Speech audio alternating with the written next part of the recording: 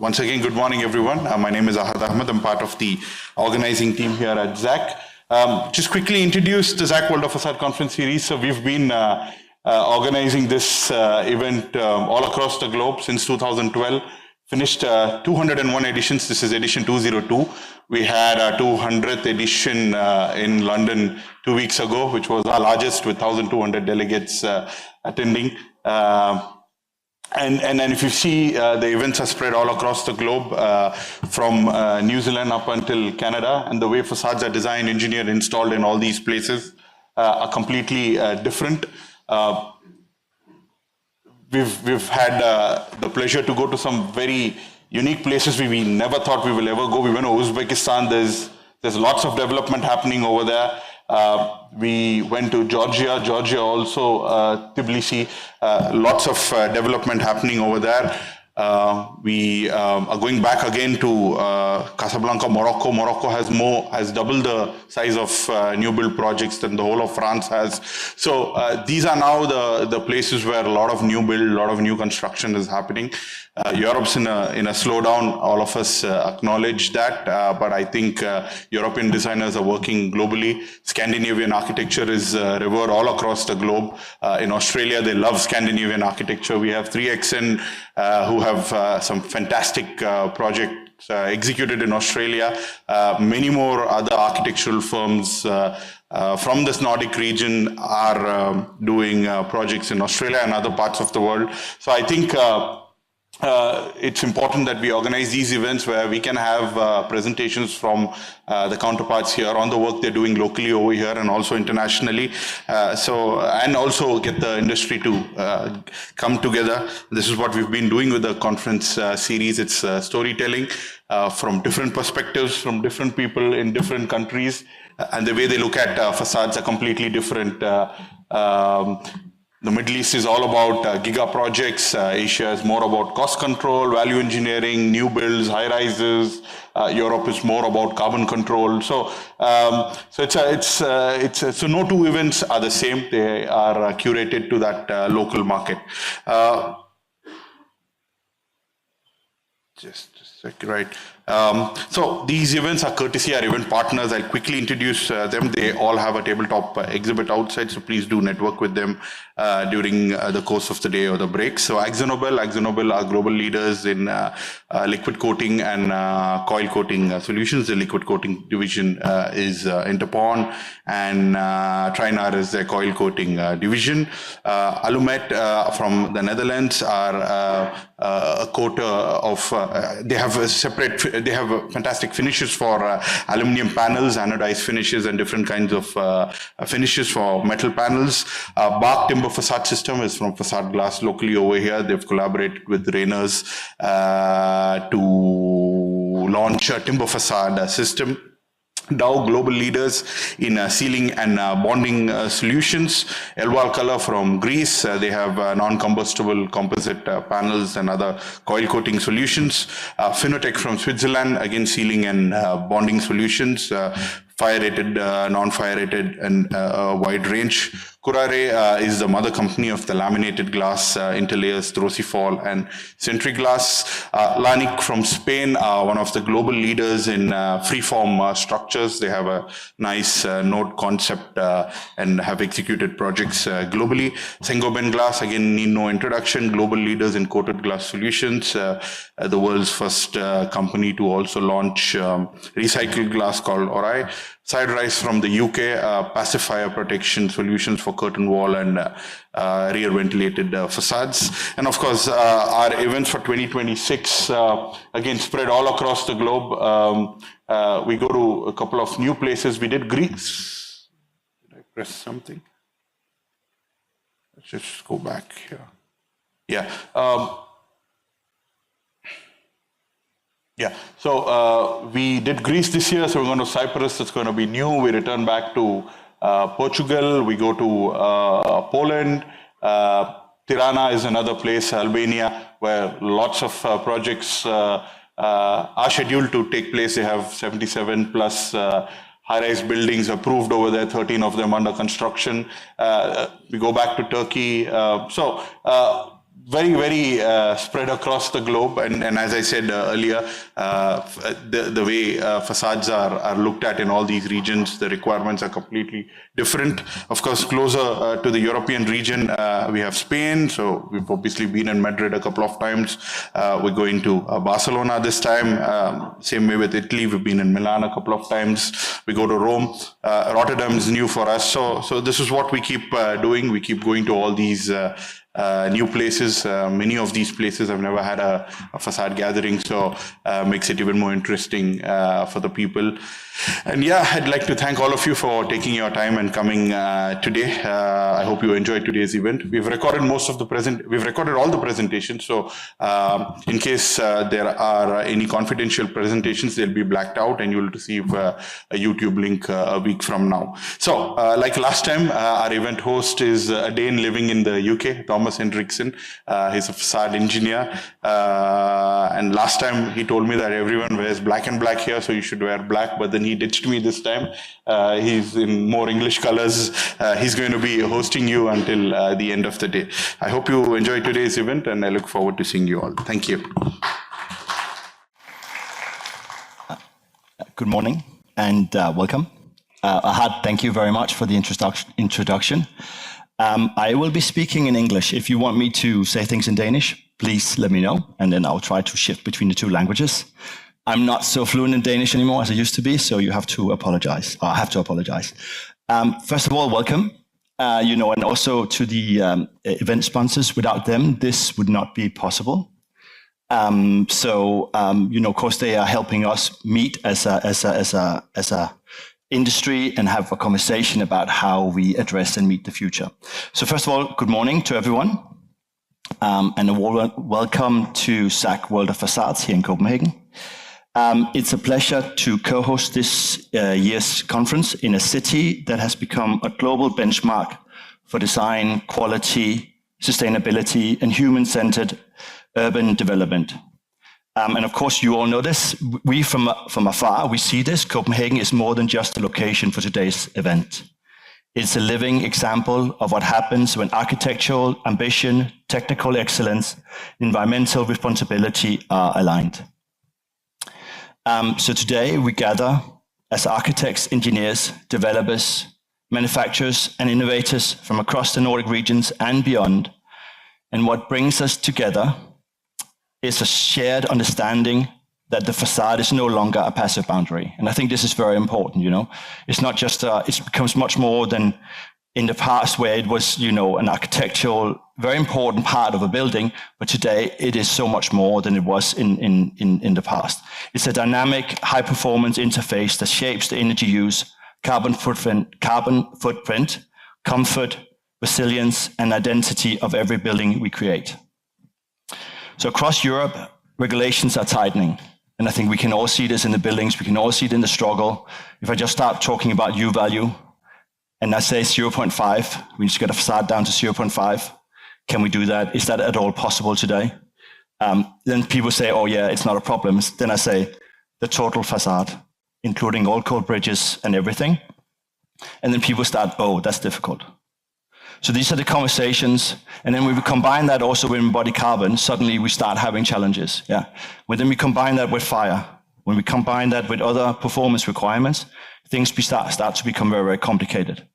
And that's the conversation we're going to have today. Yeah. So of course, the European taxonomy is redefining what sustainability means.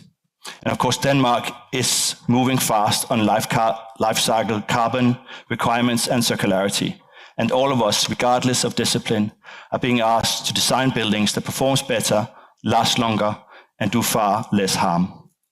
But this moment is not just a regulatory challenge, it's an enormous opportunity for all of us, And I think it's important for us to work together in the future to find these solutions, yeah?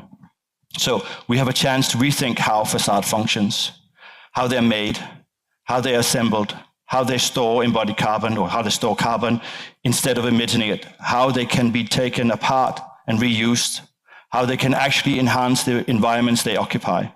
The shift from simply reducing impact to creating regenerative, net positive outcomes is already underway. And this audience, this is you guys, is helping lead this transition. And I think you should be very proud because, Denmark is on the forefront of this innovation. So today's sessions, we will explore the innovations, materials, digital tools, and design strategies that will define the next generation of building envelopes. We'll hear from leaders who are pushing boundaries, challenging conventions, and demonstrating what is possible when performance, aesthetics, and sustainability work together rather than compete. And I think that's very important. We have to focus about how we work together and get things to work much more better than we have in the past. Thank you all for being here and for contributing to the conversations that shapes the future of facades in the Nordic region and globally. So let's make this day a day of insight, collaboration, and inspiration. Thank you.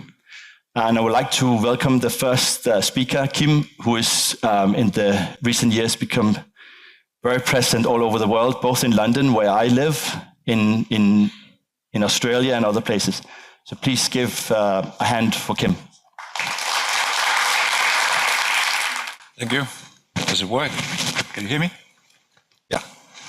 This is where we are in a 250-year-old wooden building on the harbor front of Copenhagen, an old Navy area. And we are sitting there, 3XN.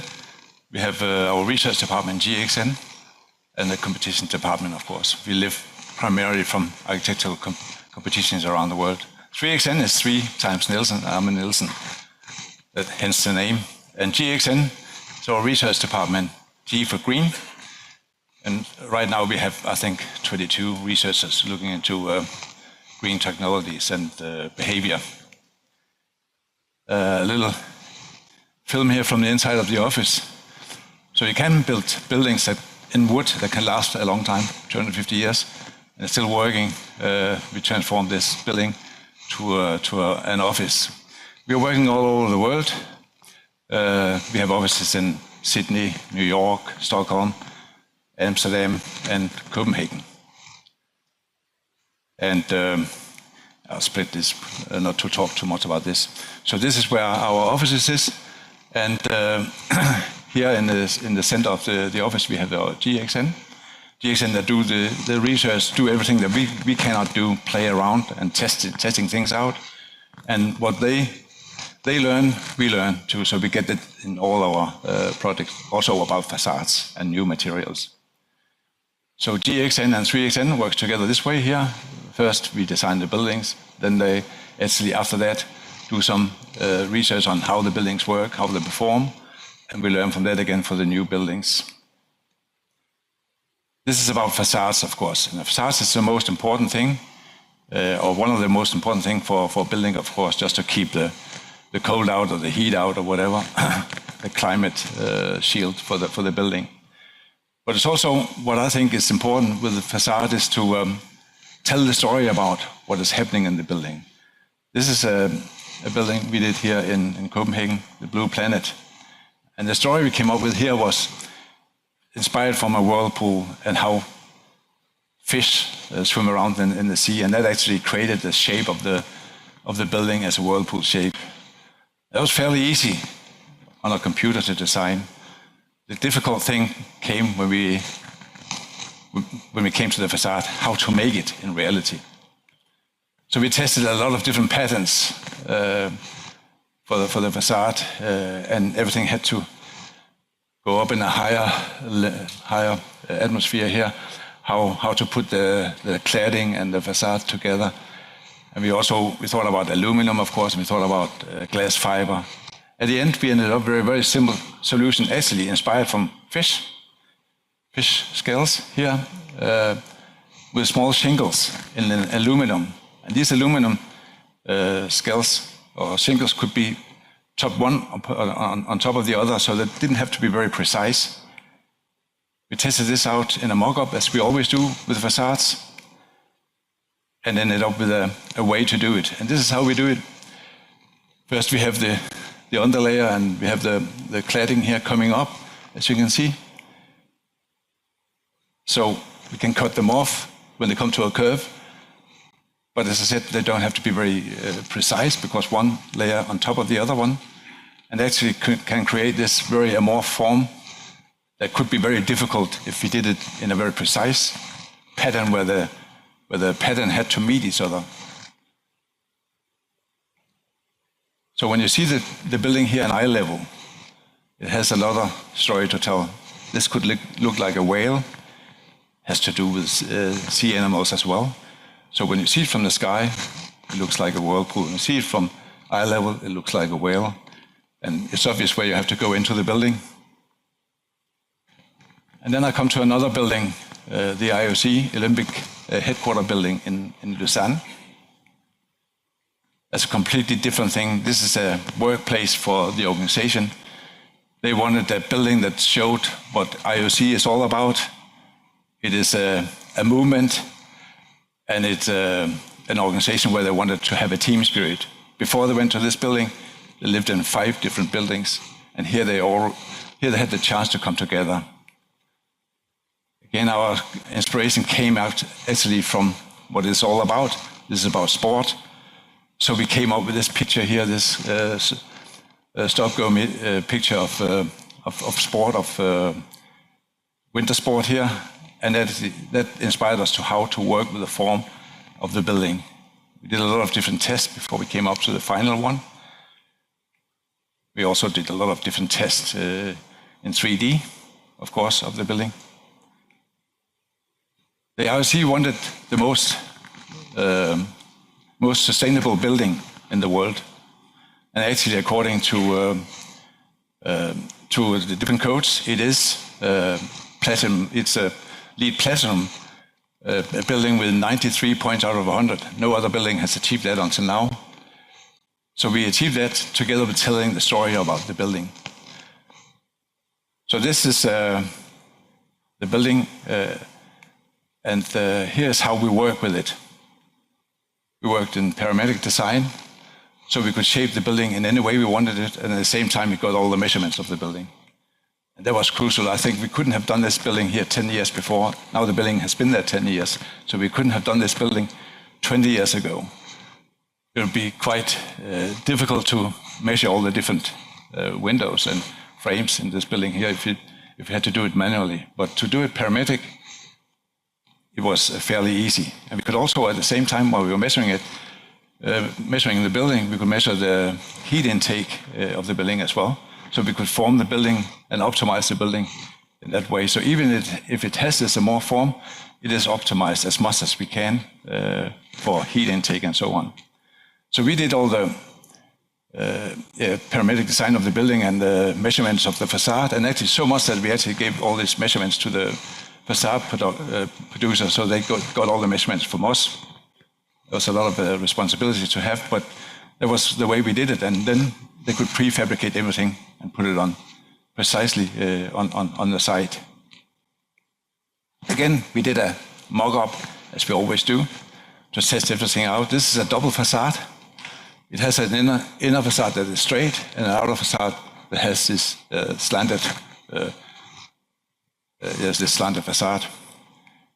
And then, of course, practical things. We have to measure that a person could walk in between the inner facade and the outer facade and clean it. So all the practical things we have to achieve as well. And this is how it ended up being. Nobody walks in there, but it's actually quite an interesting place to see. It has this mirror effect, this perception effect that I really like. This is actually a rendering of the facade before we started building. And here we have the actual facade. This is towards the south. So you can see how much the facade actually closes and performs from the sun. This is a render from the competition. And this is the final result. So we have an honor in achieving what we promised from the competition. And we did that even if we had to go through a lot of value engineering during the process. The fifth facade is the roof. And the roof here we clad it with solar panels, so we get a lot of the energy here from the roof as well. And it also tells about the shape here. It has this dough form because also IOC has an idea about they want to be peacemakers as well. So that was actually a little bit in the shape of the form of the building at the same time. Here you see the position of the building next to the Lucerne lake, and how we try to get the nature inside, outside, into the building as well. This is from the north, where the building is very transparent. Actually, IOC's president, Thomas Bach, he wanted a transparent building. He didn't want a closed building. He wanted transparency because the organization has been into a lot of discussions about they were not transparent enough before. So the transparency was very important for them. At the same time, we close off from the sun heat, yes, from the southwest. So you can see how it performs the same way. The entrance, and when you come in, we have the five rings as a staircase combining all the floors, telling a story in an abstract way about IOC. Now we go to Sydney, where we did our first real high-rise. A real high-rise is more than 200 meters tall, in my opinion. And this is the first one, more than 200 meters tall that we did. And we did it just behind the Sydney Opera. And as you know, the Sydney Opera was designed by Jan Utzon, and it's a very sculptural building. So we set out to make a sculptural building communicating with the opera as well. Here you have it in the skyline. So the building is twisting around. We call it actually a vertical village.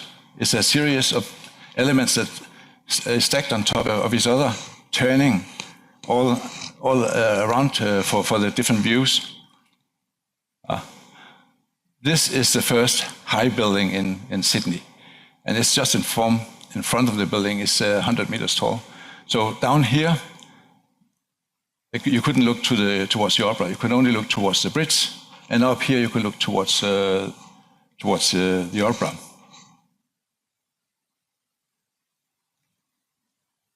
So that's why it's twisting this way. It's also twisting so it doesn't allow a bigger shadow on the park behind. That has to do with the form as well, because we were not allowed to make a bigger shadow on the park behind. We doubled the square meters from an existing high-rise to this high-rise here. This is a render from the competition, and this is the reality of the building when it came up. What it was not a brand new building. It was a transformation of this old, from 1976, high-rise that we built onto. And you can see here from this angle, it doesn't look bigger than the old building, but it's actually twice as many square meters. So we pulled down the dark gray part, and then we added the blue part here. So we doubled the square meters from 50,000 square meters to 100,000 square meters. And before there was 9,500 people working in the building. Today there's 9,000 people working in the building. So it's more than a village, it's a town inside the building as well. Here's a bit about the construction. And what we gained from keeping the old structure was we gained 1 year of building process, and we gained 152 million Australian dollars we saved. But what we gained, you can see here when we have the scaffolding pulling down here, we still have the old structure. We can start putting the facade on. And that was why we gained so much time.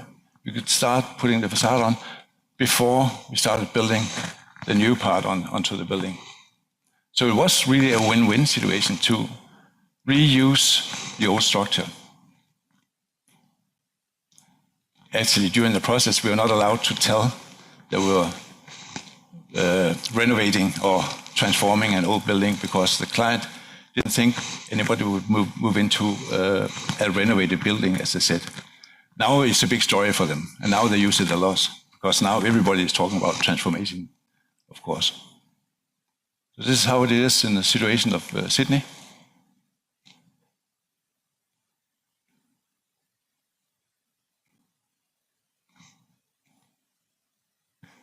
It's above the sky, above the clouds here. clouds were hanging very lowly very low 2 years ago when the photographer was there. So now it really became a skyscraper. About the facade, how we work with the facade, because it is also a performing facade. This is from the competition, and this is reality, how it comes up. We have relief on the facade, that is nearly 1 meter coming out. And performing so, it actually takes out 30.4% of the sun heat. So we don't need the shaders down so much in the building. And we don't need so dark glass also. We want as clear glass as possible in the building. So you can see it's fairly deep. Here they are cleaning the building.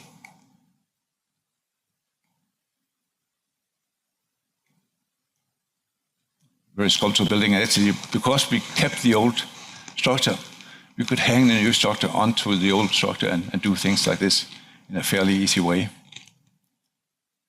This is one of the top floors where we had to tilt the facade a little bit, because else the glare from the sun would hit a spot on the other side of the bay. So there was a funny little thing to the design.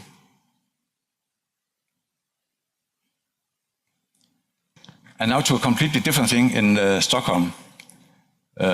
This is an infill project in Södermalm. And all the old buildings there are same height, and the materiality is either plastered buildings or brick buildings. And we did the connection we actually renovated the inside of this yellow building, but we also did the connection you can see there at the end of the building. And as we were only allowed to do a certain height, but the client, of course, wanted as many square meters into the building as possible, we transformed the building from an angle to vertical to get as many square meters into the building as possible. And then we work with a facade here where we have a cladding of tiles, bricks, in a different way, vertical, hanged up vertical on a structure. So it's obviously a very modern building. It's not a quiche sort of building where we try to hit what the old buildings are. Here we do it in a completely different way, but still it blends into the old quarter. While we were designing the building and while we were having the planning of the building, there was a big opposition against the building.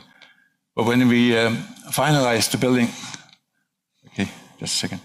But when we finalized the building, we got a lot of awards from Sweden also, and at Mibim. We got the big Mibim award for this building here.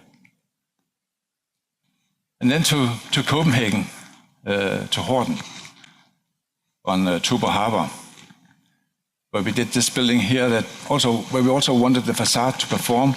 We didn't want any move parts of the facade, but we wanted a movement on the facade. And here we have it. We actually did the building next to it as well, the Saxo Bank building. What we wanted that every lawyer that was sitting in there should have a little bay window or 2 bay windows where they can look out. And that was towards the north and keep the sunlight out from the south. So the building is twisting in this way here. So here you can see it from the south. And here you see it from the north. But to build this was actually quite complicated. So we tried with steel construction, with a concrete construction, and ended up with a new way of doing it, actually learning a little bit from the windmill industry. Everything is prefabricated, as you can see here. And here you see the elements.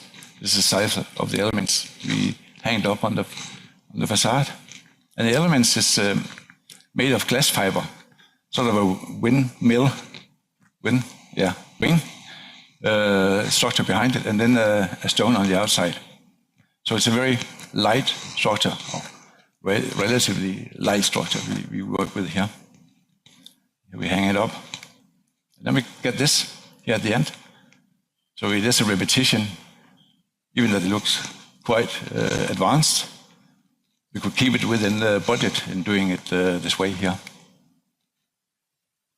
I now move to China, to Shenzhen, where we right now is doing the Shenzhen Natural History Museum. And that's a very special thing. We won this competition. It was a big one with, I think, more than 25 different international architects. And our aim was to tell the story about the place again, as we always do, and about what is happening inside the building. So this is next to water delta. And you have the city, Shenzhen, behind it, and a big park to this side here. So we formed the whole building as inspired from a canyon. Like this, inspired from this canyon here. And also a little bit inspired from some old traditional Chinese buildings. So this is from the competition. A big part of this was, of course, the facade, and how to do the facade, and also to how to make windows in the facade. And the windows should sort of blend into the building as such. Here you see the principle of the building with the cones as big galleries, and around that is clustered into the facade here. So this is the principle of the galleries. Here we have it again. And to do the facade, we came up with this inspiration close to Shenzhen. There was this lava formations by the sea, and also old Chinese roofs. Was sort of this combination was the inspiration for the facade. And what we did was to work with this. We call them baffles. We open them up where we need windows and close them where there's no windows. So the facade becomes a unity. So the facade looks like this, and then we have a series of baffles, and we had actually 8,000 different ones in the beginning. And then we had to rationalize it. So we came down to 100 and something, I think, different elements at the end. That is cut in different angles, so there's more than 100 and something at the end. You see how it, here you can see how it spreads out where the windows are needed. That's where the administration are sitting, or where they have classrooms and so on. They need daylight. We made a mock-up again of the facade. We wanted it to be cladded in natural stone. First there was a big survey which natural stone and where it should come from. It should come from China. That was a must. And then you can see there's some special things. For example, this is for ventilation coming in. And here we have the windows coming up. So this is last week. I was in Shenzhen last week where we're cladding the facade. You see it coming up. There's actually 2 facade contractors, one for each side, because it's so big that they didn't want to have just one contractor. And the interesting thing is that the contractors do it differently.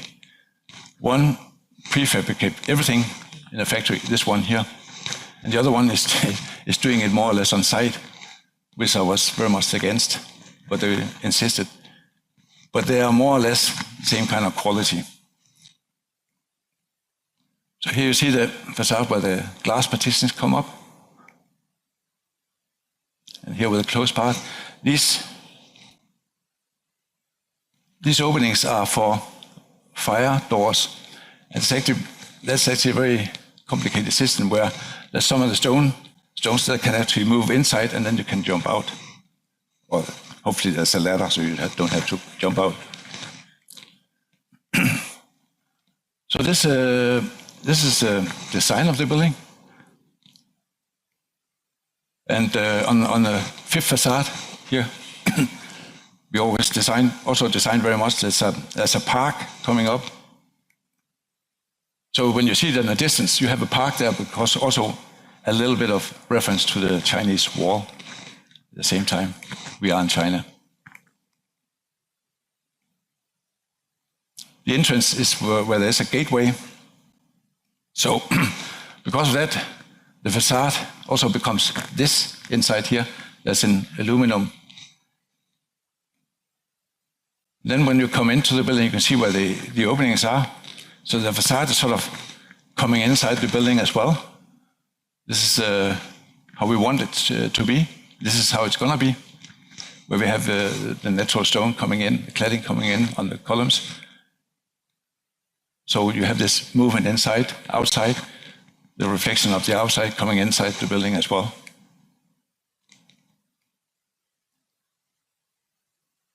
So when you're walking around in circulation areas, you will have this daylight feel and have this moving feel. At the same time, of course, the exhibition is the most important part, but to move in the building is quite exciting as well. There's a big atrium that's in the center of the building. And here we made this little film here. We had an exhibition here at Danish Architectural Center, where we showed a part of the building as well. This is actually showing the inspiration for the building comes out of water, and that is what shaped the building. I think it's very important to have some stories for you when you design. Then it's more clear what you have to design and how to design it, what you have to achieve with your design. Now we're going to Berlin, to the Cube. There was another competition. Ungar's made a master plan where he had a cube in the center, just outside the Lehrter Bahnhof, the main railway station in Berlin. And we were asked to design this, so we wanted to challenge the cube. We couldn't keep away from the cube, but we wanted to challenge the cube in the way that we work with the facade. So it's still a cube, another cube. So here we have the cube, and then we start to manipulating the cube a little bit and actually making some terraces up through the building. We were not allowed to show any terraces, so the terraces are sort of hidden when you see it from ground, looking up. What it is a double facade. We have an inner facade that moves like the left side, and then you add on the other layer on the outside. And that way you can ventilate the gap between the outer facade and the inner facade in this way here. So it's sort of an origamic folding around the building you end up with. So this is the inner facade coming up, and then we started mounting the outer facade. What we wanted to do was a building that also has a terrace on the top. A building that is interacting with people. We like very much that buildings are performing, not only looking the same all the time, but actually changing over time. So you can see the building is very much interacting and changing with the daylight, changing during the day, and interacting with the people that walk around them. Many people take a selfie outside this building here because it is different and at the same time very reflecting here.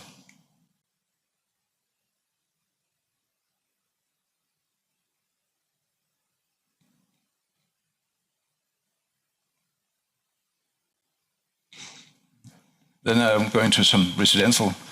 We just finished a building in Toronto, the Aqua Luna, on the harbourfront. This is from the competition, and this is the result at the end. As I say, it's very important for us to end up with what we designed. And here we work with aluminum and the treatment on the aluminum, so we get this color actually inspired from the big ships that actually comes to big sugar ships that comes to the harbor next to the buildings here. And it has a lot of references to boats as well, and the way that we work with the facades. So it has this kind of movement.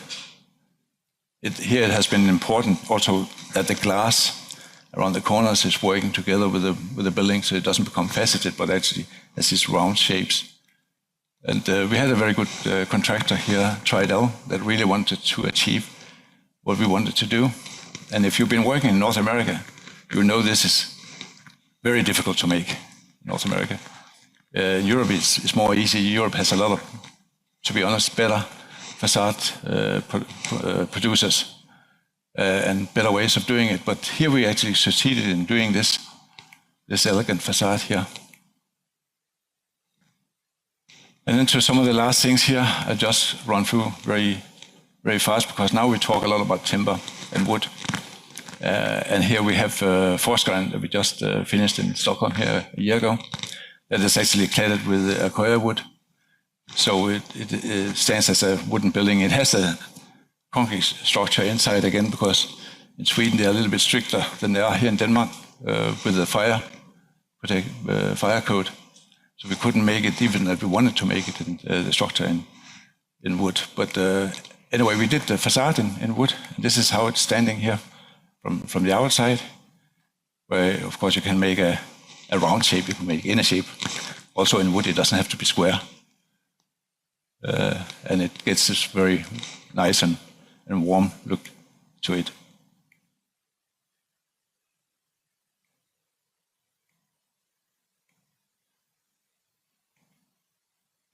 Last project here is Lighthouse that we did in Aarhus.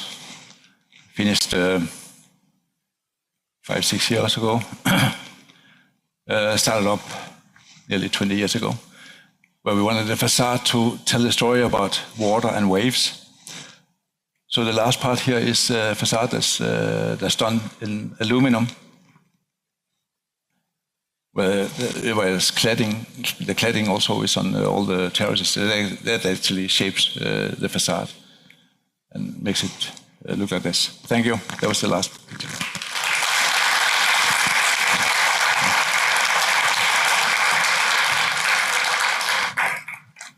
Thank you, Kim. Very impressive. Very impressive.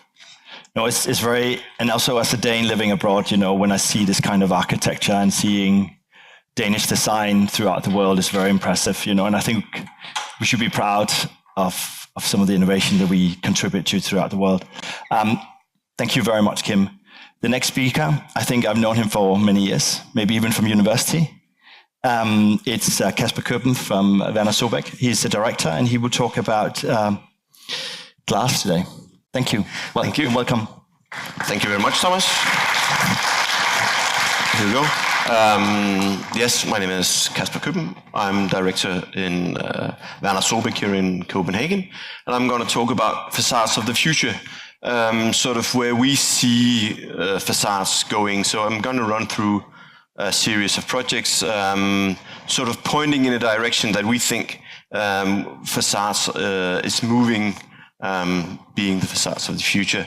And we think quite firmly that facades of the future needs to be adaptive. They need to be part of a refurbished, maybe it's a reused building, maybe it's a reused facades, and they need to be green in some way. So facades needs to be more than just this outside screen that it has been for many years. So yeah, and Werner Sobeck, I don't know, in Denmark we're not very famous, but we've come from Germany, or the company comes from Germany. It's founded by Professor Sobeck in '92, and we're 450 people and have been present here in Denmark and Copenhagen since 22.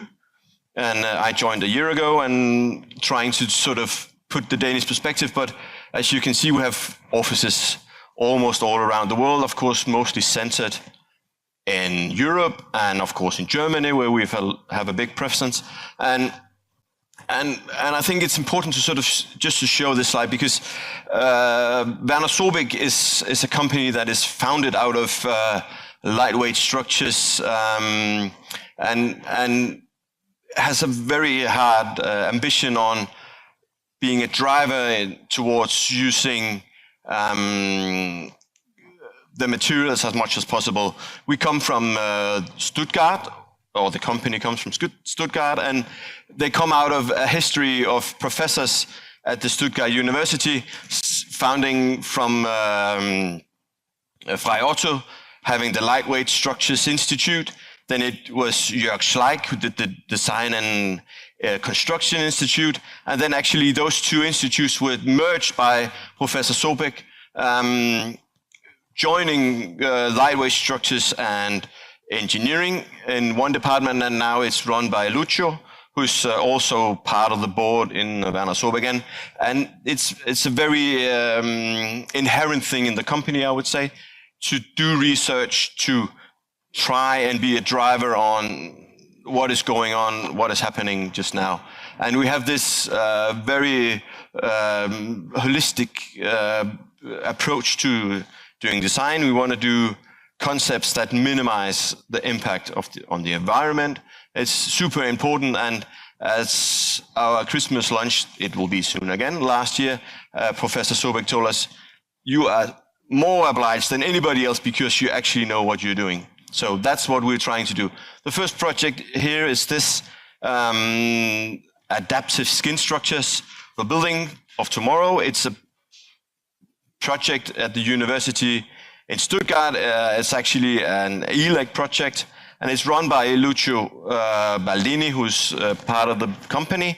And it's a research project trying to investigate different types of facades that have some kind of adaptive behavior in them. So it's this tower that is built, and it has different skins on different levels, investigating the forefront of adaptive facades, you could sort of say. It's 12 stories high, and I'm going to run through a few of them just to sort of introduce what kind of concepts are being looked at the moment. How is this potentially pointing toward the future? And one of them is the foil skin. And the foil skin is a dynamic solar shading kind of origami structure that can then move, and it's designed to be inside an ETFE cushion facade, allowing for a dynamic solar shading, opening and closing of the facade. One level is that. So that's probably something we need to look at in the future. The next one is this, the kinetic skin facade, where you have these gills on the outside of the structure, which are able to move up and down, allowing more and less sunlight to go in, but also are able to be clad on the upper side with solar panels. So basically the facade is both, when it's closed down, you can optimize the angle of the solar panel to get as much energy as possible, but also in that sense reduce the heat gain into the building as much as possible. So this is also interesting, I find. And then we have this, the hydroskin facade, which is collecting rainwater and using the evaporation of rainwater or water inside the facade to cool the building. So this textile facade, which is this, is then permeable at the outside and then stores the water. And when the sun hits the facade, this water would then evaporate and take out heat. And this is actually done by Professor Sobek himself as well. So this is not brand new. So I find this super interesting that there's all these different things going on, trying to investigate what do we need a facade to do in order to be able to meet the requirements of the future, not just being a closed-off dull facade. So that's sort of the one thing. We need to do adaptable facades. The second thing is that facades, I think, in the future needs to be refurbished, or it needs to be on a refurbished building. And I was very happy that Kim just showed the project from Australia. A very great example on how you is using part of the existing structure at least, and then building onto that, making a brand new building. I'm going to show two projects just briefly to sort of give an idea on what we are doing just now. The first one being the Q. The Q used to be the headquarters and distribution center for Quell, which used to be a mail order company, you could sort of say, Temu of the 50s, where you got this really big magazine and you can order anything from it. And it's a very vast building in Düsseldorf, and it's 170,000 square meters. And this building is now getting transformed into a... Did it show? No, it doesn't. This building is now getting transformed into a new urban area and it's a huge building, and it has huge floor plans. I'm just going to show you this slide. These are the existing. This is the existing building. The existing building is made from concrete mainly, and it has very, very large slabs because it used to be a building for storing all these different items that you could buy from Quell before they were shipped out into Europe.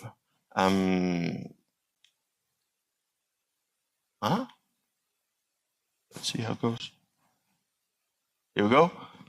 So the existing facade on this building, because that's of course super interesting, is an old brick facade and cast iron facade windows because it used to be an industrial building.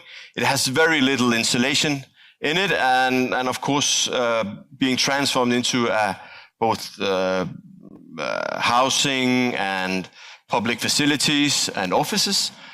This needs to be changed, obviously.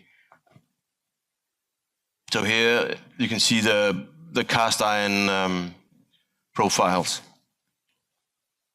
And the way that it's done is that the building, as it is now getting cut up into smaller pieces, you could say, allowing daylight to get into these very, very big floor plans. So by reducing a little bit on the floor plan, you get a building which is now usable for many more purposes and a lot of people, but still trying to keep as much as possible of the existing structure. We did a very large survey on how much we reduced the environmental impact by actually being able to keep this structure, and it was 33 million CO2 equivalents that we saved by keeping the building. And now let's go back to the facade. We made a quite big study, or my German colleagues, of course, because I didn't do it, made quite a big study on how to see if we could use any of the existing facade. And unfortunately, like in many cases, we couldn't, because we just couldn't get it to work properly in terms of energy and indoor environment. So the cast iron facade had to go, but we were fortunate enough to find profiles that had the same dimensions, at least on the outside. So the facade will have more or less the same expression. So it's only a 40 millimeter wide mullion that we have. And so this is the new facade. Looking, I've tried to compare it here, looking almost like the existing facade on the right-hand side. Except, of course, when you get closer to it, the thick windows that we have in to get a little bit of energy saved is quite obvious, and I guess that's often the case. And so the second project is this one. It's the M50, or the Macherei in Berlin, in Kreuzberg. It's still under construction. It used to be the Postbank Tower, but it's now getting a comprehensive renovation and a large transformation into a modern high-rise building. And it's only 98 meters, so it's not a skyscraper, obviously. But this is what it's going to be, end up being: offices on many of the floors and shared office spaces as well. This is what the facade used to look like. It's taking inspiration from the Seagram building from Mies in New York. And after it was taken out of use by Postbank in 2016, it was actually converted into a residential tower, and which left it in a quite poor state. When the authorities now in 2018 wanted to use it again for public and for offices. And as you can see in this picture, I actually kind of like this because you can see the history of the building with the windows that now have different colors and looking a bit like Harlequin maybe. But of course, this is not very Mies and it's not very much or isn't complying with the requirements that you would want in terms of having enough daylight on all the floors. So all the facade had to go down and a new facade had to come up. And the new facade is a unitized facade. So now it looks more streamlined again, you can say. And one of the interesting things on this facade I find is that on this really large gable of the building, which is without windows and with a concrete structure behind it, we managed to fit a facade system with solar panels all over this facade because it's actually in the right direction, pointing towards the south. And the facade then ends up looking like the facade with all the windows, except it's now producing a lot of energy that can be used for cooling of the building during summertime because offices rhetorically run hot. So this is sort of the second part of what I think is the future of facades, so being refurbished. And the last topic, and I think I'll be able to fit in the last 10 minutes, so we won't get too much behind schedule. Green facades. Green facades, talking about these projects. The first project being the Kø Borgen in Düsseldorf. It's a classic example of green facades, I find, where you have a very large closed building that you want to make more green. And of course, making green facades is a huge benefit toward the surrounding environment because it's also having something nice to look at, but the outside environment around the building, and for a future where we would like to get a bit more biodiversity into our cities, this is one of the ways that we can achieve that, I think.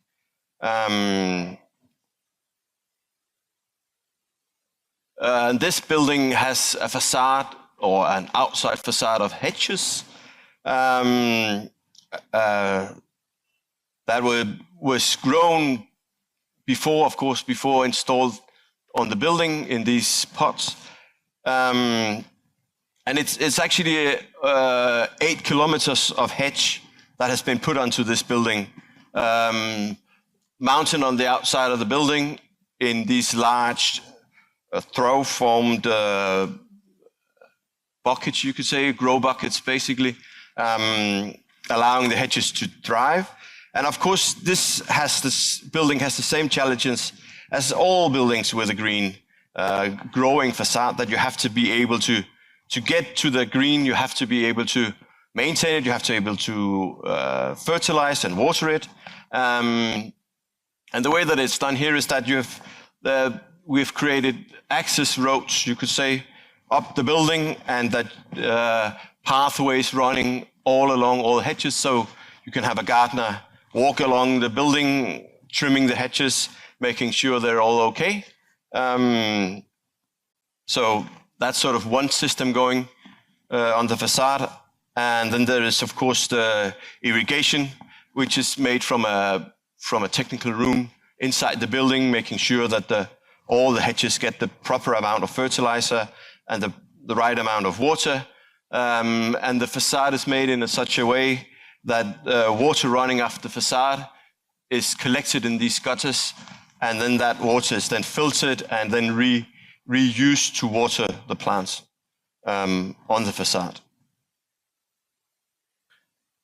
Oh yeah, it was this slide. You can see this really large gutter collecting rain falling onto the facade, allowing the facade to grow without having to add a lot of additional water. And the final project I want to talk about is this one. It's actually going back to university. It's the biogenic thatch curtain wall. And this project is being undertaken by the Royal Academy, School of Architecture here in Copenhagen. And I'm on the advisory board, trying to help them out, doing something which potentially could be one of the futures for facades. But this is basically going from a green facade to a grown facade. And this facade is 100% biogenic. It's a thatched element in sections, and the thatch is made in a traditional way, and then mounted on a backboard of clay. So there are only metal fasteners in this are the ones which are visible in the vertical cork strips covering the connection between the facade elements.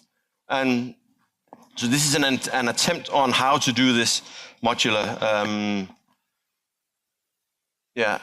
Now a close-up of one of these connection cork strips that has been put onto the facade. And it's, of course, designed for disassembly, so you can take off each panel if anything were to happen and replace it again.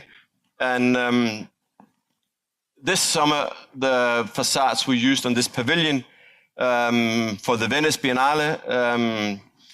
And the pavilion is actually being taken down now, and it's being transported on lorry and then by ship, going all the way to Chile, because it's a research pavilion bound for the Atacama Desert, where researchers are then going to live in this pavilion, researching what's going on with life in the Atacama Desert.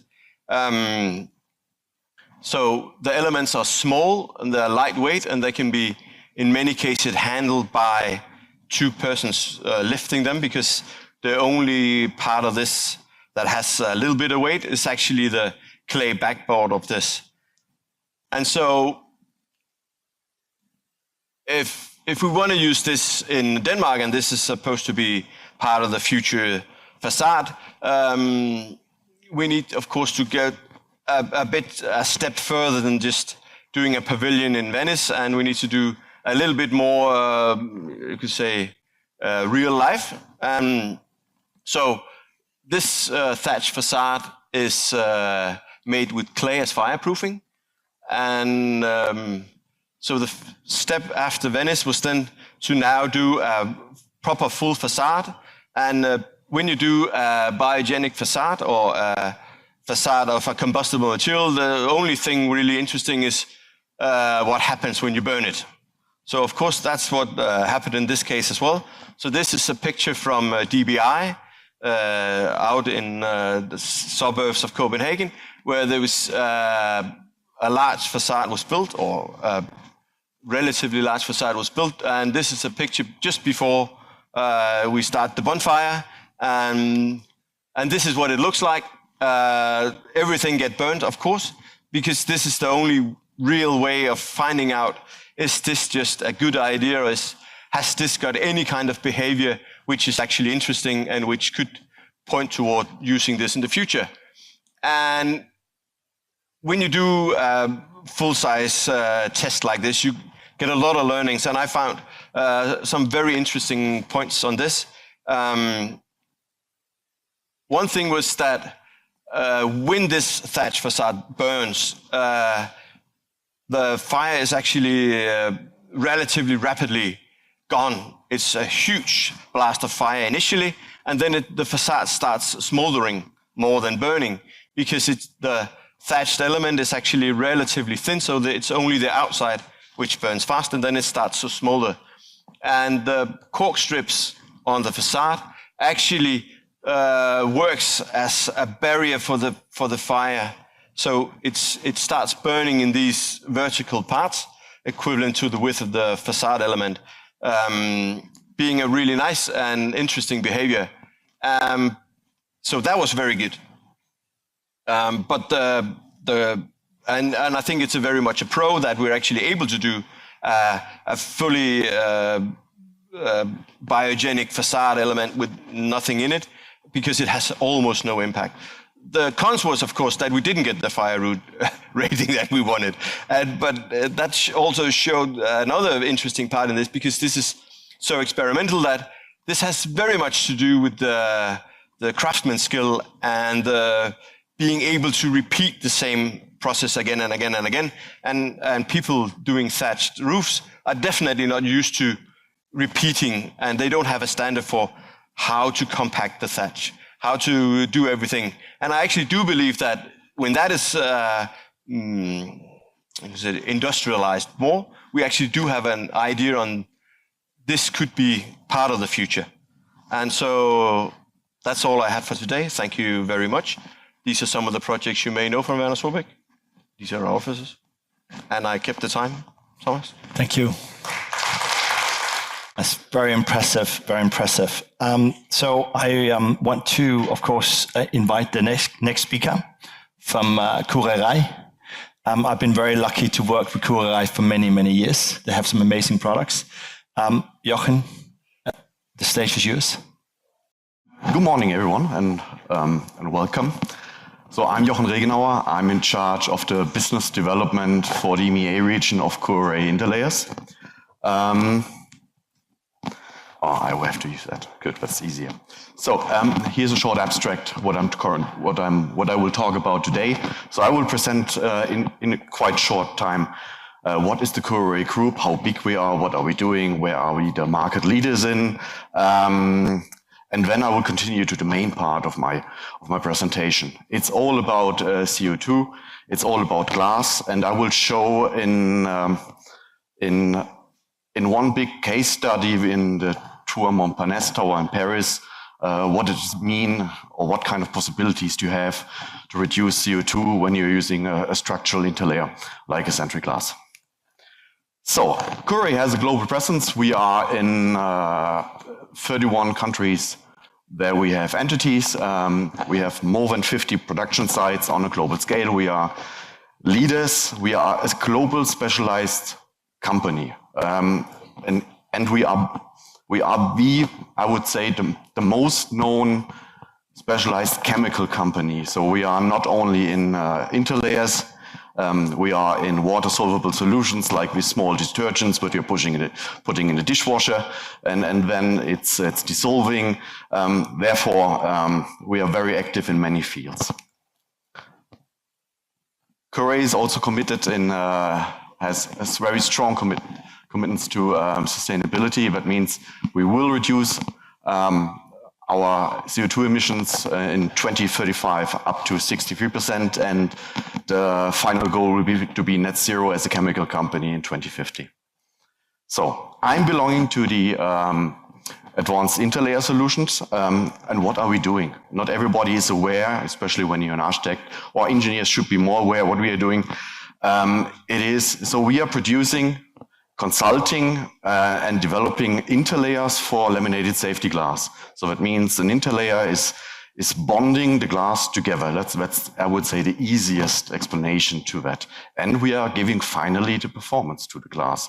The glass as itself has just a minor performance in terms of safety and also functionalities, but an interlayer, and therefore you have two different kind of interlayers usually. Standard PVBs, or you have ionoblasts, and it's a Sentry glass and not an SGP. So this abbreviation, I would say, you should not remember. So I have talked about performances. So we are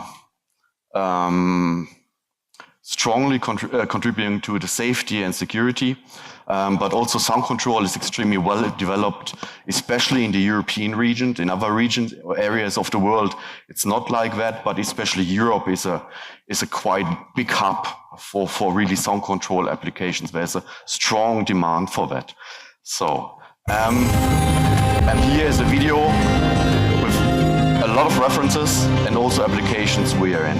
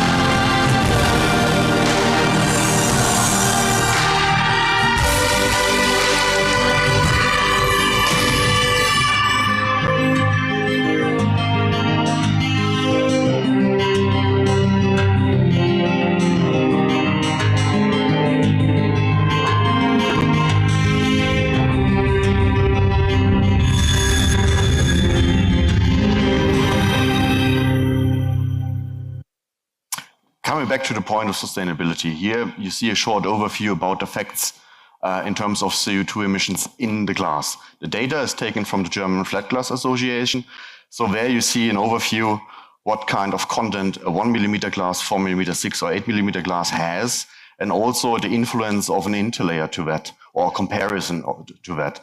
An interlayer as itself, if you would, let's say, consider 8 millimeter laminated safety glass with a 1.52 millimeter interlayer, the glass has a double amount of a CO2. I'm not talking about low carbon glasses, that's a different story, but just a normal standard glass has this kind of content in it. So we also developed a tool for that. It's a carbon reduce AI calculator. There you can just go in, put in your glass configuration, and then it automatically drops you out what kind of CO2 you have. What are we doing? And this is the next step I would like to talk about. The next step is that we, last GlassTech, more than 1 year, or just 1 year ago, we announced that we will come up with something which is changing in terms of CO2, the interlayer business. And now I can say in the first quarter of 2026, we are coming out with something really new. It's a product which is called R3 Class A, and there on the right side you see the interlayer CO2 classification overview. And a normal interlayer has roughly a content of 4 kilogram in terms of 0.76, and we managed to get there roughly in terms of 0.2. So that is a kind of a game changer already. We are trying to go in. We have a Class B also, and why I'm mentioning a Sentry glass. A Sentry glass is a ionoblast interlayer, well known in the industry, because with that kind of ionoblast product, you're having the chance to down gauge glass. That means there you are tackling really the CO2, and if you're reducing the glass mass up to 20% or up to 30%, depends on the conditions, that is quite a big impact. We did our homework, so we are already having the LCDAs and the EPDs. And referring to a structural interlayer and his strength, it's all about, and therefore, thinner glass constructions and larger glass panes, also minimal support constructions, and especially what it's needed, also improve post-glass breakage performance. But here's an example to that. So, when you're just comparing, it could be a balustrade, it could be the outer pane of an IGU. On the left side, you are seeing a 60 millimeter glass, 2 times 8 millimeter with a standard PVB, and you're seeing the CO2 values inside. And if you then allow to down gauge the glass with a structural interlayer, you can not only generate a reduction of roughly 24% of CO2, it's also the weight reduction, also about 24%. So that is a very, very, I would say, valid point to use more and more structural interlayers also for facade. What does it mean for a 10,000 square meter facade? So here you see it. It's a weight reduction. I think this is one of the most important things. Weight reduction about 100 tons, and in the carbon footprint reduction is about 130 tons. So, and I'm not considering their steel, aluminium, etc. Coming to the case study now. I have 5.5 minutes time. I will manage it. The Tour Montparnasse Tower in Paris. It's quite famous building in a very interesting area. A lot of cafes, a lot of bars, famous people like Hemingway lived there. And this tower is also, by the way, if you're visiting in Paris, it has the best view to the Eiffel Tower. So when you want to have a best picture, you can go upstairs, and then you're getting having the best view. But it's an old building. It's roughly 50 years old and single glazed. So it has to be modernized. And therefore, together with TES engineering in Paris, we did a case study on that. And so you see on the second picture how it could look like. And so the main part is the checkerboard facade with a unitized facade system. You have the rooftop, you have the atrium, and it's a quite interesting building because it is on top on a railway station. So it's not easy to put further weight onto that building in terms of glazing. Yeah?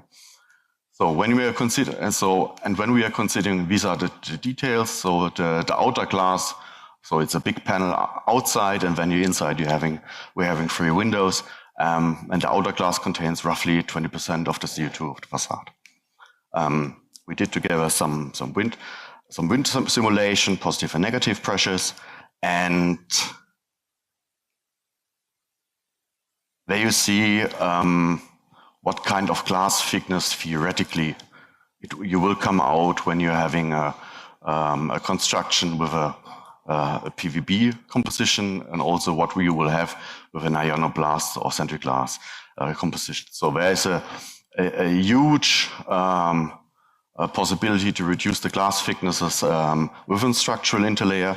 Not only glass thickness, that means also the CO2 content.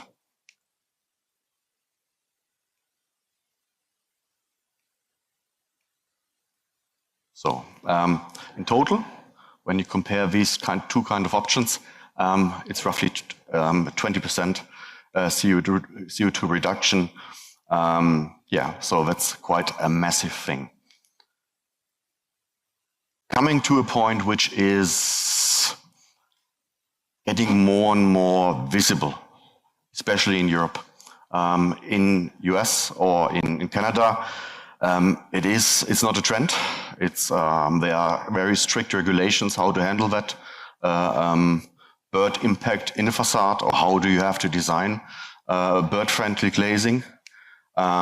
Here's just an example, and it's quite interesting. You have 12 different kind of areas in these kind of buildings. It could be a balustrade, it could be a normal facade, it could be every kind of glass application here, which could be a threat for a bird. But what are the major criteria for that? And this is, first of all, reflection. Secondly, the reflection of the vegetation. So that means a bird sees just a tree, which is a mirror, and it crashes into the facade. Transparency, most common thing, light. In the evening when you have the light on, the bird is not seeing any glass. And a black hole or passage, when you're having a connection between buildings, for example, which is also a quite dangerous thing. And this is just an abstract about the US Green Building Council. This is the newest version, which came out in 2025. So there it's about the biodiverse habitat, and therefore the bird-friendly glass you have to consider already. So what kind of options do you have? From the industries, there are many options. So starting from a frit on position 1, from different kind of shading options, but we are handling it quite different. So we tackled that a few years ago, where we went to US to the ABC Bird Institute, and therefore we developed a dedicated dot design. It's not a standard ink which we are put on interlayer. It's something really special what we developed, and the advantage there is really you can also use that with annealed glass combination. So because the absorption is not as high as, so it gives you more flexibility, and also in terms of glass production. 2 projects, 2 complete different projects. This is the Castle Johannesburg in Germany. It's a steel glass timber construction. It's an elevator. It's an elevator with a connection of a walk, and it looks quite beautiful. The architect loves it, but it was very clear we have to use a bird-friendly option there. And if you really come closer, you see these are bent glasses. So that means the whole small tower are containing this kind of bird options. The same is with the balustrade. On the IGUs, there are no sun coatings on it on that case. The second project is a little bit different. It's the Elsted Dresden. It's the German aerospace, the new German aerospace center in Dresden. Therefore, also a coating was applied, and in that picture you don't see it, but there are green surroundings outside, and you also see really deflection of the vegetation in the facade. So, or in the windows, and therefore it's the same. Whereas the dedicated dot design is applied into it, you can hardly see it. That means it's not irritating the beauty of the facade, or the design of the facade, of the glazing, which I personally think it's quite a big point. Instead, having a frit, for example, on surface one. When you're really coming closer, then you see something. And this is the internal view. So it's also not disturbing, because in that case, it's just a printing coverage of roughly 0.4% in total. So, and thank you very much for your attention. Thank you very much. For the next speakers, which are good friends of mine, it's Enrico from Dow, and also Philippe from Lüchinger+Meyer. I don't know if I said that correct or not. I'm trying. My Swiss is not so good. You're going to talk about high-end structural use of glass, which is very exciting. Please welcome them to the stage. Thank you very much. It's a pleasure to be here and also to share the presentation together with Enrico from Dow. And it's not only about kind of shared materials, it's a lot about kind of shared ideas and also challenging our ideas in the projects. I will share 3 projects. 2 are in the on and reuse field, so they're very pragmatic projects, how we can just get the carbon footprint down. So it's about low-hanging fruits, just pragmatic ways of doing good facades. But the first one I would like to share, it's for us a high-end project. It's a very beautiful project, and I think it's a good example on how we can pick up experience and just add to our toolbox of engineering or experience tiny little fragmental parts which can be just taken to the next project. And the first one is the Musée Atelier, which we did together with Bjarke Ingels Group. We had the privilege to join it at a very early stage. And this photograph of the model really shows the promise to the client, but also the aspiration. So we wanted to build a building just standing of glass, just dissolved walls and columns just not being there, but having a green roof. So it was a bit a way to get there, because there were just many other ideas before, but the moment when the Bixes just wrapped up kind of the linear museum's path to that double spiral, it was quite clear from the layout that this is quite a good approach for a watch museum. So you see a bit of reference to the watch. And on the other side, for us, it was quite a good scheme, because we had just a straight load takedown on stacked insulated and non-insulated glass units, and we had just kind of tiny spans.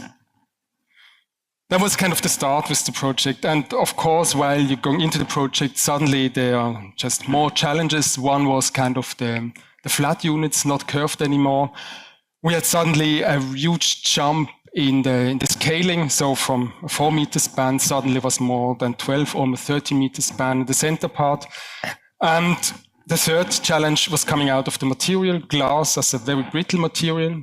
We can build it ductile with the interlayers, which we just heard. But once it's broken, it's just visually damaged. So it's not like steel, it just yields and divides the loads differently. But how is it working? We have quite a stiff steel roof, taking kind of the soil load, but also around 500 kilos snow load, up to a tons in some areas. And we have just kind of all those glass units which are using just to spread the load and take it down and anchor the building in case of kind of seismic loading. So it's not only about kind of a vertical load takedown, but also if you have just units, they have to be anchored. And that was just kind of the part where we depended a lot on kind of a super glue, the silicon. If you see kind of the glass units, you see kind of the insulated part. It has a U value of around 0.6. We have just the inner leaf, 3 times annealed glass, then just kind of the add up on the insulation, and the center, the just kind of partition walls were just built up by 3 times also 12 millimeter annealed glass, and where we have just the change in the span, it was just adding up to 12. On that project, there was a lot about detailing. The client was very keen on good material, but also on a distance like this for the handover. It was not 3 meters, more 30 centimeters for the finishes of the materials to be accepted. I'm not going too much into details on this one, but I would really like to show you kind of the impression we achieved on that building. You are now behind the center of the double spiral. You look through a lot of glass. It's all annealed with a perfect surface condition.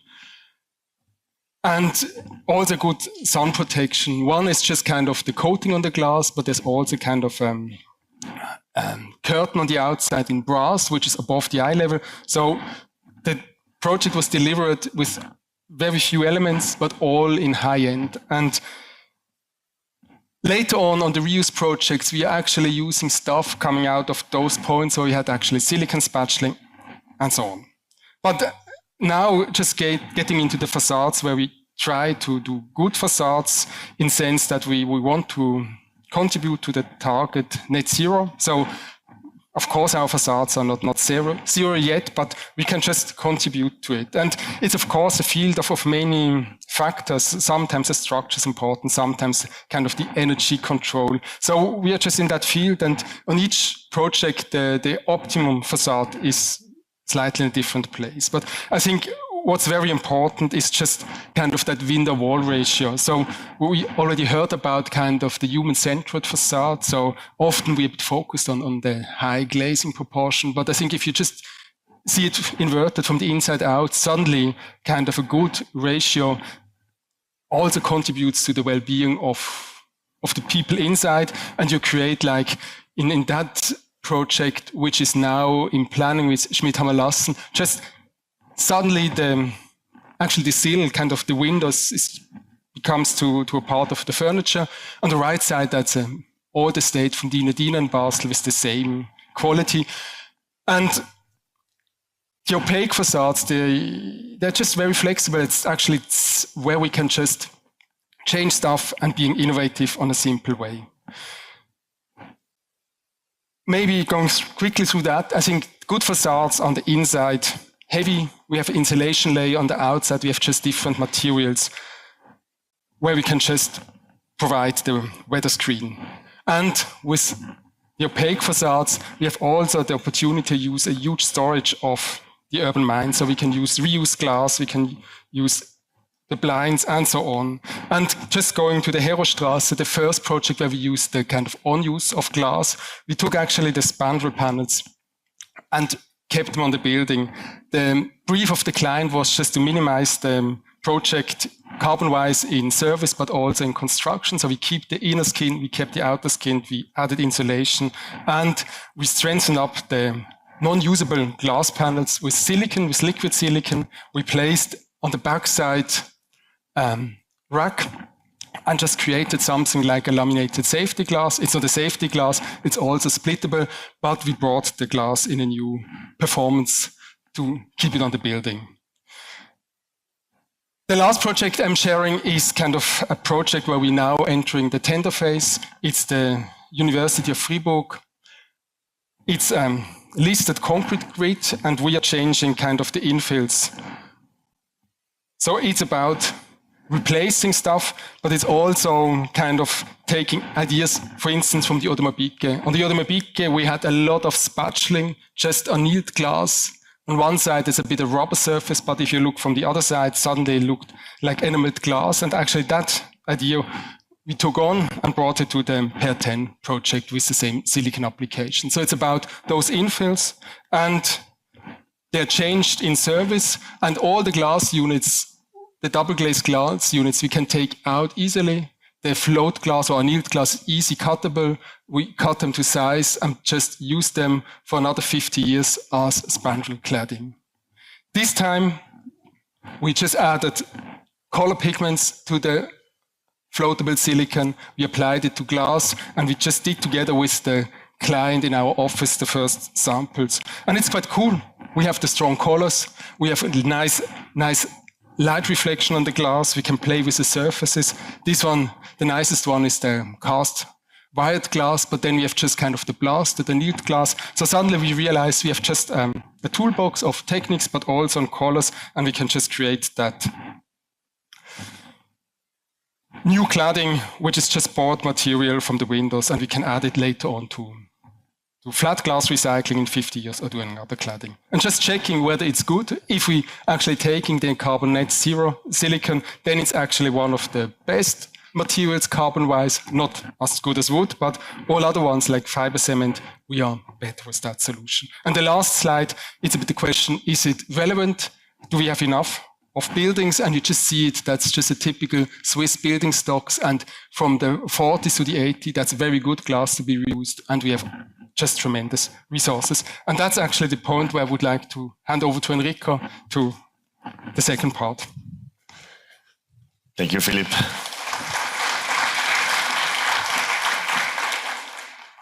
Okay, hello everybody, also from my side. That's the go. Yeah, okay. My name is Enrico Cutri. I tried to pick up some time. I work for a company called Dow. I work globally. I support architects and engineers when it comes to design, when they're struggling with design, and specialized in silicon support. Dow is a global operating company. An average European touches about 200 to 300 times the raw materials of Dow, which then are fabricated in leather, in shampoos, makeup, tablets, TVs, and everything.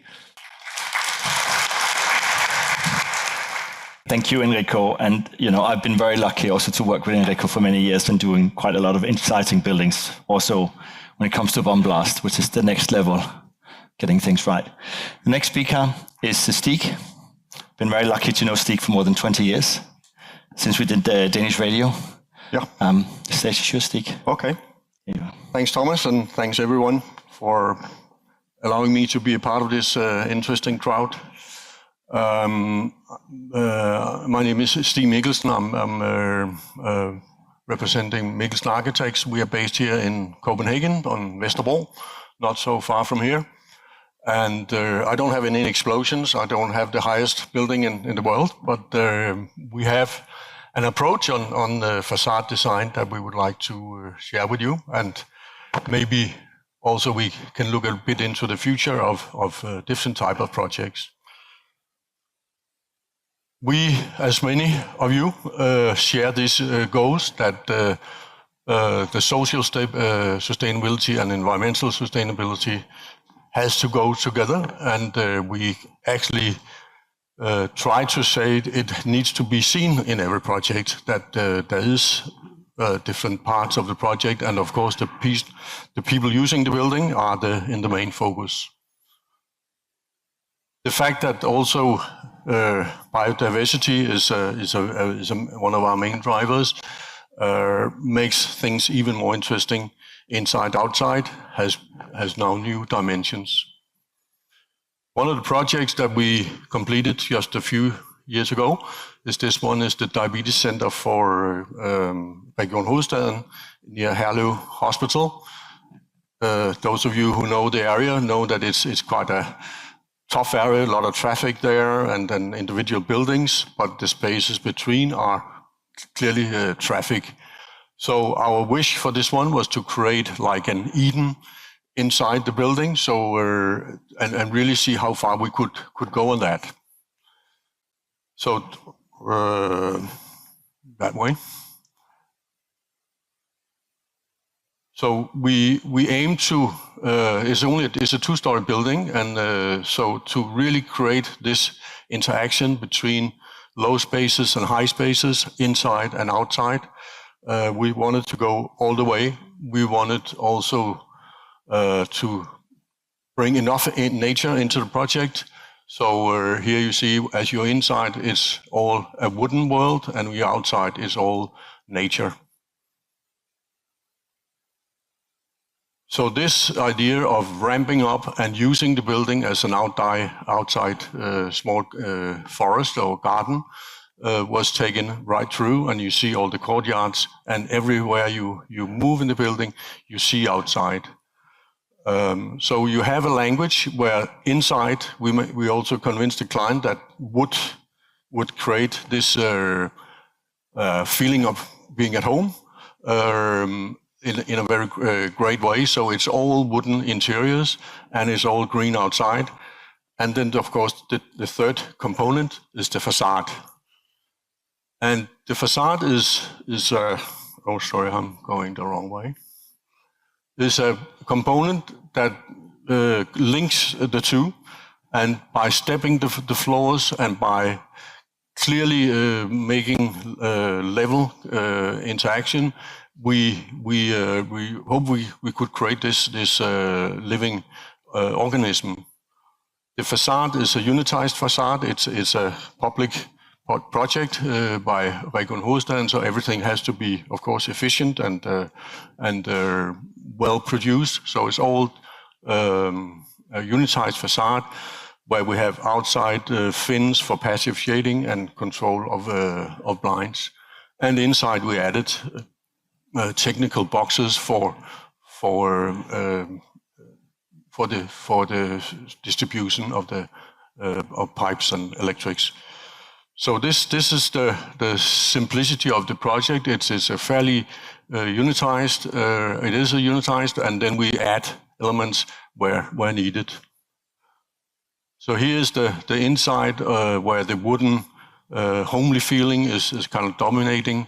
A small feature, we brought light down through the center of the building. So we have these small light wells and managed to get this horizontal glass into the picture, into green fabric.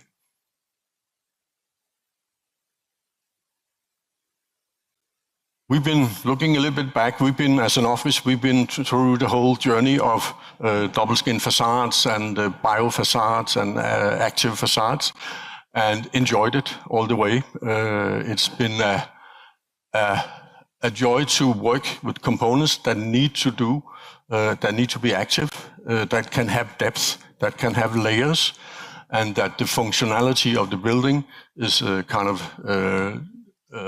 developed in each of the projects. When we did the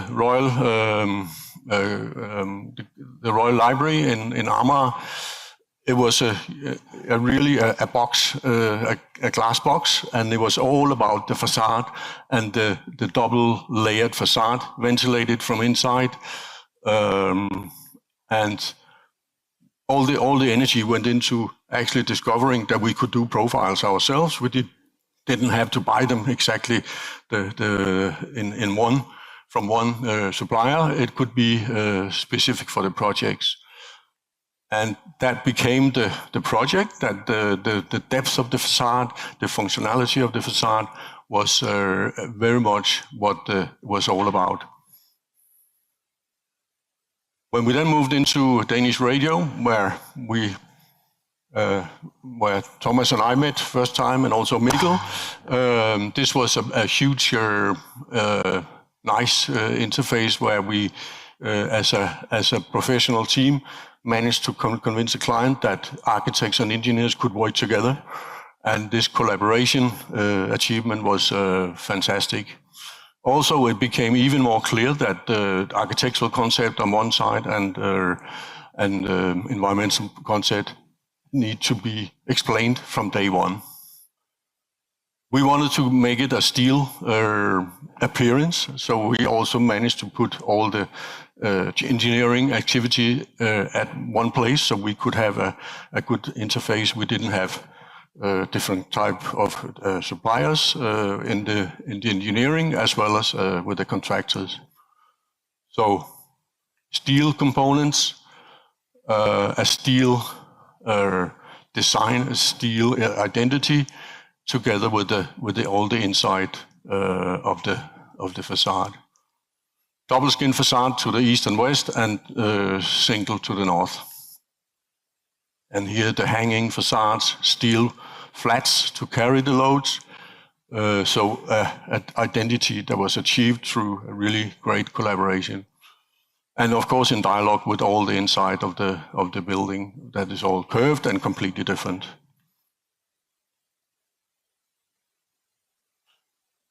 When we then moved on, and the next step was the Rambo building, 40,000 square meters, a lot of people coming together in one place. Clearly, the challenge was also twofold. On top, the environmental challenge was very much acoustics. We had a railway and a highway right next door, but of course also solar exposure. But equally and in parallel, the social challenge of making a new identity for 40,000 square meters for people making that their new home. And at the same time say, how do we link in the height? How do we make it a social space? And to actually activate the space in the center became like a very big driver. And even the place where you could get everyone together with the central light here in the spine. But the big discovery for us was that that daylight was forming the buildings. So the shape of this building is very much driven by a central spine for movement, and cores and everything in the center, and then real workspaces at the perimeter, and that became like the shape of the building. And I think that was quite an interesting discovering, and also the layering of the facade. How deep into the floor could you get daylight? So at unitized facade, airtightness became a real demand, going very deep into the detailing, different type facades to where the acoustic became a really important aspect of the design, and the whole prefabrication was the importance of designing and testing.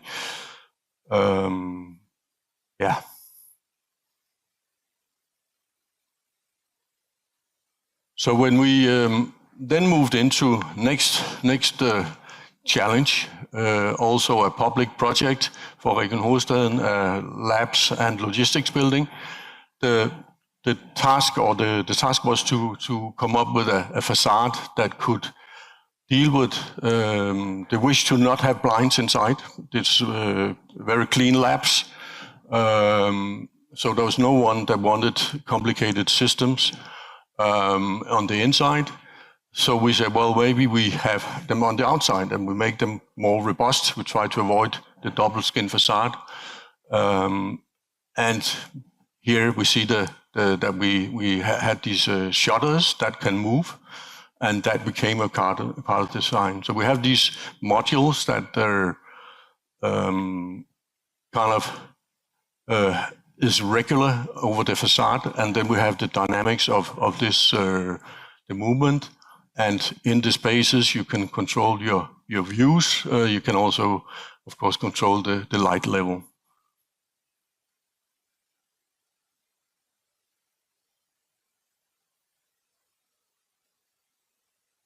And of course, as a 24-hour open building, to have a building where these panels move all the time, you have people that move around, that became the design.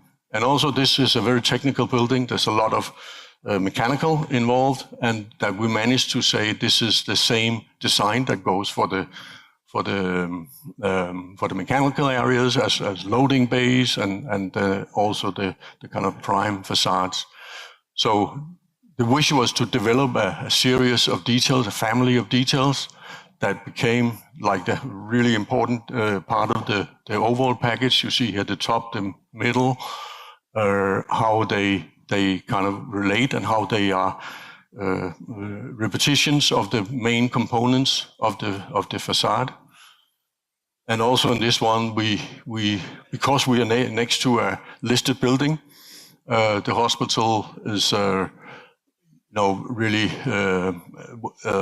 highly listed. So we had to kind of deal with the materials. So we tried to work with the coatings all the way through.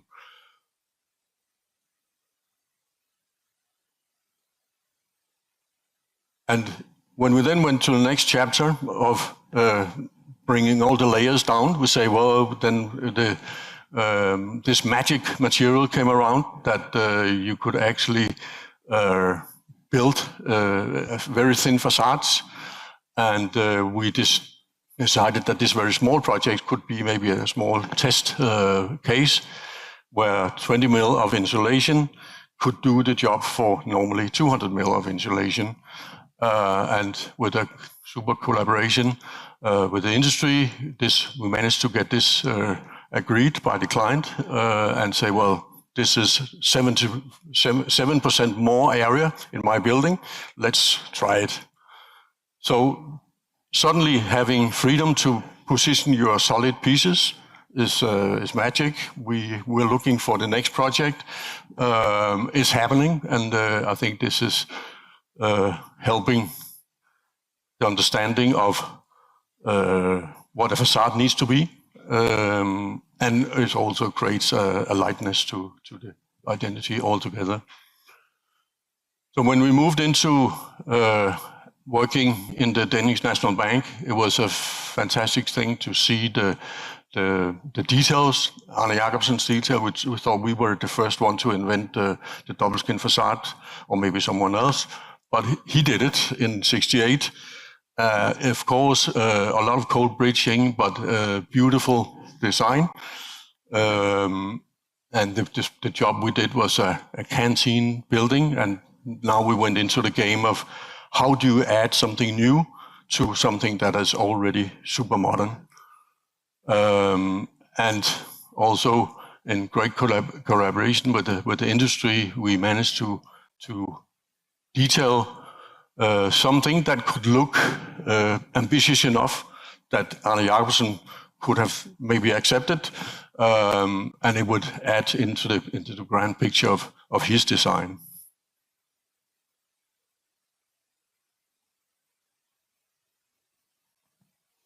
And then moving further into skins, then it was magic to work with a fabric structure like this, where there was lack of money, of course, as always in the culture industry. Say, well, we can build a tent. You cannot control the temperature. That's fine. Let's go. So we were lucky to work with super contractors and engineers. Was all about condensation and dewatering rather than heat loss and things like that. And the whole structural development was a fantastic journey. And of course, the whole logic of construction is super inspiring. So the whole thing was assembled on site really quickly and very efficiently. And of course, the details connected with this type of building are beautiful. You can always see what they are doing, and that makes the logic of them and the beauty of them.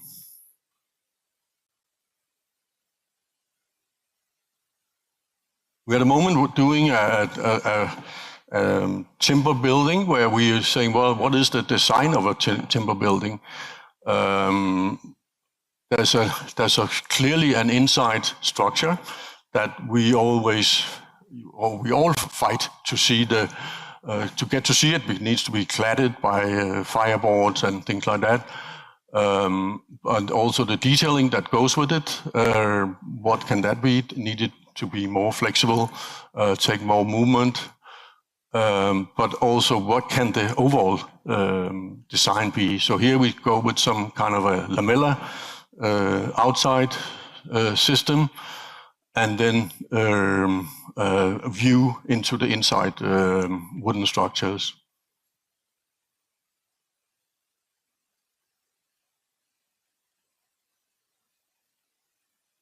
And then the next subject, or many of you already touched on it, how do we deal with the transformation? How do we play an architectural game? How do we save on the carbon as we do it?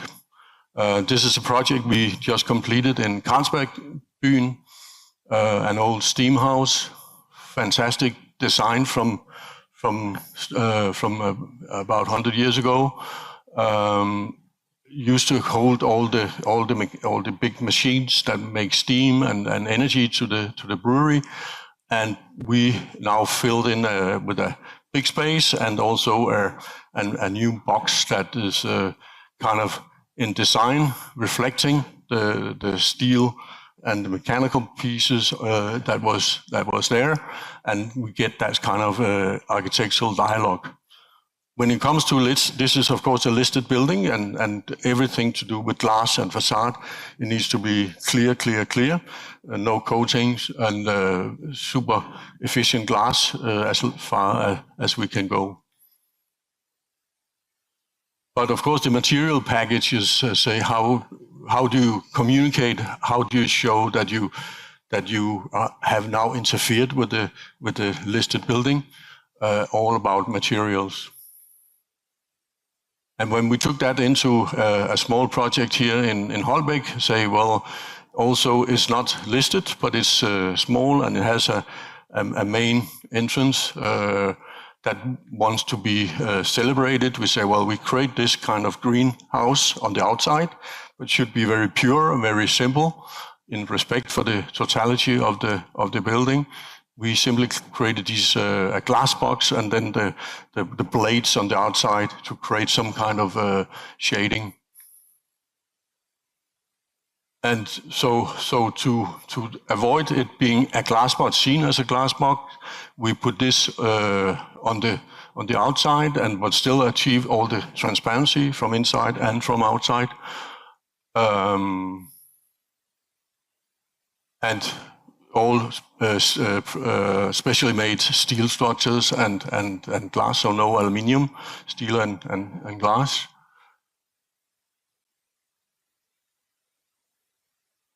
And the lamellas just cantilevered out from the roof. And of course, the next chapter of transformation is what do we do with these kind of buildings? There's so much CO2 embedded, you cannot tear them down. They are masterpieces of their time. How do we do it? They are cold bridges, big time. This is existing condition where you have external beams, cold bridging right into the floors, external columns. Everything is in the game. How do you repair that? And of course, one aspect could say, well, how can we, like lower left here, can we separate the problem? Can we cut the slab and say that's cold out there and it's warm inside? Can we clad it all together and still maintain the same design? This is one suggestion to say, yes, we can clad it. We can use special cladding. We can make new pieces to the outside. Maybe that's a way to go. Or you go completely different and say, we need to give it another overcoat. It's a very big building that would suddenly look very different. Is that the way to do? So I see these projects as the next super interesting challenge. At the moment, we're working on this one, which is also like from 60s, a post building. There's a few of them in Denmark, and all beautiful and strong because they are taking big loads. And we were asked to take this one down and say build new, and say can we integrate it? Can we add to it in different ways? Can we find a material palette that interacts with the existing? Is modern, it's 60s concrete. How do you material-wise take that dialogue? Maybe like that, you clearly make a interface, but you keep a distance, or you celebrate the interface and then said they each live their own lives. Oh. And this is my final project. It's the project we're doing right now in Toronto. It's a university building in the center of the campus, and it's a transformation, you can say. It's a new building linking with the existing. So we want a big interface or connection at the ground floor, but also a space that connects two worlds. So we made this efficient structure all the way through, and there was a big wish for exposure to the outside in terms of science on display, which is of course what a university wants to do. The central spine where you can look from old to new and have that connection. But of course, importantly, how do you create a dialogue with an existing university building structure to the right that is all cold breaching concrete buildings? We say, well, we look inside, we look through a facade and look at the inside. We create a very efficient facade. In Canada, you cannot have cantilevers or anything poking out because of ice dropping, so we could have only a small recess in the facade, and that became a big thing of the design. It's all produced and getting installed now. We also have the bird frit issue, which is interesting and not a big problem. I think it works quite nicely, quite a range of solutions. So here it's getting installed, and we have created a language of the details from the typical to the very low. Magically, we can say it's all extrusions or sheets. We don't have no bent metal, and that becomes the identity of the facade. And of course, corners are super important. Can they be crisp? Can you have transparency through corners? Then you achieve a lot. We also kept parts of the existing building, so that will be integrated in the design. So hopefully soon it will look like that. Thank you.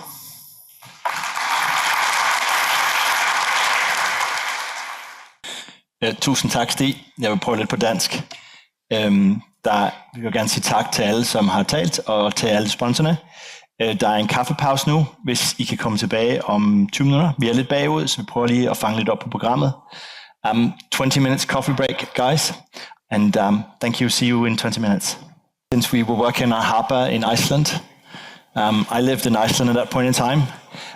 So Steen, he is head of facade design at Henriksen and has worked on many projects in the last 20 years. Steen's going to talk a bit about CO2 and unitized curtain wall. Steen, please. Hello, everybody. Yes, my name is Steen Andersen, and I'm a constructing architect, and I'm head of facade design at Henriksen. And we all know that CO2 emission is becoming an even larger part than it has been within the few last years. So if we're looking at the CO2 emission, we are often referring to the EPDs. However, the EPDs are looking into a specific material or specific materials in relation to 1 square meter or per kilo. So how do we actually relate that to a facade unit? How do we relate that to our design? Sometimes we are also looking into other ways of dealing with CO2. There's a more generic way, this being, for example, the constructing material period. With this type of setup, it's based on global CO2 emission. We all know that in some countries, mainly in the Far East, the CO2 emission is larger than we have it in Europe. So it might not be as hard or as high in Europe as this model shows. But this is just to show that of course we should use less material of what is in the top, but it's not always going that way. There are other ways that we can play around with. So if I'm looking into a facade unit, what kind of materials would I typically use if I'm designing, let's say, a facade for a high-rise building? I would need an aluminium framing system. I would need a triple glazed unit, at least if it's mainland Europe. I would look into a double glazed unit as a spandrel panel. I could look into an aluminium sheet for the back of the spandrel panel, and then some stone wool insulation. That's typically the amount or the material that goes into the facade. So if we start looking at this, then we can see that the different materials have different weightings in terms of the CO2 emission. I've chosen to rate these from the EPD A1 to A3, where the A1 is the raw material supplier, the A2 is the transport to the manufacturer, and A3 is the production. This is just to set everything clear. This is where I'm starting, and this is what I've been looking into. So if we then start looking into one element like this and start calculating the different amount of glass that we actually have. In this case, I have glass all the way to the floor, so I also need a laminated glass on the inside. So it's a triple layer glass with laminated glass on the inside. I have a spandrel panel that is a double glazed unit with some frit on the back. I have stone wool material, as it is a high-rise building. We don't want to interfere with fire. Got a 2 mil sheet on the back of the spandrel panel, just to sort of keep everything in place and maybe actually create a nice surface. That will end up being something like 1,388 kilo CO2 for one facade unit. You can see the biggest contributor to the CO2 is coming from the glass and is coming from the aluminium framing. This is using virgin materials that we are looking into. However, one of the easy way of dealing with reducing CO2, and it's a bit more difficult to sort of calculate, but actually one of the things, the glass comes in these 6 meter sheets by 321, and the panel I just showed you actually has a triple layer glazing that is 3 meter and 30 by around 2 meters. So that creates waste of approximately 66%. So can we change that slightly by changing the design? Reducing the height a bit, reducing the width slightly, that would actually allow us to create 3 sheets of glass out of one jumbo sheet, minimizing the waste to only around 2.5%. That's just an easy way of dealing it when we are looking into the design. So if we are taking that into account and we are saying, okay, we lower the transom, we are thereby creating a little bit more spandrel panel. We are also creating a little bit more aluminium sheet on the back. That actually increases the CO2 amount for the entire panel slightly. So that means that we will go from 1,388 kilo CO2 to 1,397, but we have created now a panel that has less waste on the glass. So that is something to consider and something to weigh into our design. So starting from that being a base point, if we now are looking into what can we do in terms of the materials, if we're looking into the aluminium, we know nowadays that you can get recycled aluminium. Hydro is creating CCAL 75. which has a content of a minimum 75% recycled material.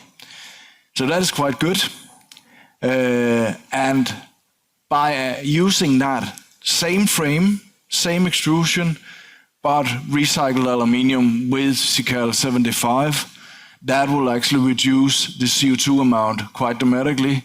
So from 586.5 kilo CO2 all the way down to around 139 kilo CO2 for one panel. So this is not per square meter, this is for one panel. We can go even further. We can actually start looking into another product from Hydro. They are looking into CICAL 100. CICAL 100 is 100% recycled aluminium. The only energy that actually goes into this type of framing is then the energy used to extrude.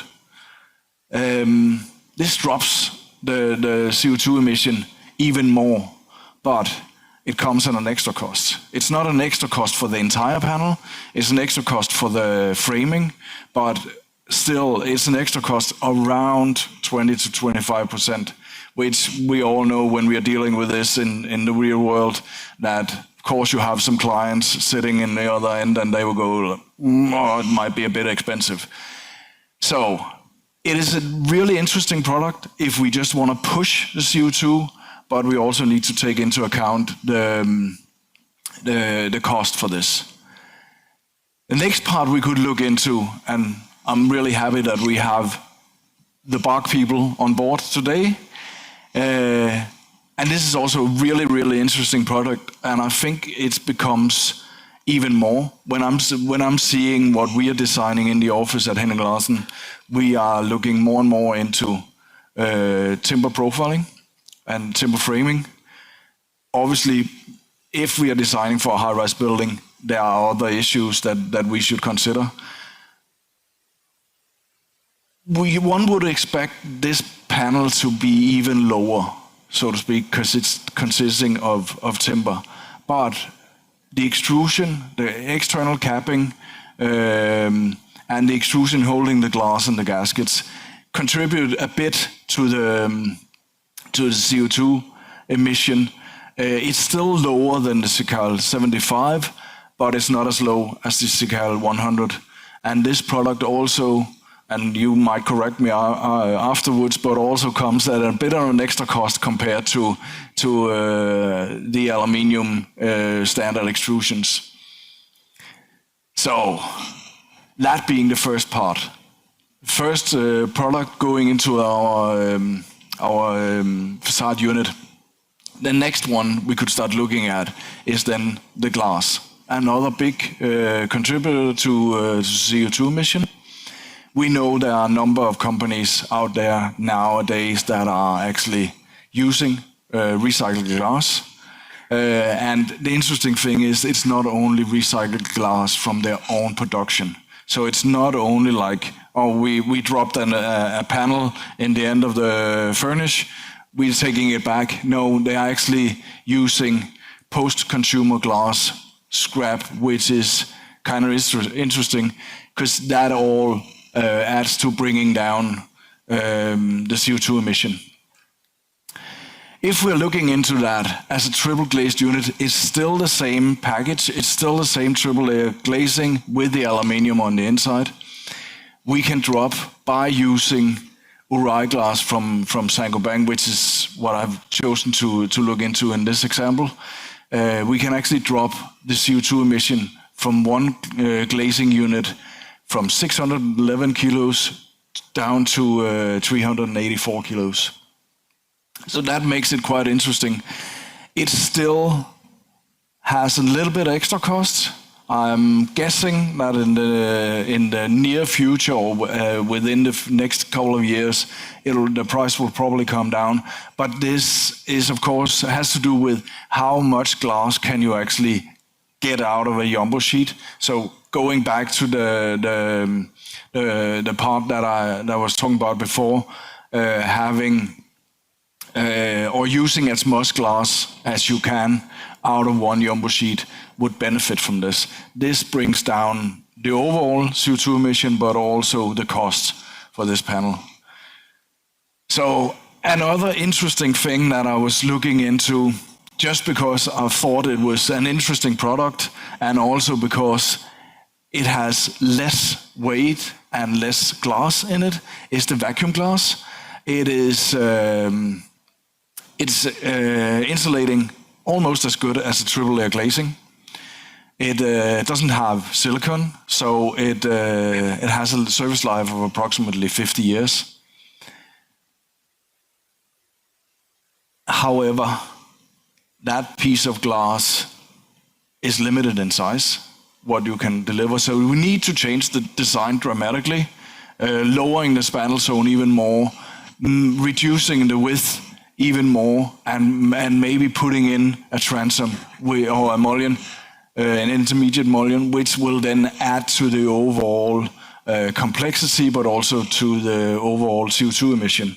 But having a glass like that, if we could live with something like this, we will drop to 246 kilo CO2 and still sort of maintain the same performance.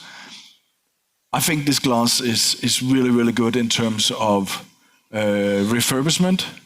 For a new glass unit, it might not be there yet, and at least there are also some issues in terms of how do you put it in such a thin glass in an existing or in a newly extruded frame. At least you need to do something about it, because otherwise you will end up with co-bridges in those framing parts. But this is just an interesting thing to actually having in mind that there are possibilities out there. So the spantle zone, if we are then just saying, fine, we have a double glazed unit with frit on the back, instead of virgin glass, we're using Orai glass, we can then drop from 101 kilo CO2 on the spantle glazing down to 64 kilo, which again is a reduction. The next thing is then the aluminium sheet on the back. In this case, I've chosen a 2 mil aluminium sheet. Those sheets of aluminium used to be really, really difficult to get to in terms of something that was recyclable. Most of the flat panels produced was virgin aluminium, and they were actually around 56.5 kilo CO2 per kilo aluminium. And nowadays we can get from at least 2 companies virgin or recycled aluminium, so it drops quite dramatically. You can see that we can drop the entire backing sheet from around 80 kilo CO2 all the way down to 4.4 kilo CO2 on this panel alone. So what does this all mean when we are putting this together? Of course, we can look into recycled aluminium 100%, but again, all the extra costs. So right now I've been looking at, how much can we reduce the overall CO2 emission of the panel and still keeping the cost within limits, so that this is actually something that we can use in, or let me say, the real world, or when you're dealing with real contractors and real developers. So we can actually go from the 1,397 kilo CO2 and drop it down to below 600 kilo CO2, still keeping the same design, but thinking about what we do to the materials and which kind of materials we are specifying. It doesn't end here. It definitely doesn't end here. We can start looking into, can we do a spantle zone that is 900 mil high, and we don't need to use laminated glass on the inside? Can we, instead of having a spantle zone that is double glazed unit, can we use a fiber cement board? Are there other possibilities? Can we redesign the facade element and maybe optimize the glazing a little bit more? So all of those things are something that we need to look into. I would say just one last thing. it's up to us. It's up to us to specify what we want to use and how much CO2 we want to put into our units. But this is just a beginning, and this continues in the near future, because we are only getting hit harder with especially the Danish regulations as it is right now. Thank you.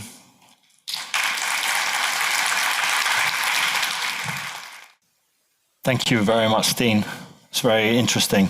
Also showing us on the journey to net zero embodied carbon. You know, and I was working with some people the other day, just showing the journey that we need to go on and where we approximately are. We need to get to zero in 25 years. Yeah, so wherever we are now, to between 200 to 300 kilo per square meter, depending on how you calculate it, we need to get to zero. And this is very much told to the industry partners. We need to get it down. Anyway, the next speakers are Remco from Alumet, and also Bart will come up and talk about some of their projects in the Netherlands. Welcome. Good afternoon. My name is Remco Baartmans. I'm the director of Alumet, anodizing company. My company is specialized in color anodizing. Probably everybody here knows traditional silver anodizing, maybe gold and bronze, but we developed in the last years, for instance, gray tones. We have more than 30 colors, but not 50 tones of gray. We have zinc gray. We have colors that resemble copper colors, like orange. We have red, we have a green. And all those colors are light fast, and they will last long time, more than 80 years. Now, I could have done the talk about color anodizing and specifics, but we have a CPD training. My colleague has one of the tables if you're interested in the technique of anodizing and color anodizing. Please book a CPD training with us. Today, I wanted to talk about a special product that we have, and that is double anodizing. Double anodizing is actually an etching technique where we etch the panel. Etching is, of course, a trade that is already thousands of years old. It's a very old craft. And we do this actually in the same way as thousands of years ago. We take the aluminium, we anodize it, we have the aluminium oxide on top. And then, oh, I have also a sheet. And then what we do is we apply a mask. Nowadays we apply the mask digitally, so we can have each and every panel with another design. We etch the panel, and then we apply the second color, and then we remove the mask. And on the sheet are some of the results that we have made. We have made a close-up all the way there on the right, so we can etch patterns, we can make a gradient, we can make a flow from one color into the other color. The panel on the right is a sample which we made for RDAE in Paris. But that's actually all I want to tell, because I brought with me Bart from Tangram Architekten, and he used this system twice in storytelling, and I think that's much more interesting than my story about techniques. Bart and Tangram Architekten is specialized in dense urban design and architecture, creating livable spaces. Bart, the floor is yours.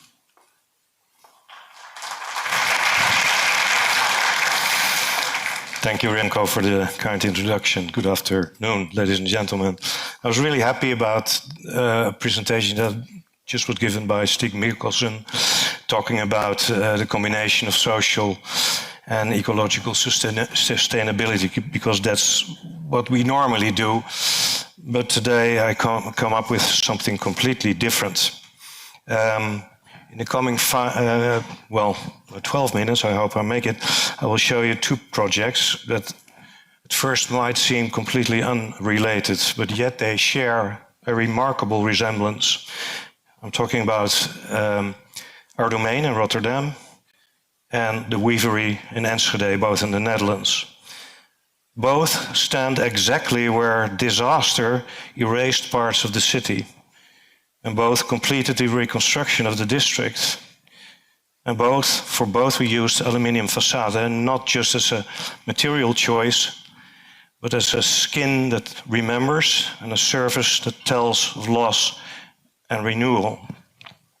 Let me take you to Rotterdam pre-war. This was what it was looking like, completely different than it is now. Historic heart of Rotterdam, a bit like Amsterdam still is, friendly inner city for craftsmen and harbor workers, cafes, shops and alleys. This all changed on 14th of May in 1940, where our German neighbors flew in with their bombers and destroyed the city center. Sadly enough, hours after the Netherlands had already capitulated. In 15 minutes, 24,000 homes were erased, 900 other buildings, 800 Dutch people killed. Later on, it was discovered 200 Germans as well, because they were already in the city. And 80,000 people became homeless. And this is the devastation that you see. It's almost the same spot. And what you see as well is the little triangle. And that's the site that I'm going to talk about, because decades later, this became the location for our domain. This small triangular spot, it's only 800 meters, partly sloped against a bridge, was the exact epicenter of the bombing of 1940. And it was a scar that was left untouched, unbuilt, until 2015, and we started to make a project there. So here's a new beginning as well, and we got a commission for a real big building with a lot of program for students and short stayers. But more important, we felt a deep responsibility to give this place an emotional and historical weight that it deserves. So how do you do that with a building with a normal and really massive program? So we didn't want to simply fill the gap, but we wanted to heal it and create a building that both embodies optimism and acknowledges the tragedy that had happened before. So this is the building right now, just a few slides. It's 70 meters high, 750 apartments, a lot of amenities and share spaces. This is the program. In fact, this is a vertical city. And it is a vertical city because we wanted to bring life in this part of Rotterdam. It lacks a lot of life on the street level, is my opinion as coming from Amsterdam. And you see all programs scattered through the whole building, and it was topped out with a roof terrace. All these provisions are for all the people that live in there, and some of them even for you and me when we visit the city. At night, it shines like a beacon. In fact, you see the Markthal behind it. It's the southern entrance to the city center. It connects several important dominant city levels. On the street level, on the higher levels of 25 meters, and on the highest level of 70 meters. We had to knit everything apart because there were so many built, but there was no, let's say, glue behind it, in between. And this is the most spectacular roof terrace of Rotterdam. Because it has a facade, you can sit there almost all year without getting blown off. So people eat here, they meet, they relax, they come together, and this really helps in the social life of this building. But the real story of this building is told by the facade. Like I said, it's clad with aluminium, etched from Alumet. And we chose this special treatment, and I show you what we did. We went to look in the archives of Rotterdam. We found that picture upper left. This is taken the day after the bombing in the harbor, pretty close by our building. And we decided to etch it in the facade. But of course, not too obvious. It would be too confronting. So we translated it. We took apart, translated it into pixels, and the pixels were used for the etching process. And here you see how it worked, how we developed the pattern that was used bit by bit, pixelated more heavily. Then the bronze comes in, and later we cut it bigger parts in 4, and we used it in several ways to make it not too obvious, but you still feel the force, the fierce of what happened. We gave Rotterdam an alley back. It's really tight, as you can see, at one side. And this is where you really see the details of the pattern. The contrast that the building gives at some spots is really a relief for Rotterdam, which has too much openness and hardly a place to be. And this facade really glows. It changes by the weather and the light conditions. So it's really a vivid facade that stands there as a beacon at day and at night as well, as you can see a view from the city center to the outside. And it really worked. The message was picked up because 2 years after the opening, spontaneous action led to a memorial on the 14th of May, where the 1,000 people that died were projected on the building, and they do this every year right now to come together with family of, by then, killed people. Okay, so that's Rotterdam.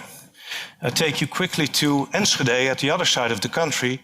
Enschede, the eastern side, was a textile city with many weaveries scattered around the whole city.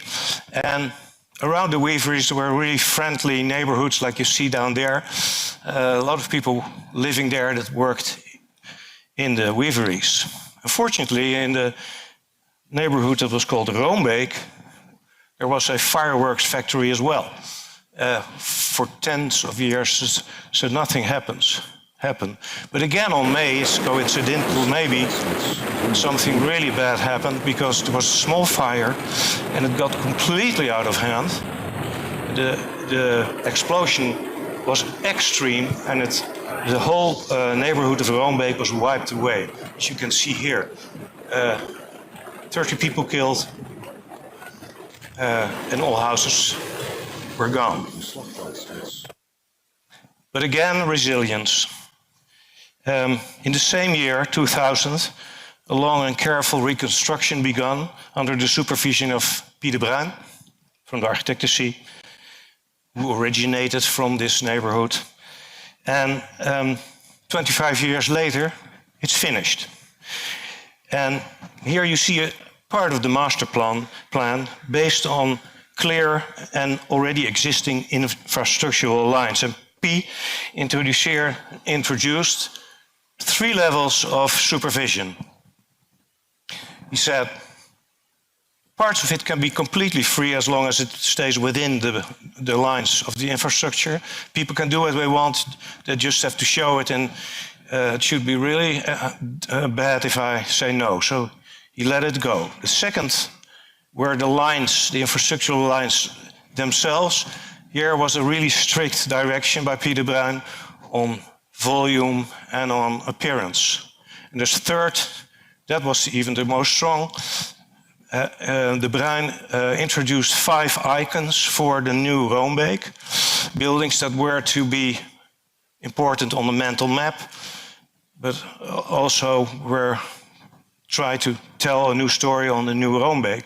So OMA did one, the C did one, Search, Klaus and Kaan, and the last and the 5th he asked us to do.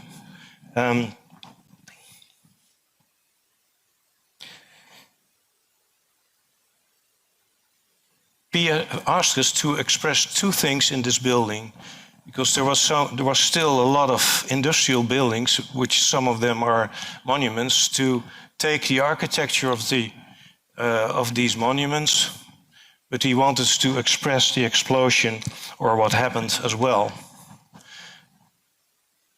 But we had quite a normal, simple commission, 150 apartments, nothing else. no amenities or whatever. So, and the program was really cramped in the small site. So what can you do? Here you see the building adjacent to the little triangle, and that's the monument that's called Artes right now. It's an art academy. It's an old weavery building as well, and it's really, that's typical for this trans-industrial architecture. We decided to sort of adopt the architecture from this to the first two facades, to the orthogonal facades. But in the third facade, you see right under, we decided to do something else. So to sort of imitate the breaking of that very facade. And here you see how we gave that shape. So in fact, it's a wedge form, which is sort of wounded or demolished by violence. We translated it into design sketches, and the red is supposed to be the brick of the neighbor, and the rosé is to be what we chose, the aluminium, as a sort of melted translation of the brick. So we had to find an exact match of the color, of the base color. Does this work? Yeah, this works. Here you see this was the original building next to us. And here you see what these panels, aluminium panels, can do. These are not three different. This is the same plate under a different angle to the light. This is what makes it so very interesting. Here you see an actual photo of the building. It's not completely finished, but almost. So you see this regular industrial-like facade with elegant brick setbacks, which is complex for housing apartment buildings right now due to costs. And then you see this crumbled side. At the right side, you see how it matches to the artist building. This is what happens when the sun comes up and the Alumet starts to shine, and you see how beautifully etched it is in two layers. Here it's even for a little bit more close. You see how direct the connection is to the inner city center from Enschede. But the connection is very strong to the old industrial buildings as well. And this is what we are looking for, a dramatic effect in what is only a housing project. I have no time to show the apartments, but believe me, they're very good. You can live in there, that's not a problem. But we used it to make something. This is the last image I have. So you see a brick building that in fact is wounded, like when you fall on your knees or in your hands. It's sort of bleeding. But that is if you know the story. If you don't know it, it's people say, hey, we see that's something going on here, but tell me what it is about. I come to a conclusion. We have two cities and two disasters. We had one idea, and architecture can help healing a physical wound. It may carry memory without becoming a monument. Thank you very much. For those who want to see more about our work, you can photograph the QR code. Thank you, Bart, Remco. Very inspiring presentations. Our next speaker or speakers is Caroline Andersen from Kobe, and also Philippe will come back on the stage to talk about the opera, the pavilion next to the opera house called Operaparken. I'm sure you all seen it. It's a very, very beautiful space here in the center of Copenhagen. Please. Yeah. Hi, my name is Caroline. I'm an architect working at Kobe Architects, and we are an architect's office based in the North Harbour of Copenhagen, where we are around 150 people doing architecture, landscape, and urban planning. And the project I'm going to talk about is the Opera Park, which we did together with LMP as facade engineer. So first I will shortly talk about the architecture, and then Philippe will step in and explain about the facade.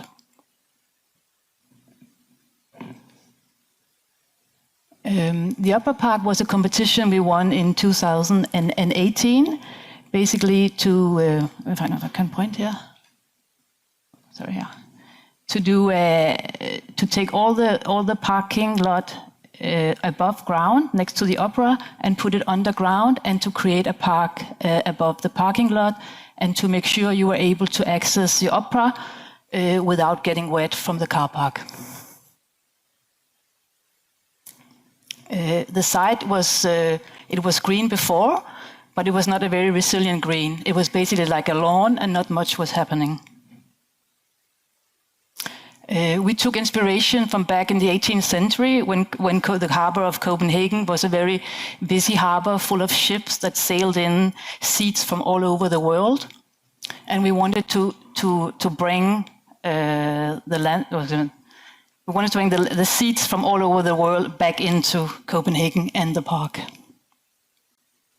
We also took inspiration in all the romantic gardens in Copenhagen. We wanted like a big variety. We wanted lakes and lawns, and we wanted the organic language of the park. We wanted the small spaces where you could sit and relax, and we wanted the winter garden as an integrated element in the park. We wanted to be able to see how the season changes, and we also wanted like to stage the park as some of the other parks, romantic parks has. And we also took inspiration from the landscapes paintings, and we wanted to make like a hilly terrain. So these were some of the elements we put in. We created like 6 gardens that varies in color over the seasons. We created, maybe I can point here. Oh.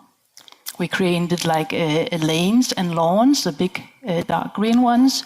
We created small niches in the park, and we wanted it to be in an organic language. And in the middle of the park, we created the winter garden, which is inside the glass pavilion. In the park, we also wanted like views from the park out towards the city, and we wanted to stage the park as well as create a hilly landscape.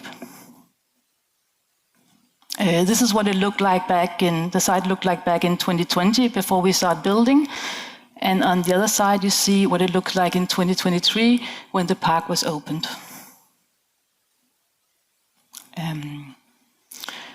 We wanted to build up the park like you have a stage in the opera where you have a low foreground, you have a middle ground, and you have a tall background.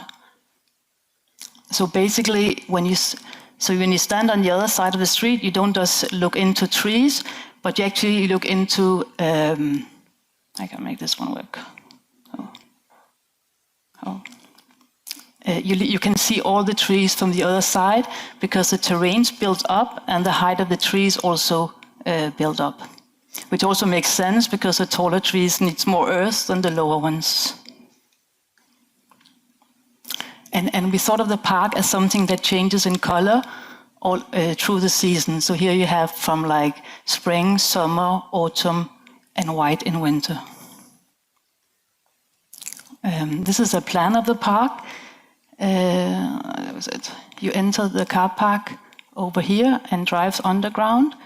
Then in the middle, you have the glass pavilion with the winter garden in the middle. And you have the facade that curves in and out through the landscape. Then there's 4 staircases, which is escape staircases from the park, and the final staircase over here, which is the main access to the opera. So when you come out of that staircase, you come into like a curved, we call it the landscape bridge, but it's a glazed building that curves through the side and with a roof over. So when you get out of the landscape bridge, you're basically underneath the opera's big roof. And this is what the park looks like. You can see all the green of the roofs makes the buildings integrate. So it's difficult to see what is actually plants and what is building. Oh. And this is a view from what it looks like in spring. And on the other side, if we have a snowy day in Copenhagen, then that's what it looks like. We also wanted to have all colors varying through the seasons. And here you see the pavilion with a very transparent glass, so it's actually difficult to see. There's not much difference between where you just look under the straight or when you look through the glazing, and a view from summer and from winter. The way we designed the plants was also that in the spring it's light green and a few red colors, which then gets darker red and more darker green towards summer, and then to explode in all types of golden colors in the fall. And then in the winter, when the trees loses its leaves, it's the winter garden in the pavilion that becomes the green that lights up towards the landscape. And there's different images of the park through the seasons. And a view of where you can see the glass pavilion in the middle almost disappearing in the landscape, a view towards the city, and a view from some of the small paths within the park. In total, we had one island. We did 6 gardens, and we planted 628 trees, 80,000 shrubs and perennials, 40,000 bulbs, and in total 225 different plant species. And this is a plant list. The gardens we have is the English garden, the birch forest, the North American forest, the cherry grove or the Oriental garden, the oak forest, and the winter garden. And here you can see the trees of the Danish forest, which is classical Danish trees, which are tall and in the background. And the Oriental forest with its more crooked trees and the cherry blossoming. Then there's a Nordic forest, which is the birch and pine trees and trees with white flowers. And then there's the English gardens, where all the trees has flowers and everything is lowers and a lot of different colors in the flowers. And then inside the pavilion, we have the winter garden with the tropical trees. And the winter gardens, it takes a lot of water to water the plants. So basically we collect water from the roof of the opera, which goes into reservoirs in the landscape and then are being used to water the plants. And we have small water holes and small valleys in the landscapes to kind of collect water and delay the water on site. And all water from the past is also drained into the landscape. So that's also why it's very important not to salt in the park, because that destroys the plants. And that's a view of the pavilion where you see the curved roof and a very clear facade. And a view from the outside. And a view from the winter garden and out. And a view of the curved path in the garden and of the curved roof. And this is a view from inside the atrium where the winter garden is, looking into the ground floor where the cafe. And the total of the whole roof is carried up by 3 round concrete columns and 3 concrete cores. And that's a section through the building where you can see we have two levels of car park, and then we have the atrium with a tropical garden that brings the landscapes into the car park and also brings natural light into the car park. And in the middle we have a giant tree, which actually was put in during construction site before they closed the roof. They put in the tree, otherwise it couldn't get in, and then they had to build around the tree, finishing the project. And that's a view from the atrium up in the ceiling, where I think we have 600,000 holes, and in these holes all installation is integrated. And a view from the car park into the glass atrium, and the spiraling staircase that makes you able to go down in the car park. And this is the staircase. When you enter the stair that goes to the opera, you go up this concrete stair and you enter in the curved landscape bridge. And this is a landscape bridge from the outside. And the landscape bridge was actually built using the existing steel bridge and then extending it out, building the landscape and the curved covered area on top of it. And now Philippe will talk about the facade.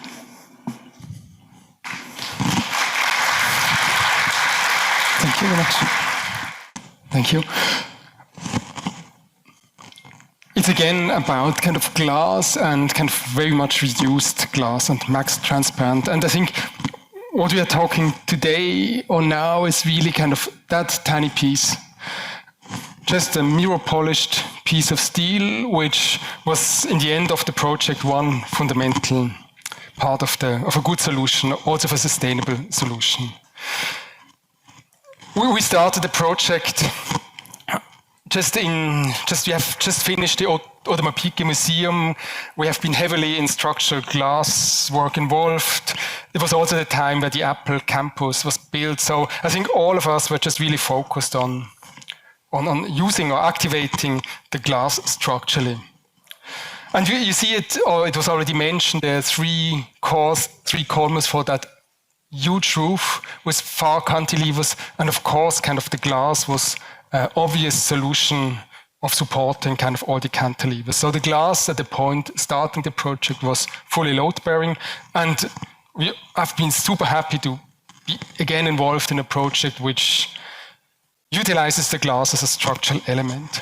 But if we are working, it's I think very important that we have ideas, that we follow up, but that we also challenge the ideas. And very often the first one is maybe not the best, but then over a chain, it's going to be redeveloped. And at one point, you have a very good and simple solution. And sometimes it's the first idea, the best one, but you have to prove it by other ones that you're on track. And if we're starting a greenhouse, the Kew Garden, the palm house is, of course, a good references. And I think what's here very nice is kind of the high transparency with relatively small glass units and a lot of very fine structural elements, but it's only transparent if you're in perpendicular to the facade or the roof. And as soon as it gets in a curve, it just starts to, the small element starts to block out the vision.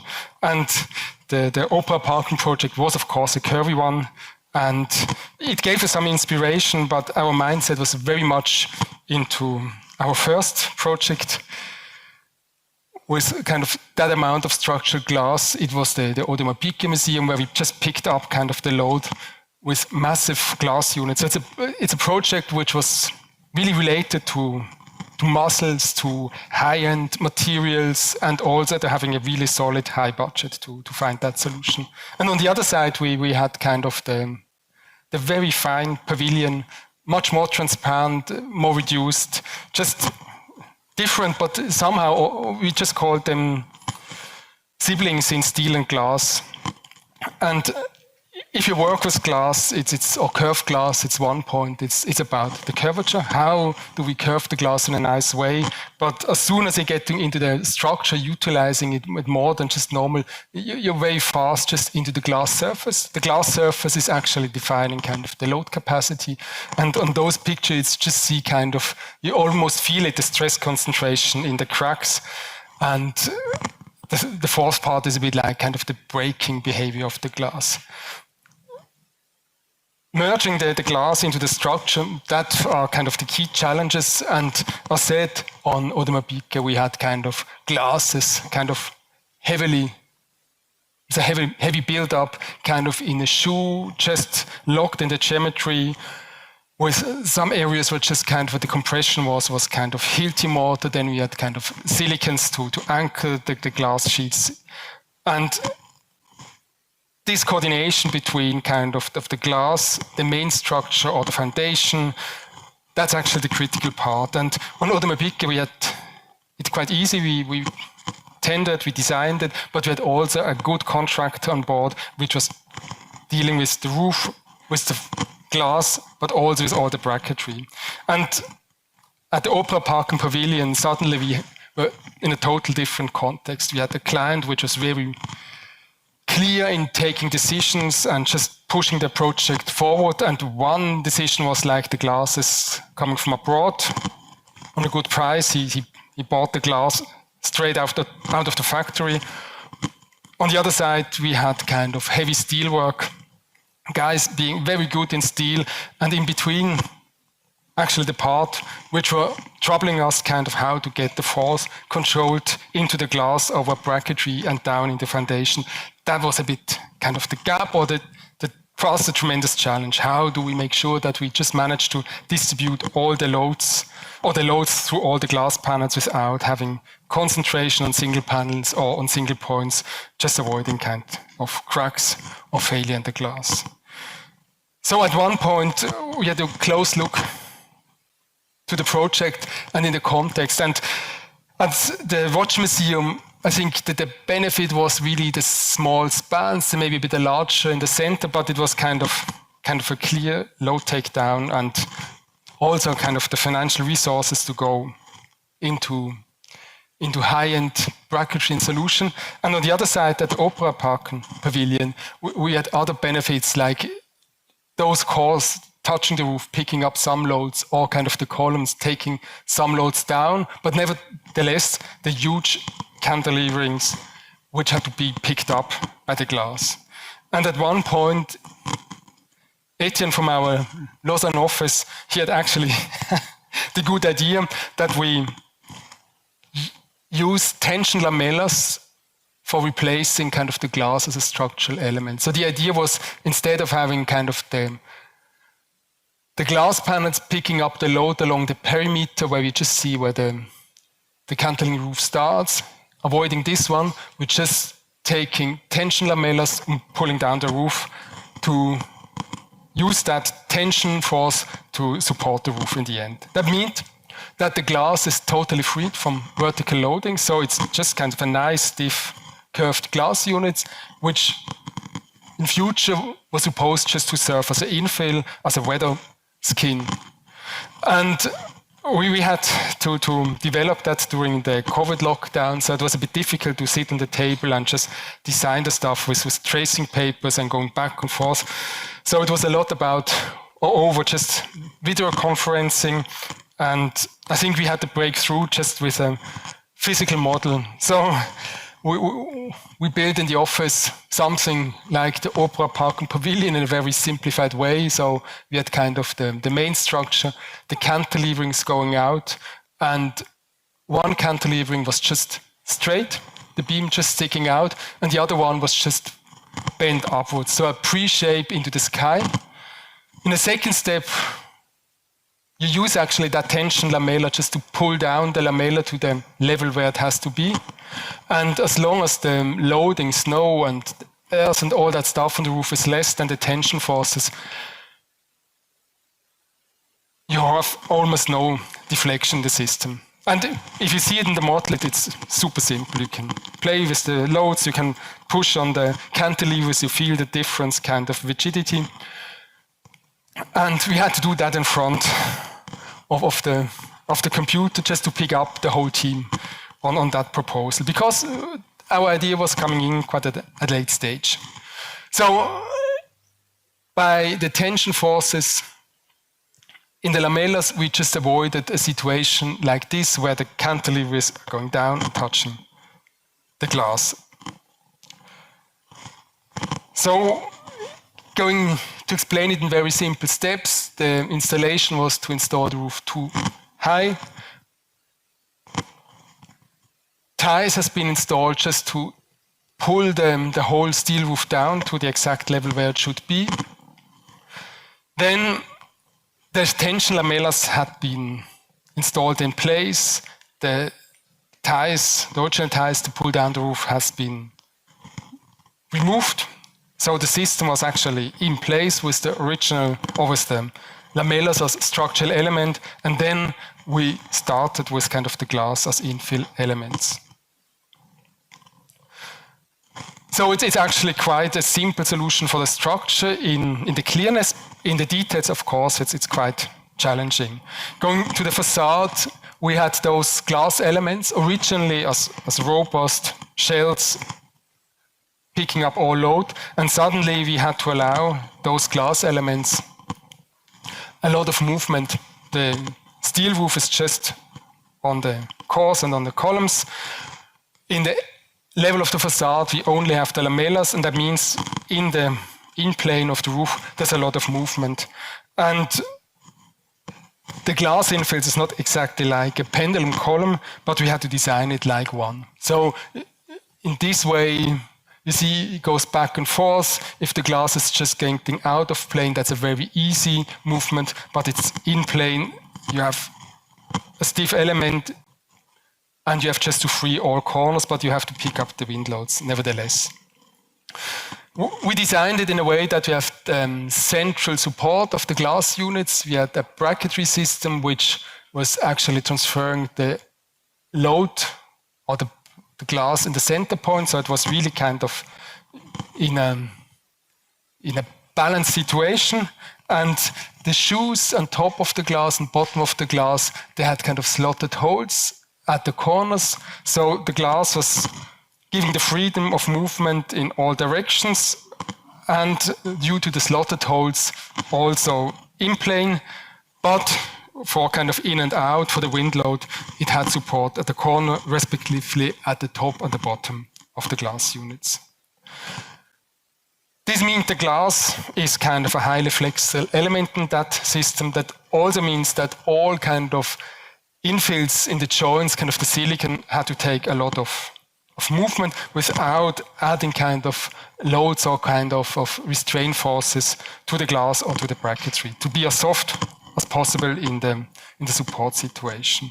And for us, it was quite interesting, the job in the end. We had the tension lamellas in principle to take down the roof. We had the infills just moving in all directions. And now there was a bit the question, what are we going to do with the lamellas? And that, I think, was quite a nice experience of the project. As engineers, we have been really into it. Well, we're just going to hide it in the silicon joints, so there's no tension lamellas visible. And then we compared it to other projects like the Automobile, where you have just a triple glazed glass unit, a lot of silicon. And if you have it in real life, it looks actually quite good. On the other side, there's only the partition wall where you only have very narrow joints. So that was a discussion, I think, more on a design level, and for us a really nice experience with the decision taking. So we had two favorite ones. That was a bit like from our office, like we would just place it into the silicon, or maybe just totally into the silicon. And actually the architect had the proposals, Kobe, that we place it in front of the joints. And you see it later on, it's actually a super good decision. Material-wise, we had a look into different kind of tension lamellas, kind of high-end cable system, carbon, and just simple high-end stainless steel in a mirror polished finish. The built pavilion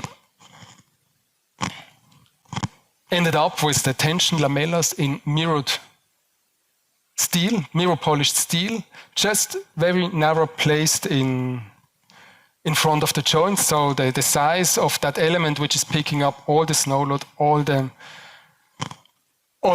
earth, the dead load on the roof, that's basically an element 25 millimeter wide and 6 millimeter deep.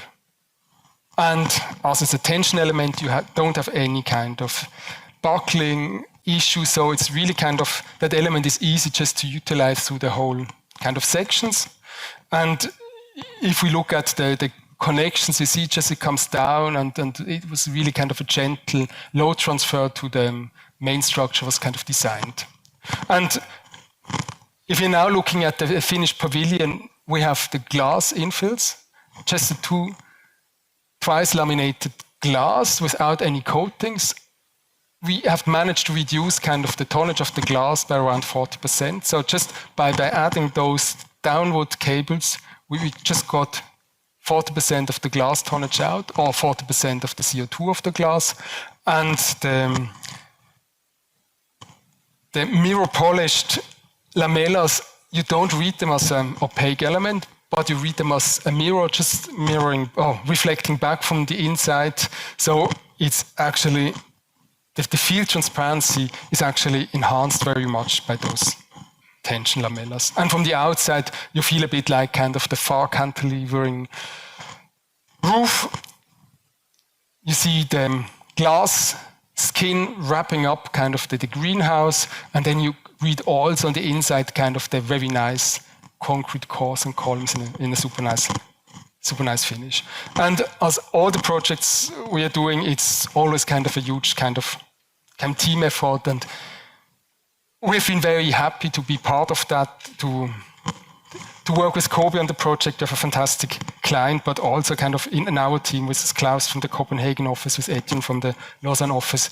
It was for us a project where we really managed to get all disciplines in, and that we did some extra round was paying totally out for us a fantastic results. Thank you very much.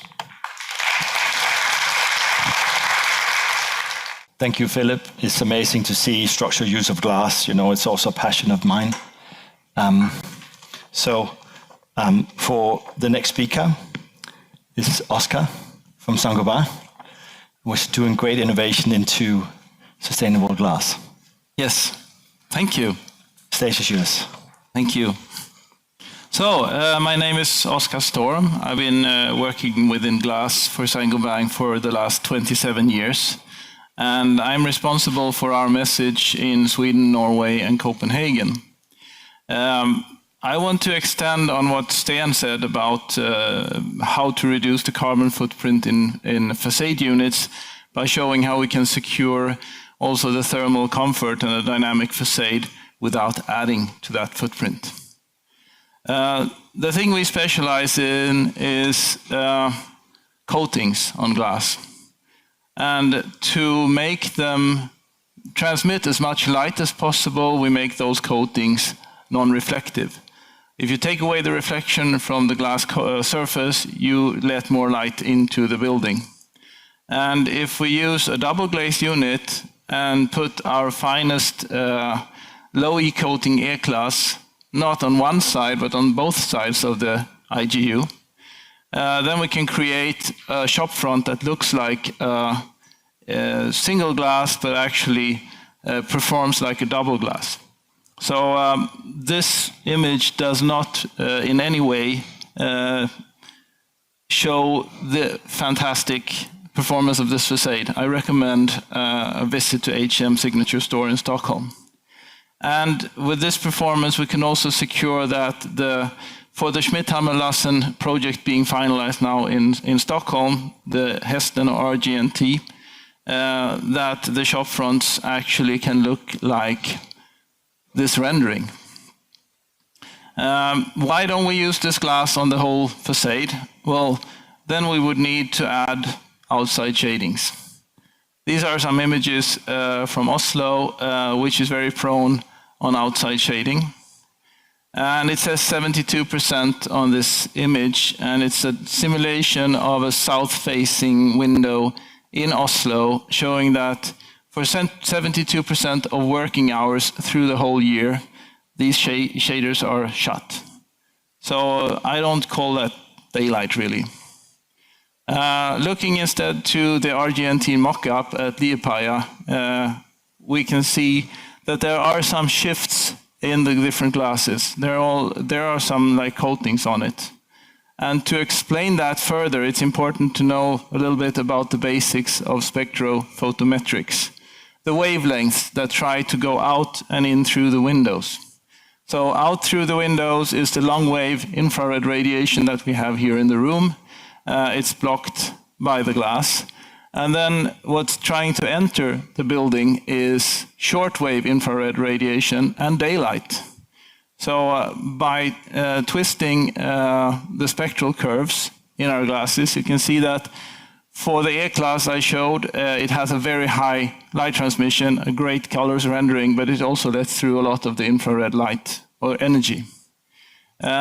Instead, moving to the extreme 7033, the only thing that's transmitted through the glass there is actually daylight. All the infrared radiation is blocked. And the only way to get a more efficient solar control glass is by further reducing the daylight. So that's why I feel that the 7033 is such a great balance. Looking back at the RGNT building, For the apartments, we use our lightest solar control glass, SKN 183. Here is a project with that on low iron glass. And it's an interesting picture because you look through a corner of the building, a glazed corner, and you can see that the transmission is slightly more bluish because we have to take away some of the red light to kill the infrared light. This is how the project looks like in other images. I think it really connects the inside to the outside. And if you want to know how does SKN 183 really look, I would say this is a great image to show that here is no glass at all. Here you see the solar control glass. And this is how it looks on the finalized building in Stockholm. Looking at instead the office spaces, we need a more efficient solution, and that's where we move to the Extreme 7033. It's present on these floors of the Fosgan building that we've seen before. They're all have a bit of a cap on them, so an outside shading, but not the top floor. So there is a more efficient solar control glass. And here's the thing about our coatings. We've developed them to be low reflective and neutral. So you can switch between different coatings in the same facade without making too much of a difference. This is how it looks from the inside. And here is like open door Extreme 7033. And this is how it looks on the RGNT project in Stockholm. And this is me experiencing Extreme 7033 for the first time. We're getting a prize for the Regionenhus in Gothenburg. It's 26 degrees outside. I'm being interviewed during COVID lockdown for 15 minutes in the sun. And I don't get really overheated. So I call it light without heat. This is how the Regionenhus looks from the outside. And it shows that there is more to this solution than just the glass. You need to add an inside solar shading device. So this is our home on Öland in Sweden with the Extreme 7033 to the east and the E-Class to the north. And we need inside shadings on both these windows to make it work. So this is how I say that this does not add to what Steen said. We only adjust the glass coating and we adjust the glare control curtain. And that raises the questions in here that the heat has already entered the building. How can we push it out again? And doesn't the cooling load increase a lot? So I want to talk about these questions. First, by looking at what calculations we do in Sweden and in Norway for this is the full spectral analysis. You combine the EN410, which is like the spectral analysis of the glass, with, sorry, there is something missing there. You combine it, the full spectral calculation, you combine it with the ISO norm for making a G-total calculation, glass plus shading. And then you make a dynamic simulation in the EDA ICE tool by Equa for,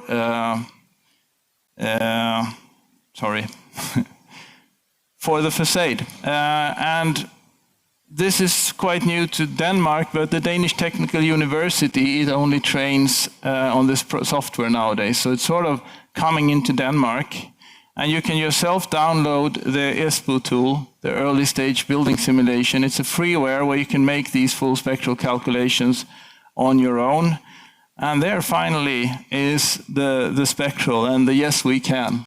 Sorry, the picture was a bit scrambled. It doesn't work with any old curtain.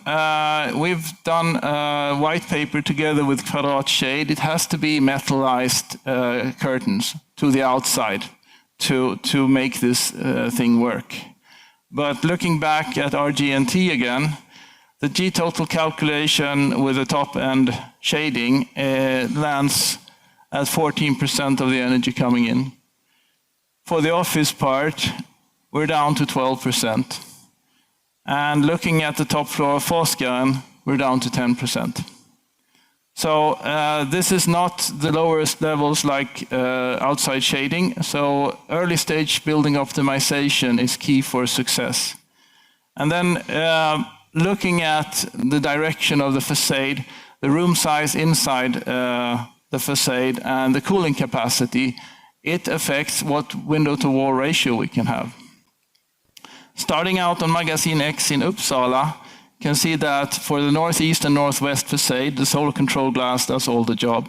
For southeast, it's chosen a very efficient solar control glass, and for the southwest, it's completed with an inside shading. This is the northeast and northwest with such a big enclosure. These are 11 meters deep office spaces. You can actually make a fully glazed facade according to the U-value demands in Sweden.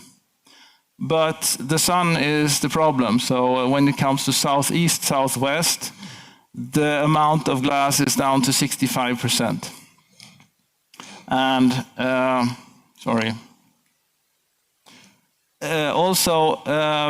what's ingenious here is that there are building integrated photovoltaics in the place where you can't have 100% glass. So that sort of answers the question, do we need transparent building integrated photovoltaics? We don't.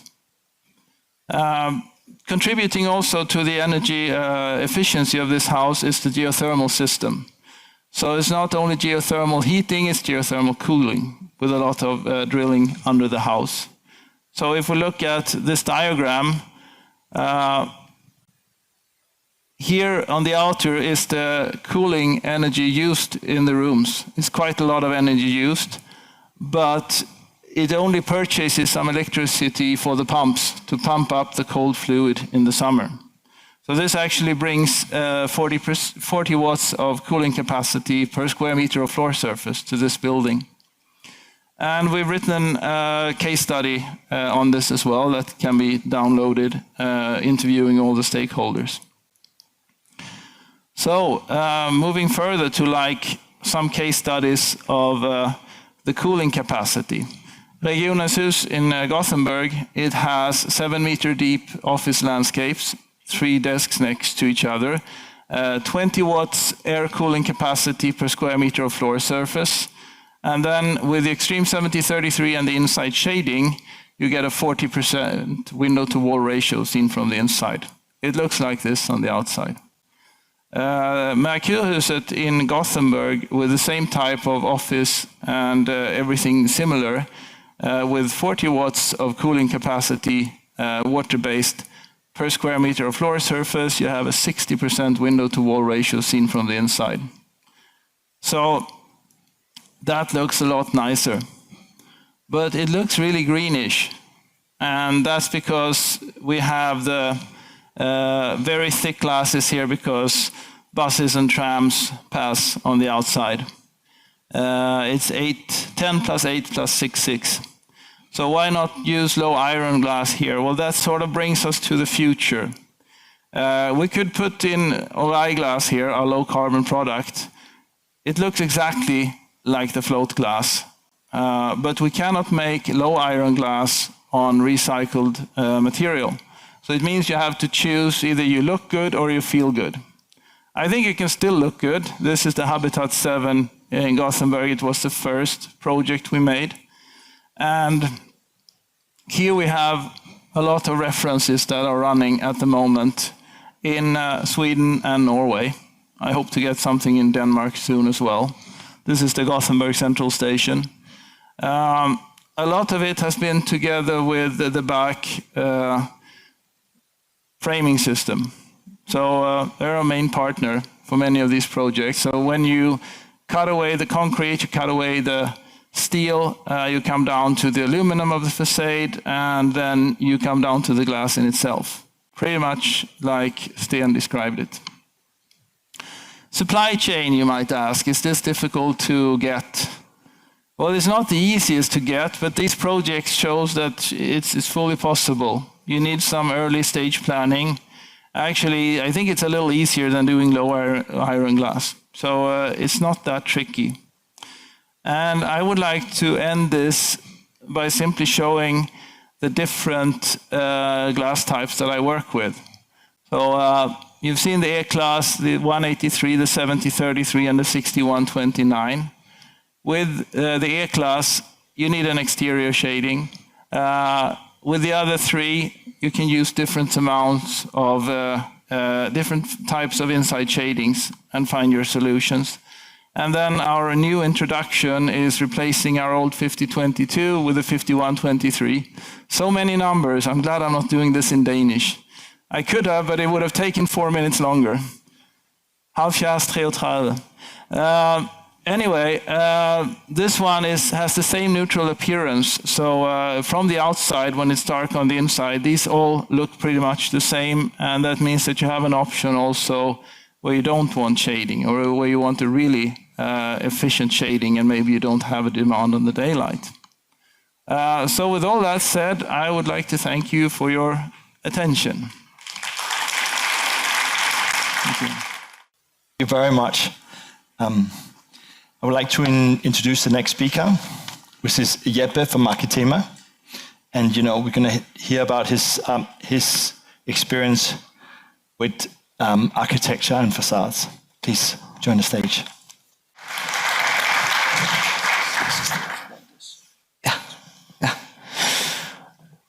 Hello.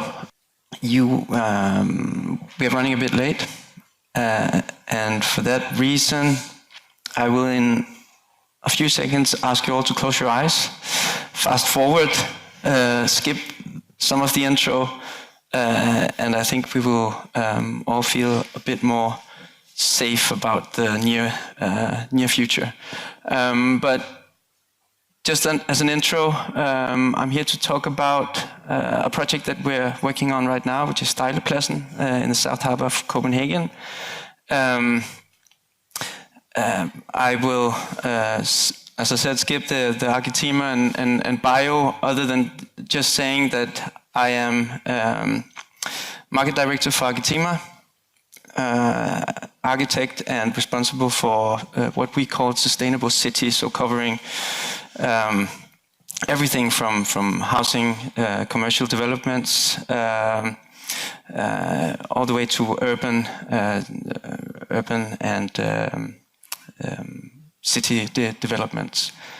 So this is the moment where I will jump forward to the actual project, and I think could be quite interesting for you today to learn a bit about how we have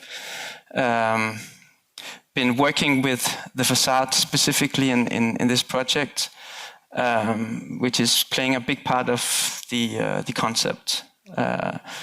The project is placed here in the south of the Copenhagen harbor intake. It's called Stejlepladsen. I have the logo right here, saying pretty much the two main aspects of this project regarding the fishing historic fishing industry aspect and the new city development. It's PFA, By & Havn, and then we are a group of engineers working with this. The vision has been to take on this self-grown area, which is very diverse in terms of the architecture that has sort of developed over time, basically just on needs and function. But the idea is to, or the vision has been from the very beginning to create a new kind of neighborhood here, where you will still experience that it is self-grown. It is going to be inspired by this fishing harbor history. It will consist of a great variety of different housing types, around 860 homes it will create, and it will consist of a lot of sustainable or reuse materials, before we started this off, we did a thorough analysis of the area that had grown in order to learn from that and create a neighborhood that could have the same qualities that we experienced. So it's here. So it consists of a grid, very big differences in building types. You have flows that are very, what do you say, like a maze almost, where you create a lot of community around what is both public and private, but it sort of has its own way of working. The materials are very, there's a huge variation, and you've basically used what you've found over time. There are 3 sustainable focus areas. One is the nature city, the community city, and the recycling city. So those 3 are also something that has been a big part of the concept, along with these 10 ambitions in order to really emphasize the importance of creating a community. So something that is, I'm not going to go through it, it's also in Danish, but there has been some dogmas in this that we have been asked to take on. But basically it's an idea of transforming the traditional block, courtyard block that we know from Copenhagen, creating a kind of cluster structure and putting that together in a bigger scale in order to create connections between different clusters. These clusters are consisting of different types of housing typologies, creating these very diverse clusters that can house a great variety of people and also creating these inner spaces in between. So it's 9 clusters altogether that will create this new city. But when focusing on the facade and the importance of it for this project, it has been a lot about how to create identity, something that relates to the people that are supposed to live there. So how the variation in color, form, and texture that gives Stejlerpladsen this distinctive architectural language is something that I will just dive into a bit. I mentioned these dogmas that we put up for ourselves after doing an analysis of the existing fishing housing units. And even though it looks like a big mess of self-built, there are some design driving factors actually. One of them is that even though the dogma 1 is one material, one color, so even though the material is used in different ways and put together sometimes in like a patchwork, it's still being expressed with having one color, so it creates this unified expression. Then you have the opposite, which is actually the combined materials, so a lot of different materials put all together, creating another aesthetics. And then we found a huge variation of doors, window types, and balcony railings, everything adding to a very detailed rich detailing. Went through all the colors, created a color palette from the existing, creating this color scale from metal surfaces, wood surfaces, turning that into actual materials that we could apply to the volumes. And in a bigger picture, it created this very rich aesthetics of a neighborhood that would have a lot of small, unique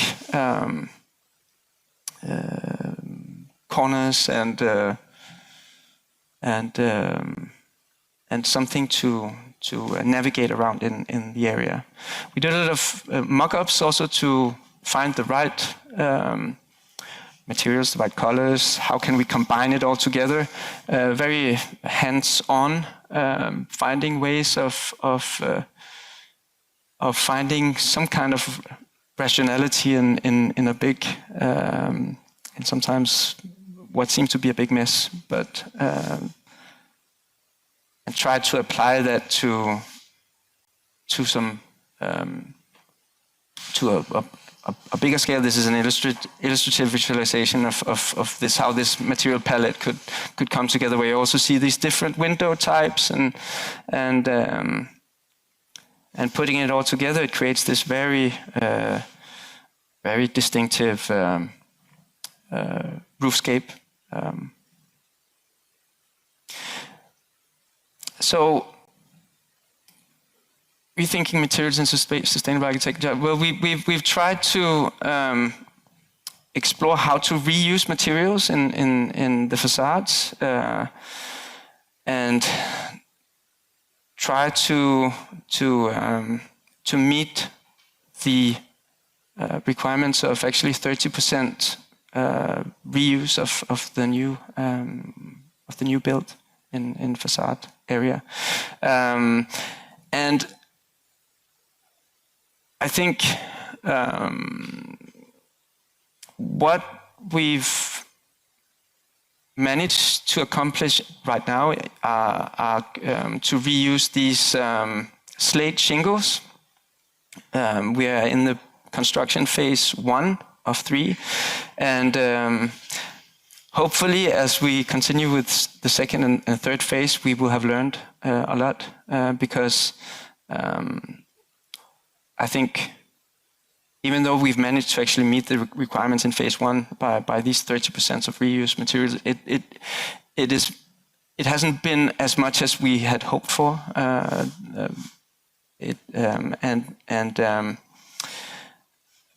We found these key challenges, which is something that we try to work with as we move on to the next phases, and it's just a challenge that it's highly sought after. It's difficult to source and storage. The capacity has to be there in order to collect the material, even though we don't know exactly where it goes. So the quality of the materials are also can be a challenge when you actually go out and pick it up and see what the state is. It can be more expensive also because it needs to be redone, repainted or refurbished, refinished in some degree. And of course, the facade detailing, which we've been very much aware of, is that it has to accommodate for different types of materials. So that system is obviously the most important to figure out early. And then the whole synchronization of the building process is just, the time schedule is a challenge. But as I said, we've succeeded with some parts of what we have set out to do. We have also managed to buy a lot more material that will then go into the phase 2 and 3, and found storage space, which is also sometimes difficult. As I said, these ceramic tiles, slates, slate shingles has been put up, and we have established now also a catalog of details that we can move forward with. But the whole idea of this is to create something that really connects back to what was and what is still there in the area, and in some way try to connect this urban life back to the maritime heritage, and also allow it to create this community around it, from back in the fishing industry days. So it has to be, we set out to an aim to create this very mixed neighborhood with sustainable homes, and try really to promote this diversity, and hopefully the architectural expression can also what do you say, help developing the community faster, even though it's a newly developed area. And these are basically just the mock-ups scaled up. So we started to really work with how to put these different materials, colors, all together in different types of housing typologies. And zooming in, the detailing has been very important, always to create a rich lower part of the buildings where they meet this the courtyards of the project that is essential for creating space for community. So there are many different ways of detailing this and creating a connection for the people that move in there to sort of being able to navigate around in the city. A few examples also of the richness. And yeah, trying to create this very inviting urban space between the buildings, where the facade is very much sort of creating the stage for this play to take place. So yeah, just to round it up, I think it's more than just this aesthetic feature. We've tried really to say that it should add to the story of the place, and hopefully also being a showcase for how to work with reuse of materials, and maybe a bit more allowing to be a bit more flexible during the construction phase, being open to what is there, what is to be found, just as one did when creating these fishermen's sheds. You basically took what was there and that gave it its identity. Yeah, so that was it for me. Thank you for that very inspiring presentation. The next speaker is a person I've known for some years. We met on a project in Basel. Is Nir Sivan from Rome, who has his own architectural practice. Welcome to the stage. Good afternoon, everybody. In the next 15 minutes, I will take you to a journey about architecture, about creativity, about technology. We will go from initial ideas to final construction. I am Nir Sivan, architect and business developer at Lanique. I move my hand, I'm my half Italian, we cannot speak it without our hands, so that's the way we work. Okay, moving on. Who is Lanique? What we do in Lanique? What we make in Lanique? In Lanique, we make your project reality. This is our goal. This is our mission. It's very simple. Lanique was established at 77. Till today, done more than 1,500 projects worldwide, from initial design, engineering, fabrication, and installation. Project of signature architects, star architects, architects like you, around the world, with 2.5 million projects constructed. We start from initial sketch, and we make them reality.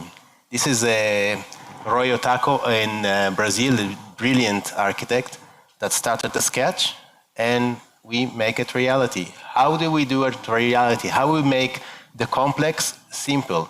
We make the complex simple by studying it and amplifying it with prefabrication. Now, prefabrication usually is something known to be repeatable elements, standard repeatable elements, but in Lanique we embraced it in a creativity way. Creativity that lets us do every project we want with different materials. We use steel, we use glass, but we use wood, ETFE, you name it. Simple tasks or complex tasks, we can break them down to this. So precision in quality, personalization and innovation in every project, in every detail, as I show you, and I will show you a few study cases here. But also optimization of materials. Now, materials can be optimized by how you use them, or you use them until their steady state, the last steady state, or the quantity of the material you use. The quantity of materials you use are fundamental in a project, not only for aesthetics, but also for sustainability. Now, sustainability is a certification required in every project today, and everybody has it. But certification is nothing if you don't think about the life cycle of this project, and this is what we're trying to embrace here in Lanique. By using the right materials, the right quantity of materials, and to make them efficient, to decrease environmental impact, and to leave to future generation a better world with a better design. We try to be less dependent on weather because of experience. Because of experience, we save time. We save time by this procedure of prefabrication and by this procedure of prefabrication in installation that I will show you.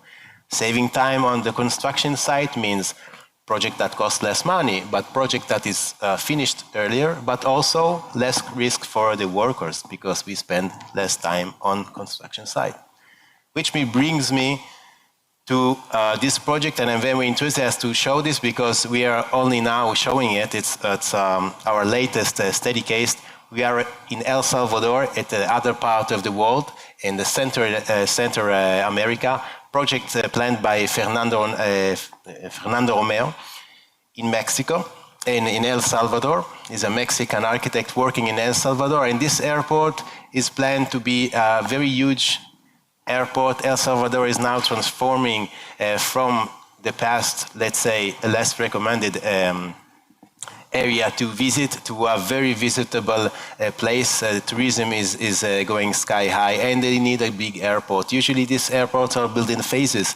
So the first one to be built is the one to the left, will be used as an international airport, and then when we construct the other ones, the international airport will become a private airport, private for private airplanes. Now this design, done by Fernando Romeo, that we now see on larger scale, is basically a part of a dome. A part of a dome, a 5,000 square meter part of a dome, a spheric, but it's without columns, without any structure elements underneath it. So how we do it? Now, Fernando Romeo knew us from another project in Mexico, an international airport planned by him and Norman Foster. He called us for this project because he wants us to embrace and to enlarge the design intentions that he had. And we did it together with him. Now, what you see here at the bottom, over here, this is just a surface like architects that you do with 3D programs, maybe with Rhino. Now we take this surface and we make it reality. We make structure above it, we make different elements, and we will make pyramids. We will make pyramids that are done with composite materials, and composite elements. Now, before jumping into the project, we need to study other references around the world. These are a few of the many references of pyramid facade around the world. We studied them, but what is the difference between these examples and the one that we were asked by Fernando Romeo to build is that these facades are triangles or pyramids, but they are not functional. These are elements probably with aluminium, but they don't have thermal insulation or the same aesthetics. We choose to put all the thermal insulation inside the panels. Now we divide it in 3 layers. The inner layer, the lower one that you see here, is a suspended ceiling, basically an aesthetical ceiling. Then we have space frame. Space frame is the larger one, and then we have a part of a grid shell, rectangular grid shell, and on top of it we have these pyramids. The pyramids are 1,300 pyramids. 1,300 pyramids more or less in 2.1 meters, 2 meters, and 60 centimeters high. More or less, because they are all different. They are all different, but this is how prefabrication helps us to make this simple project, feasible project, a project we can build, we can engineer, fabricate, and build in good cost and good controlled environment. We choose stainless steel. Why we choose stainless steel? We choose stainless steel for durability, for sure, for low maintenance, so for low costs of maintenance, which is crucial for an airport, but also because architecture is not seen by light, is mostly seen by shadows. Now, if you take many materials and try to fold them, the borders are not as perfect as they are in stainless steel. So we choose stainless steel for this project. Of course, there's not only stainless steel, some parts are transparent because we need light inside the project, and we see how this is working. Here you see the composition of the panels, the pyramids. The pyramids are fully functional as we were asked. So they have an inner skin and an outer skin, and there are frames around them that we will see later on in the mock-up. Another challenge in a project like that after the engineering is to build it. Our company is in Spain. We engineer in Spain, we fabricate in Spain, and we ship around the world. So we need containers, in this case, 40-feet containers, and within the containers we put our elements. We put our elements numbered. Here you see the pyramids, all numbered, so we can take them on their construction site and plug and play to place them fast, rapidly, with lower cost, and efficiently and precisely. Let's see a bit of the details of these panels. These panels are a pyramid, as I say. They are stainless steel, inner skin, external skin, insulation. They are fixed by mechanical elements, so it's easy to fix them, and we are ensured that they are fixed well. You see these mechanical elements in the center? But of course we are in a very high roof, it's 5,000 square meters, so it's difficult to reach when you're maintaining it. We have to be sure that water doesn't go in, so we have double sealing system, the external one with silicone, but also an internal one that takes eventually something that goes in every drops to a place where the drops are collected. Double system that we applied everywhere where we have stainless steel and where we have double glass, because we have double glass. And I'm moving to the more, let's say, artisanal part. The artisanal part, because a project like that, it doesn't exist. We do space frames, we do grid shells around the world, as I said, for almost 50 years, 1,500 projects. We know how to do them, we know how to build them, but we don't do pyramids. It's not a standard element, we need to invent it. So we do mock-ups, we study it, and we invented phase by phase. Here you see the mock-ups, so every pyramid in this view is made of 4 plates of inox welded, but that's not good enough for us. That's not good enough for us to have 4 plates, because we might have troubles with the welding. So we went for two elements. So one element fold and another element fold, but not good enough. We managed at the end to go for only one element. only one element with only one type of a special welding. So to the left you see the model, to the right you see the Inox, the final one. It's the mock-up we choose. We evaluated a lot of mock-ups, but we choose this one. Works at opaque panel, works with a glass panel because we need natural lighting.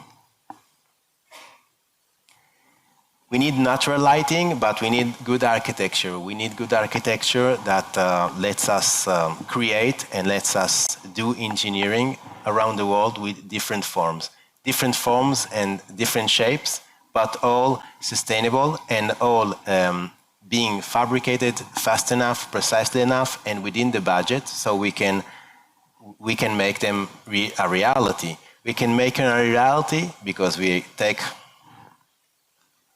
the complex and we make the complex simple. We make the complex simple because we are creative. That's what you do. So you take the complex, you put creativity, and you make it simple. This is how we do. Okay, thank you very much for listening. I am Nir Sivan. Javier is here with me. We will stay the next two days, and you are very welcome to join us for every question. Okay. Thank you very much. Thank you very much. Exciting presentation. Guys, it's time for lunch. Det er tid til frokost. Jeg er sikker på, at I alle sammen er sultne.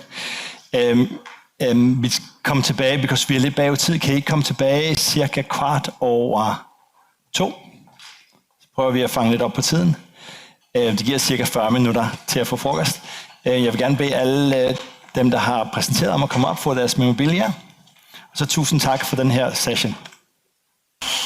Good afternoon, everyone, and welcome to the next session. I hope you all had something to eat. If the rest of the people would like to come in and sit down, then we'll get started.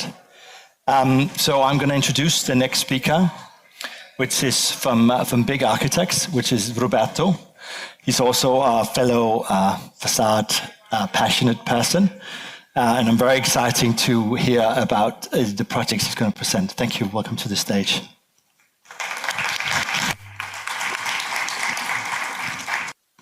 Thank you. Good afternoon, everybody.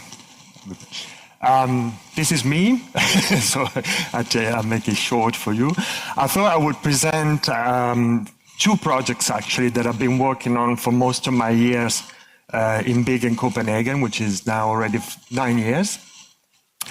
And I think these projects are, for me, like sort of a symbol of hopefully successful conversation between the complexity of the geometries that you can see, of course, also the complexity of the performances that we try to achieve with our facades on the one hand, and the use really of sort of honest, simple use of the materials, the systems, and the manufacturer's inputs to deliver those complex geometries.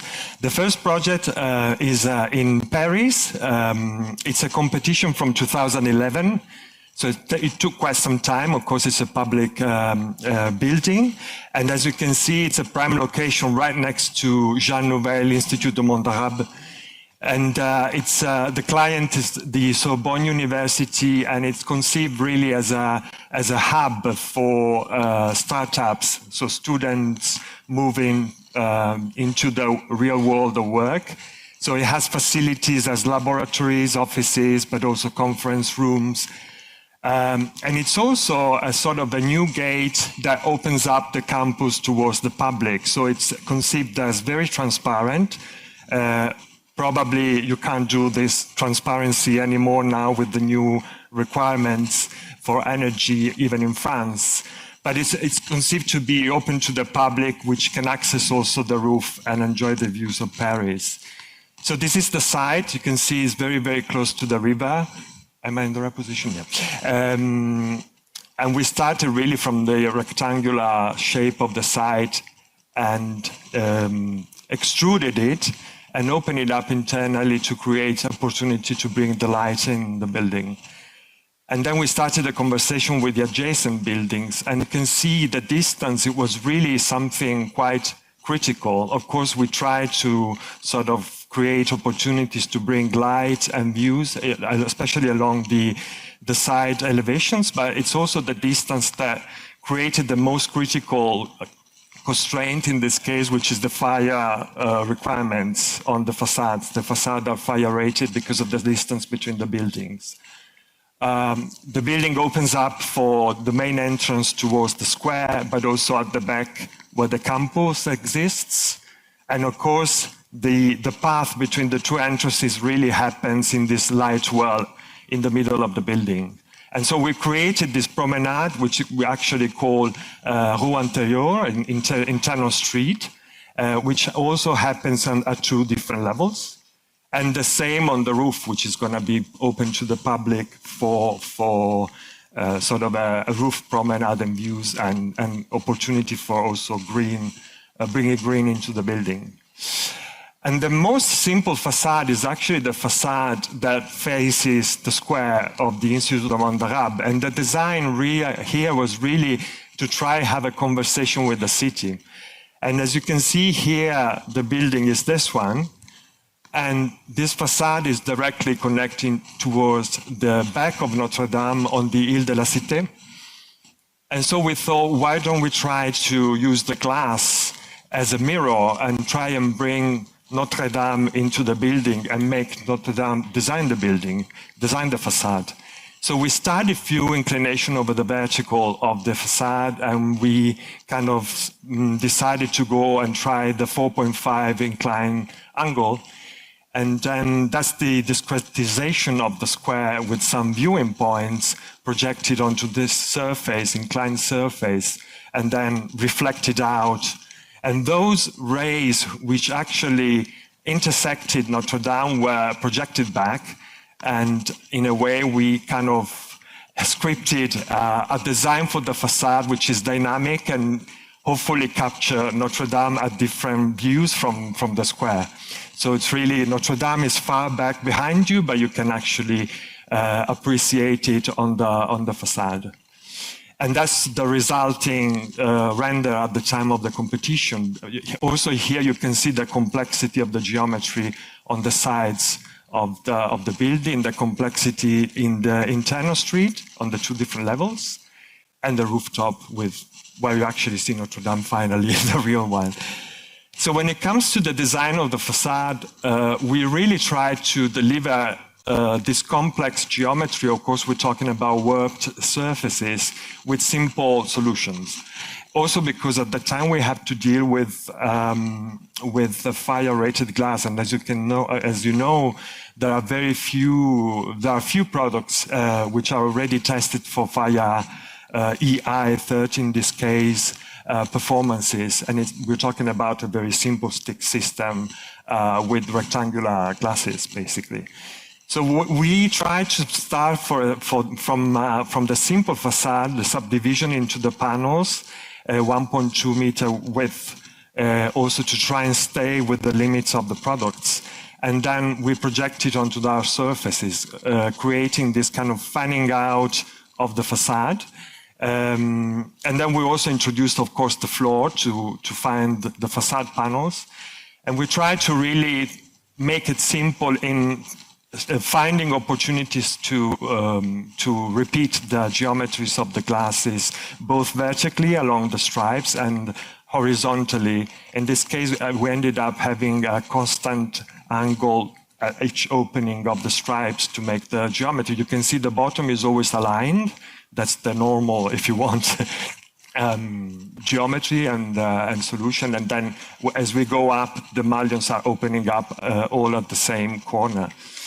So if we take the wireframe of the 2 external and internal facades, you slightly see the internal facade here, but then I want to focus on that one because it's actually the one that retains the EI 30 fire-rated performance. You see the facade here is almost completed. That's from 3 weeks ago. And you see, when you take one portion of this facade, is really a simple stick system. We used full height glass to try also simplify, of course, bring light in, but also simplify the differentiation of materials. So the glass is fire rated, and then we try to reduce the aluminum framing and the metal framing.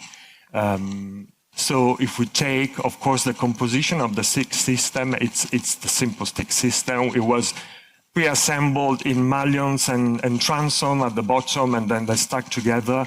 But you can also start to see in the simplicity the complexity of the structure, the slab edges, which are actually following the zigzag, and they're all different at the different levels of the building. And of course, you have the progression of the installation, the simplicity, but the complexity again of the system. You see a lot of black here between the glasses, because it's really the insulation, the fireproofing, and the waterproofing of these elements which are opening up between the glasses. And you see here some complex moments of the facade. This is towards the roof, the ramp of the roof on the right, and the facade being installed. You see the zigzagging of the horizontal transoms at each level. And that's a picture that shows, in a way, in the same moment, different stages of the installation. On the right, you start appreciating the aluminum covers of the pressure caps and the fins. And then if you look at the details, you can see how we started from, a typical sort of system. And the idea was really to create these central fins and make the simple fire-rated glass system moving inside on the two sides of these fins. You can see here at the bottom how the transom are closer, because we are kind of halfway through the height of the building. And then they open up, and of course they stepped out as you move at the top. And I forgot to say, at the top is actually a skylight that protects the internal street. So if you focus on the right, I think I like that movement. If you focus on the right, you see how the system moves on the two sides and creates this beautiful movement of the facade, glass and metal, depending how now you see it. But also, if you move, you see how the shadow that is projected out of these fins increases as you go up. And that's a good thing, because of course you in a way progress towards the sun, and so it's more beneficial to the shading where it's most needed at the top. And then when it comes to the vertical section, it's a transom which was modified a little bit to create to take the movements between the slabs. And of course, we only have one mullion here, which is vertical. And then we decided to keep the pivoting point internally in the 44 millimeter above the floor, to sort of make sure that the interface with the floor was the detail that we kind of made more controlled. And whereas we could actually move, as you can see, the transom externally, because really the transom are separated by the fins, so it doesn't really matter if they're not aligned. And you see the dramatic angles. I think the maximum is 17.5 above the vertical. So I'll show you some pictures of the process. This is looking up from the internal street. It's really a canyon, and you see all the slab edges, the facade being installed. This is the structure of the skylight, which is in continuity with the fins, and finally the glass of the skylight being installed. And on the upper side, in this case, you see some glass ventilation louvers to bring the natural ventilation into the opening. And the external facade is very similar, and of course geometrically, but we were able to drop the fire requirement in this case. So with the contractor, we decided to go for, of course, a unitized system where that is more suitable and has a better quality, of course, as you know. And in this case, you see the two facades. On the left, you have the step facade on the sides of the building, and this one on the right is the reflective facade, which is supposed to reflect Notre Dame. You see few balustrade panels behind the glass, and those are actually openings. It's a requirement in France to have openings in the office spaces, manually open or operable panels. And I think it was quite successful that we were able to use full height opening on this facade. We had to cut the other ones because of the inclination, and you can see we introduced some fixed parapet panels. But also in a way they really disappear as you go and look at the language of the fins and the simple glass in between these fins. So that's the composition of the unitized panel. That's the facade being installed, and as you can see, there's a mix of concrete and steel structure as well in the cantilever part above the entrance. And in a way, although we try to make the opening disappear, when they actually open, they create a beautiful language, depending on where you look the facade. We also have very demanding, beautiful panels in double height at the ground floor, where the conference rooms are, and on the rooftop.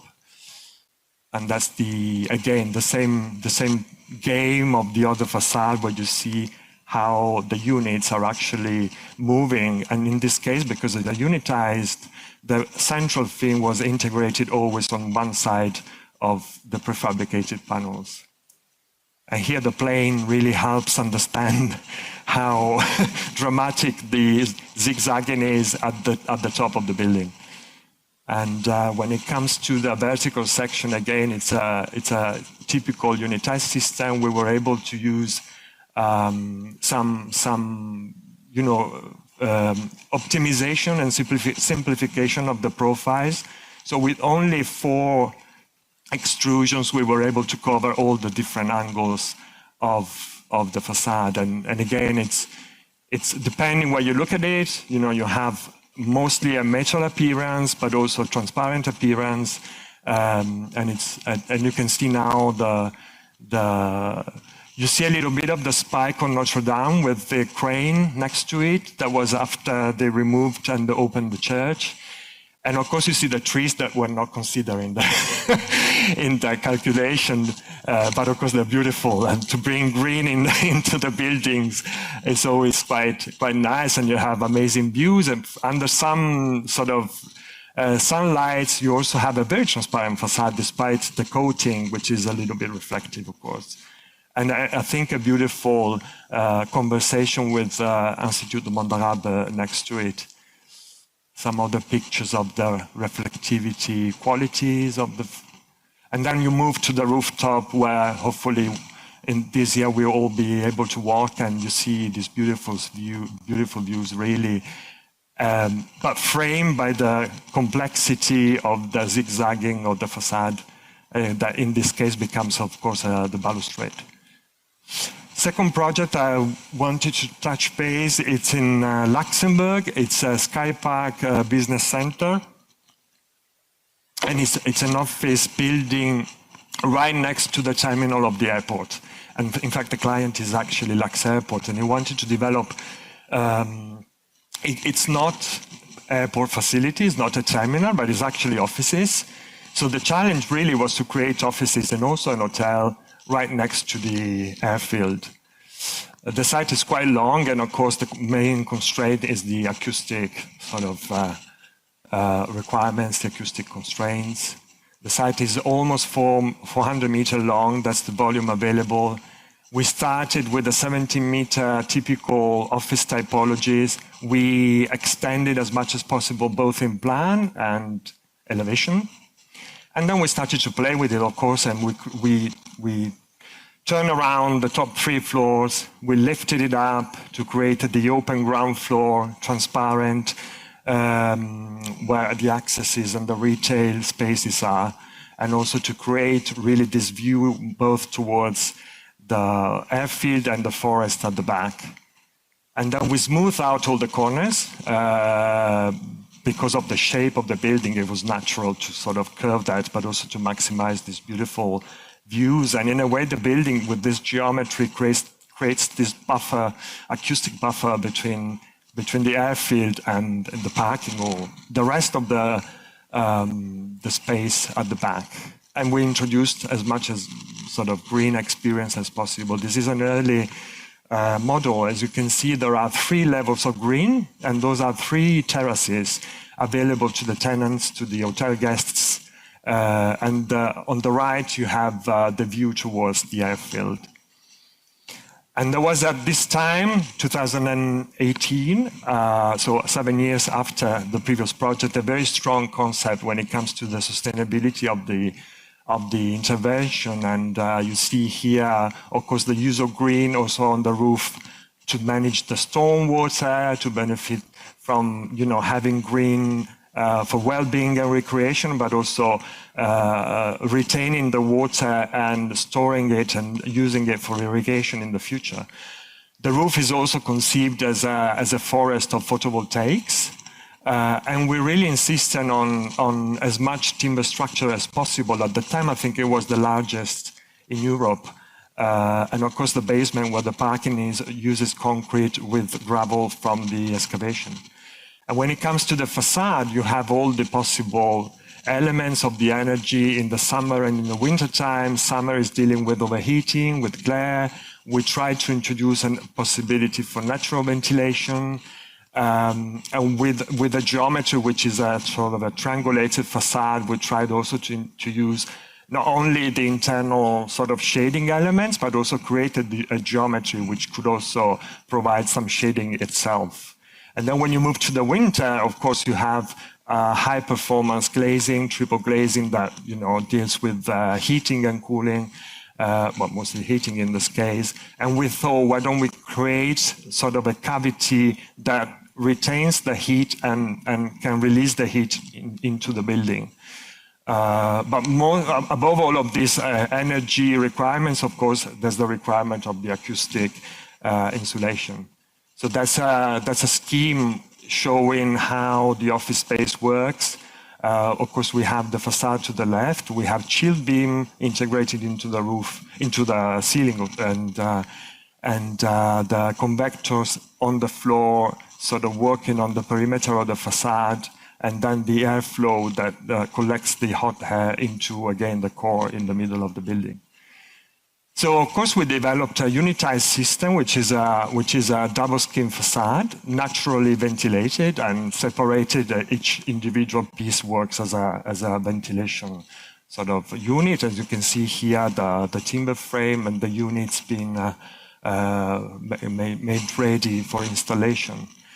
And if I sort of blow up the panels, you see the external glass is a completely full height to really maximize the daylight, to maximize the expression of the glass.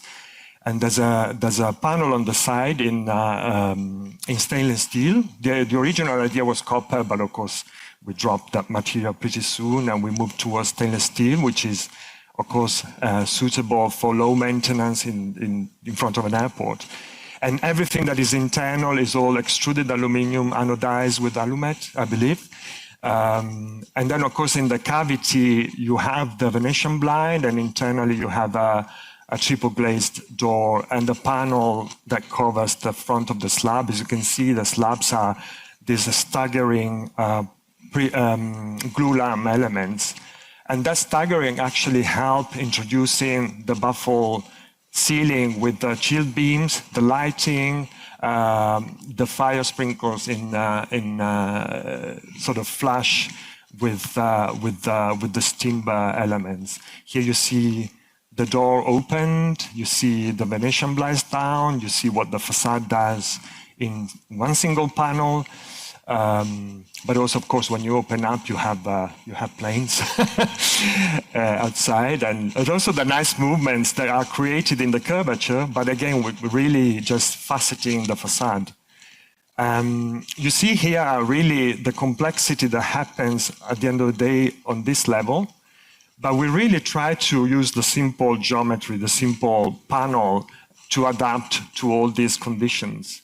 So you see one of the few moments where the 6 floors are on top of each other, and you see between the third and the floor levels how the panel is slightly bigger internally because it has to deal with the conditions of the ceiling and the terraces.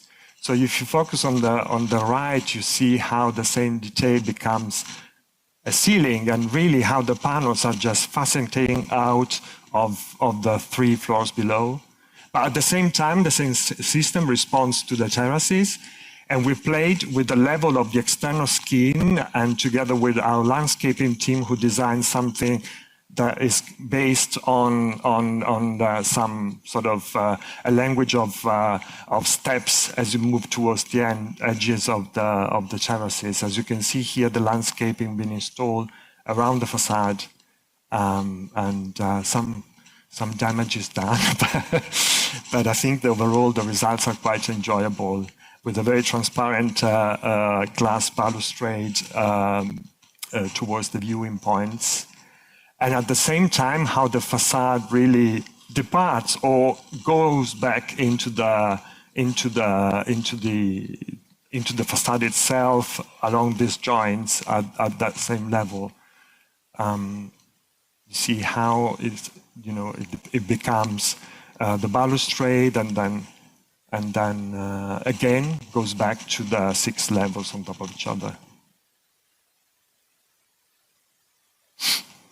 And I have, so if you want, I can go back to just showing the movement. If you look at the right section, I think it's quite fun, but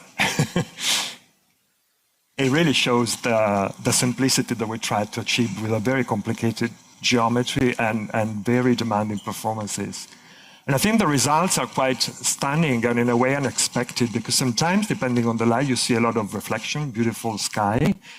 And other times you see the transparency of, we were able to use low iron glass everywhere. And again, moving from a perception of mostly the metal part into the glazed part. And sometimes also the stainless steel reflects the glass next to it. It creates really this very transparent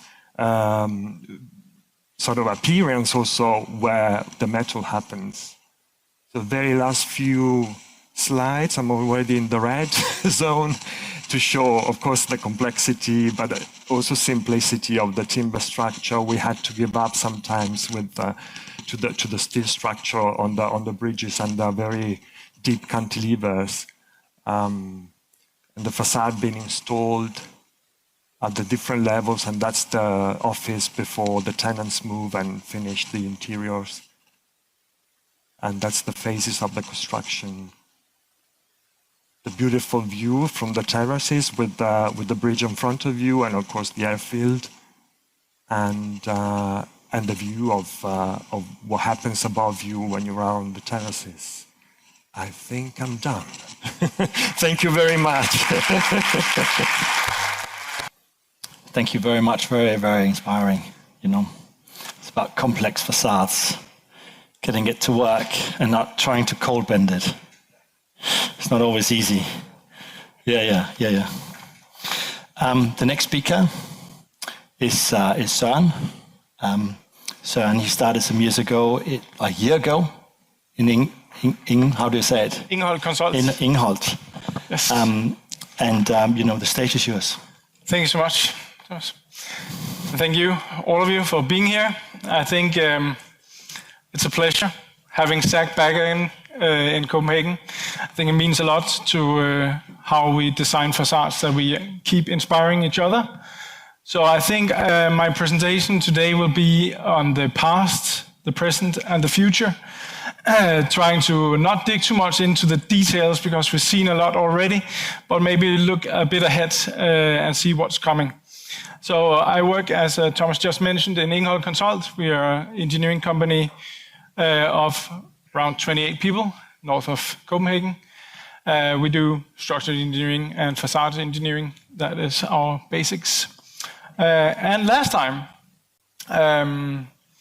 I had the position as facade engineer in Rambo, and since I wanted to do a difference on, our agenda, let's say world agenda here in Denmark at least, so I was joining the Danish Glass Association and now heading that as a chairman in the, at least, attempt to make a difference to to glass producers here in Denmark and for other companies selling glass in Denmark, and for you to know that there is a lot of guidelines produced by the Danish Glass Association, which are available on our webpage.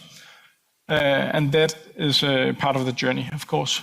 I've been doing around 15 years of facade engineering, worked with a few guys in here through the time, more than 200 projects, more or less, a lot of them being forensic investigations, so when things go wrong.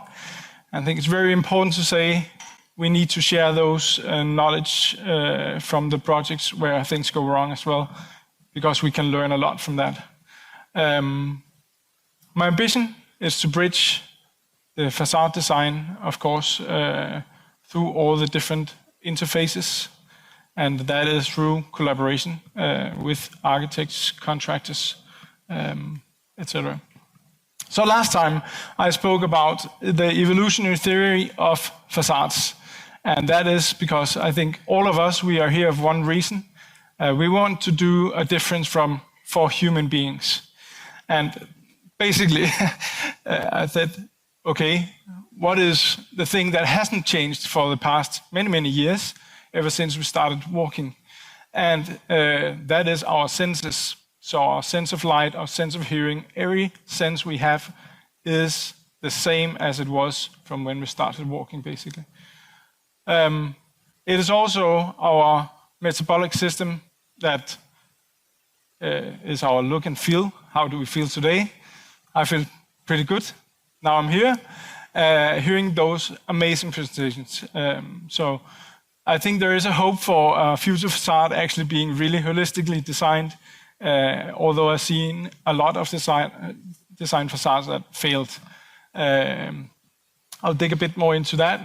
So in the past, I think a lot of the facades were designed from the outside and in. Some of them being monolithic buildings, not really referring to the correlation to other buildings. Some of them just designed from the perspective of a contractor who wanted to fulfill a budget and had an early tendering. But I think what we're seeing today is amazing, so to speak. I think we've been in survival mode for quite some time. It has been about just load combinations, code compliance. I think we are now into the adaptation phase. We're bridging towards more sustainable, more holistic design facades. That's what I see, and I see that today as well, for sure. And where we're going is, of course, future-proofing facades. So we need to think ahead of the time, and that is not only because of building codes, it's because we want to have the optimal facade working for many, many years, because longevity is what makes a difference in the end. So I say, let's go from design to standards to engineer to performance, and that is because in the future we will be seeing a lot of renovation. That's what I will focus a bit on in the presentation today. And I think what we're seeing is that the regulation has caught up with our design now. We hear lead engineers and lead consultants talking about we need to set standards that are not achievable. And I think they're probably right, because if we don't do that, we will not succeed in the journey of making a net zero building. So of course, we should mitigate those gaps by design and product development. And how do we do that? Well, I think the first step is to get knowledge. And we need that every day we go to work, we need more knowledge. We need more knowledge to bridge those gaps in the design of the facades. And I think we have now tools that are able to actually enable those many hours, thousands of hours of knowledge that are put into investigations, PhD projects, that, to be honest, how many of you have read more than one PhD? A few. It's really rare that we have the opportunity to sit down for many hours and actually get the results out of a PhD.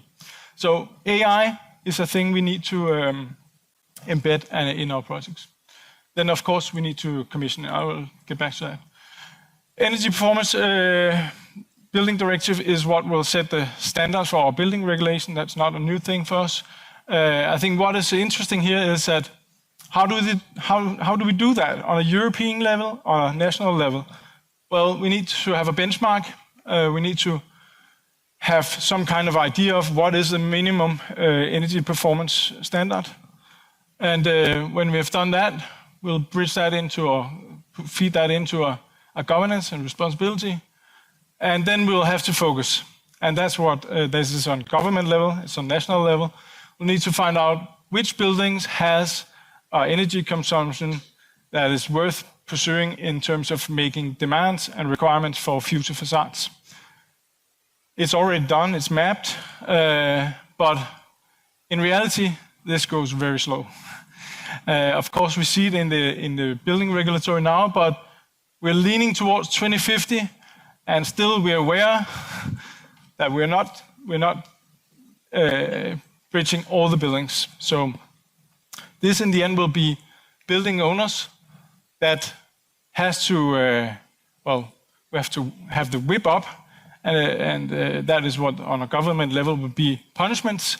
It's defined that the calculation should allow for comparison of alternatives, but also that there has to be a cost-benefit, of course. So we know we're not going to reach net zero in all buildings. Maybe it's not achievable. So that is our job, basically, to prove that whatever decision we make is the best decision. It's better than the one that costs a bit more in the future, and that it complies with those minimum energy performance schedules. So we could say, do we need to design just for the minimum requirements? Do we design for future needs of 2050? Because if we in 2050 end up being at a level where the facade performs worse than what the cost of renovation is, then actually we could have a client who meets a demand on a facade renovation already there. So of course, potential facade design, optimization, and holistic, I'm not a big fan of that word, but it is what is to be designed for. And I try to kind of make a model of how is the optimal design. What is our, it's our basically our ability to design, which is verified, ability to calculate and commission results divided by user needs, CO2 footprint, and then a time to market. Because if we have a project that will be realized within 1 year, and we have a really great idea, and it's simply not time enough to develop that project or product, and actually commission and verify the results, then we won't have that product inside the building. So we need to be very close together with, could be some of these guys down here. They have Saint-Gobain, 3,500 product developers.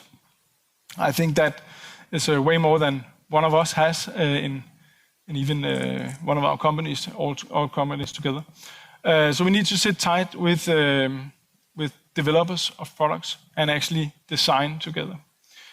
And if we have infinity funds, because that's also, of course, a question in the projects, how much does it cost? Is it able to fit within the budget? Well, if we have the infinity funds, it's about knowledge and collaboration in the end. Then the sad thing about that is that worked for this project that we're sitting on now, but tomorrow, the result, it might already be outdated because new technologies emerge. And that, of course, is something we have to bridge. Won't dig much into it. You know the different models of holistic design, but of course there's a performance, there's something around sustainability. And I think the very important one is that the reason why we spend our whole lives doing facade design is because we want to do a difference for other people and for maybe also ourselves if you're a bit egoistic, of course, and have pride in what you do. But that's, of course, a great importance as well. So looking into facade design, try to do a matrix on all the interfaces. And I will not say it's all the interfaces because there's definitely many more. But it just says a lot about all the knowledge that we need to bridge in the different suspenses of the facade design. And of course, being a generalist, you can know a little about everything, but working with AI, we might be able to, in the future, to do decision making based on data. That is at least my hope. So, can we agree, basically, that performance-based human-centered design would be the optimal? Maybe.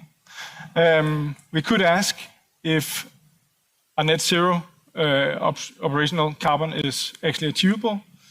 That being without offsets, because everyone can buy their energy from a green place. But we could also say, what happens with the green energy transition? Now we're all designing for CO2 and LCA, but what happens when green energy is present? It's now. Would we then change the design? Would we allow for more energy consumption in the products? Steen, you had a really great presentation on the footprint of a unit. Would we make different decisions if the energy was 100% green? Still, there would be a lot of embedded CO2 basically inside, but it's made with green energy. It's questions that I ask, and of course, are we already able to design facades for 2050 requirements? It's not only the facade, of course, because it's holistic thinking, so we need to take in consideration the ventilation system, all the other aspects of what the facade influences. Could look like green transition of glass and wood. But I think one thing is really important. It is that failures is a responsibility, that there will always be failures. But we need to relate to what happens when we designed a facade. It had a really great CO2 footprint, but now we need to replace a certain amount of square meters of this facade. Would that influence the certification of the building? How is that actually going to be perceived in the future? That is an interesting question, I think. So, being a chairman of the Danish Glass Association, of course, I have great interest in seeing where are we going. And just to have a few examples, I think transparency is something we all like. Daylight and the best daylight is what makes our metabolism feel great. So, of course, we should, in some way, look into what transparency level do we need. And is that a static coating? Is it an outdoor shading? Is it an indoor shading? Or is it maybe dynamic glass? How many in here is familiar with dynamic glass? Quite a few. It's time to get familiar, because it comes and there is already products on market. Sage glass is not here, unfortunately. I'm a bit disappointed, I would say, that the prototype is not out here, or one of the products. Elsted is a Dutch company, and I will, in a minute, show a live demonstration, so to speak, of how that looks at the current state of prototyping. Because the other technologies, the four others, are what's called electrochromic glass, where sage glass is what's called electrophoretic. So it's based on an ink, like what you have in your pen. It's just able to move with a small electric current. And it's actually looking very promising, what Elsted is doing. And I think Convener is ramping up quite a lot. But if all of these producers, maybe except Elsted, were doing their very best and producing all what we could, my aim would be to say it's still not enough capacity if we actually want to design the optimal building with the optimal amount of daylight. And now we saw, Roberto, your presentation within Venetian blinds. They have extremely high cost on the maintenance. They live around 15 years. Then they have to be exchanged. So there is things that we should, of course, aim for a better product. This is and of course it's not the same thing as seeing it in real time, real life, but it's It's a dark tinted glass, 0.02%, that tints to around 70% of transmission, light transmission. And of course, this is, as some of the other technologies, giving us opportunity to have a really transparent facade on a day where it's gray outside and we really, in the northern hemisphere, want daylight in. So we're reaching, after 1 minute here, around 70% of light transmission. It could be in the future that we're not going down to 0%, but we're actually moving that 70% up. Could be for roof light. We maybe don't need to block all of the sun, so we could move 70% of dynamic range to maybe 80% of light transmission. So that is one of the future technologies that I really think you should start looking into. It is combined, or could be combined, with another technology which is emerging, which is vacuum insulated glass. As I wrote, there is numerous of players on the market, but I think it's really important that you guys also are familiar with. Vacuum insulated glass is something that we see now on the market in also big sizes like 2.4 meters times 4.5 meters. So it's actually out there. Pricing, it's right. The price is high.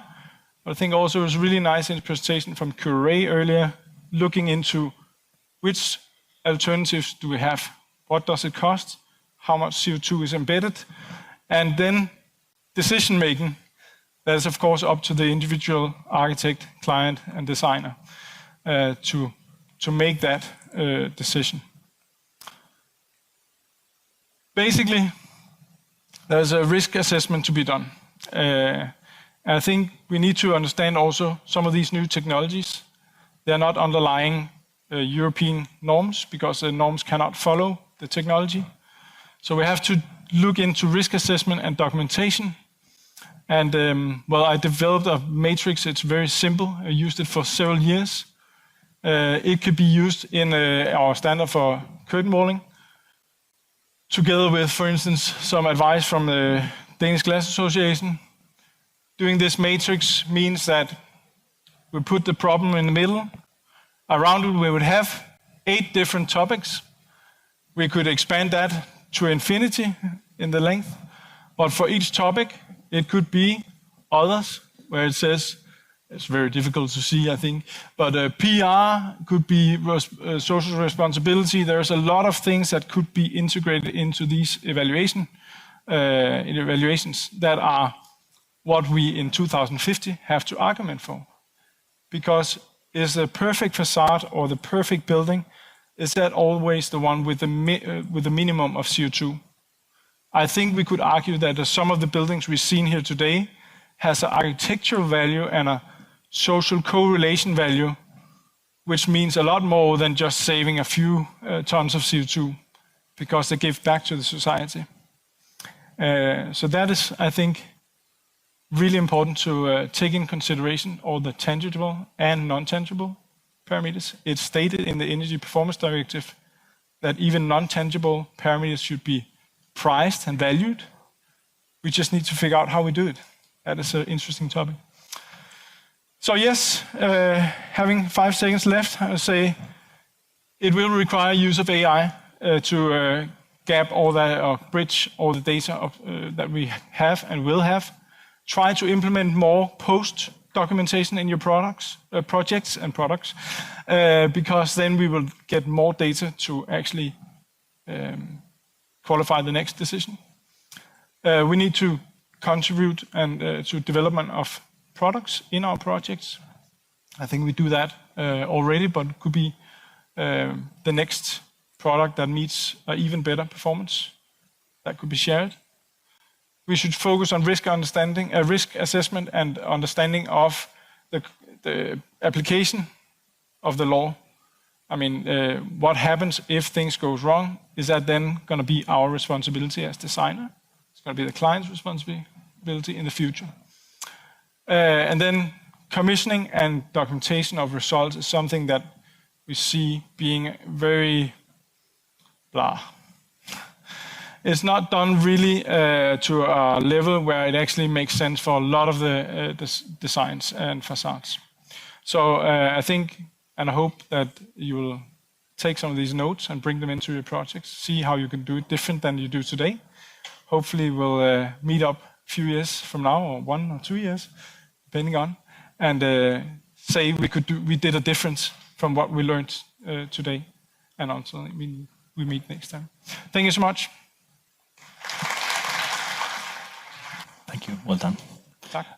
Very inspiring presentation. Just focusing on some of the challenges that we see every day. And I think we need to keep collaborating to try and find the right solutions for the future. So the next presenters, they come partly from London and partly from Iceland, I think. SideRise is a company we work very closely with. As you know, in the UK, we have quite strict regulations on fire safety. And they're very much embodied into every single project we do. There's a new Building Safety Act that started a year ago, which compel us to be super transparent and also document each and every single fire compartmentation inside the building. If there's not 100% documentation, the building can lose its insurance and the people will not be allowed or cannot get mortgages. So this is how difficult and strict it is now in the UK. SideRise are here, present their solutions, and we work with them every day. So welcome to the stage, Paul, and also Gerda, to talk a bit about, the innovations that they brought to the market in the last couple of years. Please. Yes. So this is correct. This company is from the UK. I live in Switzerland, and my partner is from Denmark. So I'll talk about fire stopping. Fire stopping in facade, and only the part which is a cavity barrier. So what I'm going to do first, I'll tell you what I'm going to do first. First of all, I will through some tests which are important in the market. I also talk about importance of the fire stop and facade generally. So all the theory. And then we'll come to the point which my partner Gardner is going to take over, and he'll talk that in addition to theory, there's a lot of practice. You can do everything good in the design. You can make everything with the testing, and then you come to the site, doesn't work, doesn't fit, not installed correctly. And this is what my partner is going to be talking. So let's go. So first of all, I want to talk a little bit about SideRise as a company. How many people know this company, by the way, here? Okay, none. Okay, good. This is a company which is in fire stop and acoustic business, and 95% of what they do is in facade, whether it is glass facade or ventilated facade. And of course, they have other solutions which in my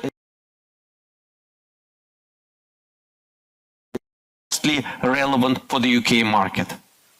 But today we're going to talk about only cavity barriers and only fire stop in cavity barriers. So this is the basic principle of the fire stop. The problem in the cavity, by the way, this is very much relevant now in Danish market because it is used in Danish market. If you look here, you have a cavity and you have a problem straight away. The problem is that you need to offer a solution, number one, which can allow water and air to get through, but in the event of the fire, it should close itself. So this is, if you block the entire, this cavity, you have a problem. On the terms of fire rating, you're gonna probably achieve what you want, but the problem is that you're gonna stop air and the fire, air and the water getting through. So this is the solution which is offered, that you have an intumescent strip and it closes itself when the fire starts. Is it clear? Very, very simple. Now, the thing is that there is actually two solutions that you use. Number one solution is the open state. So you go to the, let me see, do you see the open state here? Yeah, you go here, down. Yeah, here. This is the open state. And if you look here, do you see this horizontal barrier? There is a gap, and this gap should be open, as in the first slide. And the intubescent strip is going to close it, and then you have a full fire solution. But you also have a vertical solution. Do you see this? This one is slightly compressed against the panel, so it doesn't damage it. This is a total fire stop solution in the cavity. There is a trick, so there is a trick to it. So this just shows, you can see here, one is open, one is closed. Vertical close, horizontal open. But there is another thing, it's the testing. The testing, because in the past, people just were making holes in the concrete, putting something inside, and they were claiming it's a facade. But it's no longer valid in the European market. So I'm going to give you 3 types of testing which is used. The one which I mentioned right now is this one. It's a European testing. The way you test the product, you just put something inside in this hole, and on one side you do the fire, on the other side you measure the temperature, and you also measure if the fire and smoke get through. If it's not, you are in. The problem is only with this test that it's all done in concrete. And facade has nothing to do with this. And some countries are still using it. So this is test number 1. I'm trying to make it very simple. So this is how it looks like. You see, you put the sample inside, you make the test, you passed it. In Denmark, you need, what, 1 hour? You in. The second test, this one, is done more for cavity barrier, and this is for the horizontal one. It's the one which has the strip. Remember the one which is open. So this one actually measures exactly that. You also put between concrete slabs, and then you wait until your intumescent expands and closes the gap. This is relevant for the cavity barrier. But there is another one which is much complicated. It's used a lot in Britain. Some people now smiling because this test is complex. It's an entire system, and it is not cheap. But in a lot of countries it's required because it's actually gives you the full assemble test, but does not provide test of individual components. And this is basically a full-scale test. This costs a lot of money, but it gives you as a full system, it actually shows you the performance on this. And of course, there is a difference between 1 and 2. One is that you adjust it to attach it to the concrete structure, and the other one to the steel structure. Is it clear? I'm trying to do very simple, but those 3 tests which I use, which is the most advanced, but there is still another question. So you've tested it all, and now, so of course you have full certification, everything is brilliant, good on the paper, ready to go, and now you come to the reality when you actually start using it on site. So I don't want to be part of this reality.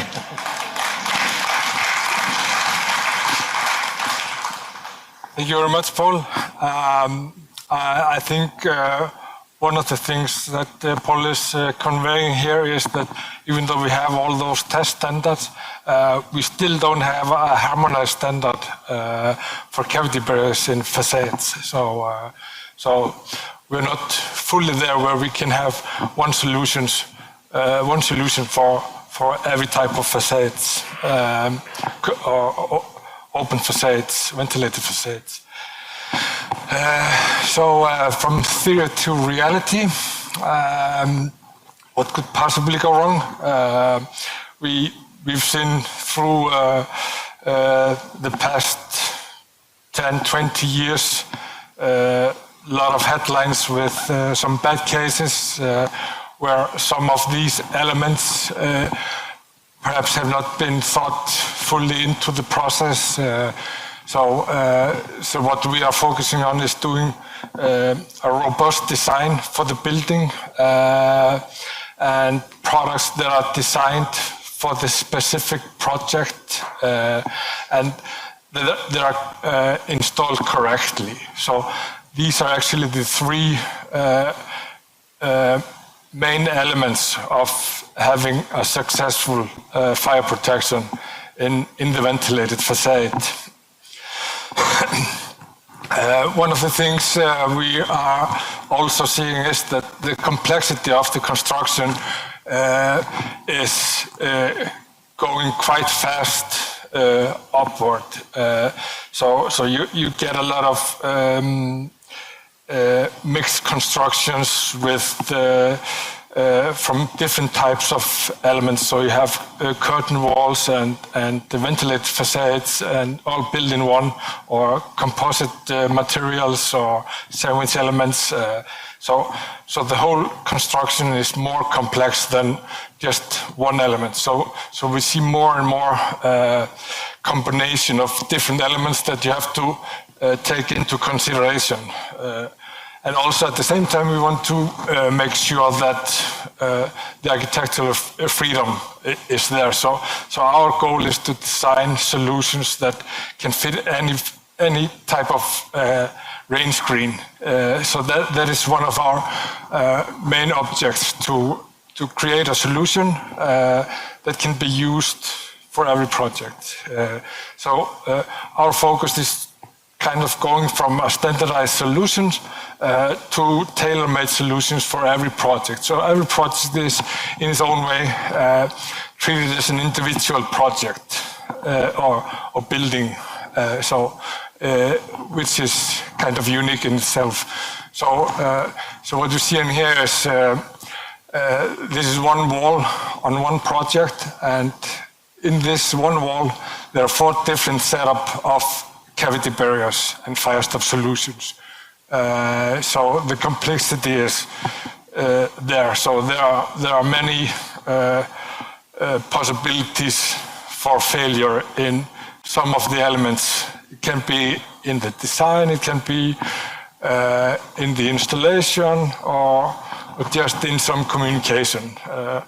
We also see that sometimes on projects where the complexity is high, the installers can actually mix the products, so they can use wrong products at wrong places, and this has actually been the case of problems previously in other building projects where things have gone wrong, that they didn't follow through with the control and make sure that they had the right products everywhere in the project.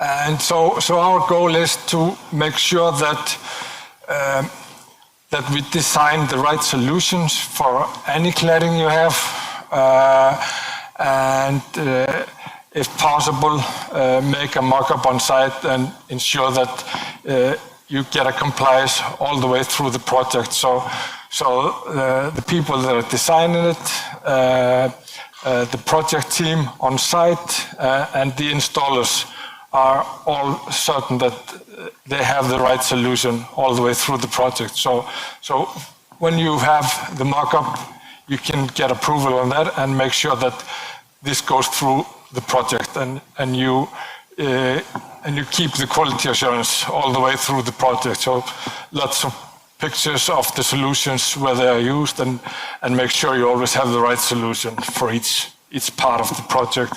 So this is actually also a solution for one project. So there are many different ways we have to make sure that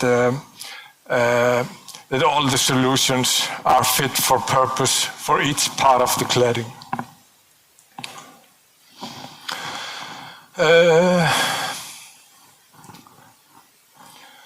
So this is basically our goal, to make sure that from the get-go you have the right solution, and it's properly installed, and you have the quality assurance.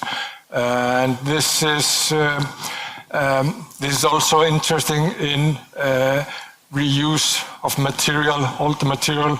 Here we have classical roofing material that we start to see a lot on different cladding projects, around Denmark, and I think this is actually a very nice project in not so big scale, but looks very nice. And here are the solutions implemented from the start and designed through the phase with all the documentation, where you make sure that it's fit for the project. And here you measure the gap to make sure that that it can do the job. So the takeaways from this is actually just to make sure that you have the right design. You do the fire design early in the project to make sure that it's fit with all other elements. For ventilated facades, you have a carrying system. You have different type of cladding. The underlayer can be from various forms, so make sure that all the parts fit together, and that would give a good reason to think, and make sure also that you have the correct documentation for those elements. So that's kind of the message, that we design the solutions for every project. So in that way, it's not a standardized product, but designed for every project. All right. Thank you very much. Just to give people a scale of the problem in the UK, yeah? We're talking about more than 5,000 buildings that had incorrectly installed fire cavity barriers, and also cladding that was not correct or compliant. 5,000 buildings minimum, and this is high-rise buildings, so buildings over 18 meters. The amount of cost and embodied carbon that gone in to rectify that is on a scale. Today, they've rectified, and we go back to 2017. I just finished one of them recently. There's still about 3,000 buildings that hasn't been rectified yet. So it's a big problem, and when a fire happens, of course, the consequence is, of course, detrimental. Which brings us up to the next speaker to talk a bit more about fire safety. So please give the stage to Heiko. Thank you. So good afternoon, ladies and gentlemen. I'm representing the company Finotech. So I see in your eyes you don't know the company. So I want to introduce the company Finotech a little bit. First of all, we are a Swiss company, but we are a joint venture with a very big Chinese company. So one of the leading companies in silicone business in China. So they are producing more than 100,000 tons a year and have an experience of 35 years in the Asian market. And now we are here in Europe. So our mission is to make facades and building component elements more safe and more cost-effective, and for all of things more durable. And let me start with one part that goes further in the field of fire protection. So that is one area we are active. And thank you very much, Paul, for his presentation, because it goes more or less in the same direction. But there was one statement can't stay in the room. But I come to this later. So he explained very well. So what happens in a ventilated facade? We need this kind of gap behind the cladding, which is uncombustible, but that is good for the humidity regulation. So we need this kind of ventilation there. But what happens in the case of fire? So what is good for the humidity regulation is bad in the case of fire, because the fire spreads over this area, spreads upstairs to the other floors, and so the fire spreads over the building, what happened in Grenfell Tower in UK. So what is the solution? So we need a material that stops or that blocks this kind of gap. But only in the case of fire, so because otherwise we want to have the ventilation, the air ventilation and regulation of humidity. So there we need a special material. For sure, it's an outside application, so it needs to be weather resistant. It needs to be UV radiation resistant, and it needs to fill this gap, which is maximum 50 millimeters, from 25 to 50 millimeters, within 2 minutes. So it has to react quite fast, and it has to stay durable over 2 hours. Paul mentioned it very simple. It's a graphite intumescent. That's right. But the graphite intumescent, it seems it is very simple building material, but it's not that simple. It is a black strip, yes. It is a black material because it's based on graphite, but it has a lot of technology inside. So this is the tape itself, so the construction of the tape, which is important. So does it have any, or what's the kind of carrier which is be used? What's the kind of formulation? So what is about the surface of the tape, that it reacts in this way, that it reacts that fast? So the tape construction is an important issue, and for sure as well the formulation itself. So it's a formulation with different kind of graphites normally. And think about it, it has to work in a horizontal way and has to stay there for 2 hours, not to fall down. So it needs to be really a stable char foam. So there's a lot of technology inside in this kind of simple building material. Another application, so that is directly rain screen, ventilated facade. But if we think about the fire starts internally. So there's a way that it can spread out over the window. So that means we need also a fire-resistant glazing, fire-resistant windows, fire-resistant profiled doors. And here we are offering, we call it wet fire glazing system, which consists of a glazing tape that is besides the glass panel and the bead or the frame. And again, we see our intumescent tape, which is around the glass or inside the frame. So there, another technology which is primarily used here is based on a phosphate technology. And finally, that's where also coming from, it's a fire-rated silicone. These all together, then for sure with a fire-rated glass and the right profile system, will bring you to a fire-rated glazing system. So that the fire will be held inside the room, or if it is outside, that it not penetrate into the building.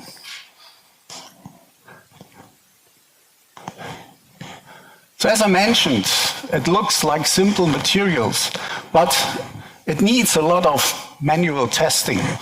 It needs a lot of special equipment for the testing. So in the middle here you see a testing equipment that is used to measure the pressure during the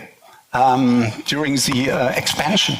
So you put in a sample and then you heat it up and then you can measure the pressure of the material during expansion. We have weathering machines for sure. As I mentioned, it is installed outside. So it needs to be UV weather resistant. So and if all this is tested, you will come to a product certificate called ETA. And then the next step. So with producers like Cytorise who make these systems, it has to be tested in the system. So, which is also a lot of testing before it really could be done. So that's all the kind of work we are doing. That was about fire. So, because the headline speaking today about fire resistant in facades, but as well structured glazing. Because as I mentioned, so we are a joint venture with a big Chinese company, which is coming from the silicone side. And so we are offering silicones which are used in structural sealant of the structural glazing IGUs. For sure, the silicones for the bonding, so structural glazing silicones.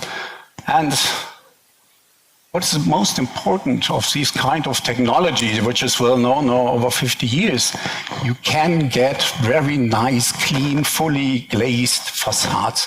No frames or only small frames. And so it's a technology which brings you a nice aesthetical view or design of the facade.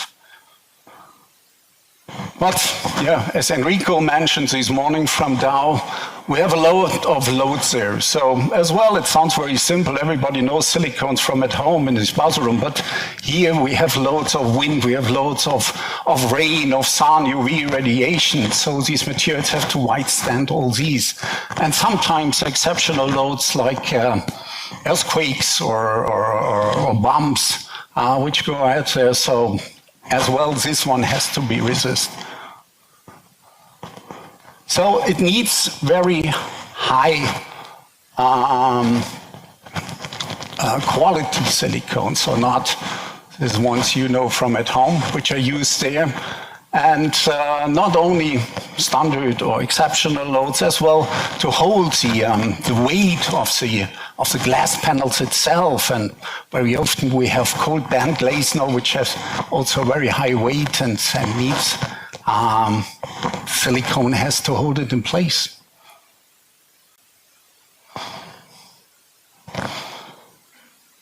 This is a technology which is not new, so it's in the market for more than 50 years now. And yeah, so what is it doing? What is it doing? So it brings together the parts in a facade and allows to make prefabricated parts. So that allows, again, to rise up the building much faster. And these are the different parts of a facade element. So for sure, we have the glass, we have the spandrel glass, we have the framework, we have the structural glazing silicone inside, thermal insulation, and all of this with a different surface, with different adhesion possibilities, has to bring the silicone together. So again, it's a high quality material. So Finotech has a A to Z strategy, so what we call it. That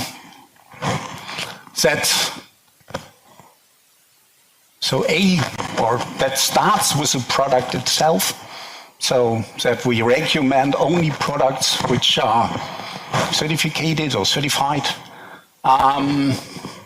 These kind of products, for sure, are produced in a certified and audited manufacturing site in China, to be honest.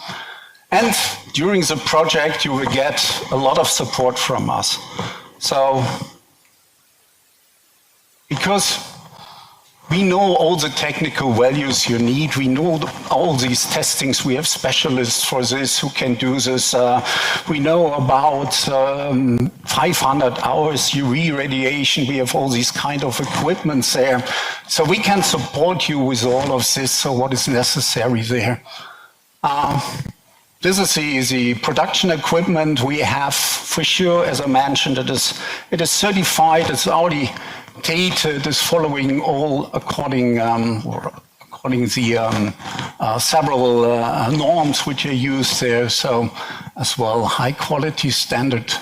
And then about the service, so I told you we support you over the full project, so that means we review the drawings with our specialists.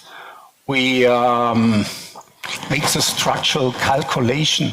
So what is about the joint thickness, the size of the joint, how many material do you need to have a safe bonding of the facade element? For sure, as I mentioned, we make the structural testing in special equipments, internal, external, in the institutes. And we give you a project warranty so that you are on the safe side with your project.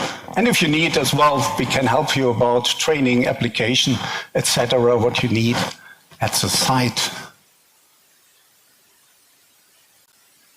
For example, that is a project we realized in Frankfurt. So when you pass there, the highway Frankfurt Airport, you see it, so it's very interesting and expressive building there. Yeah, so we want to offer you to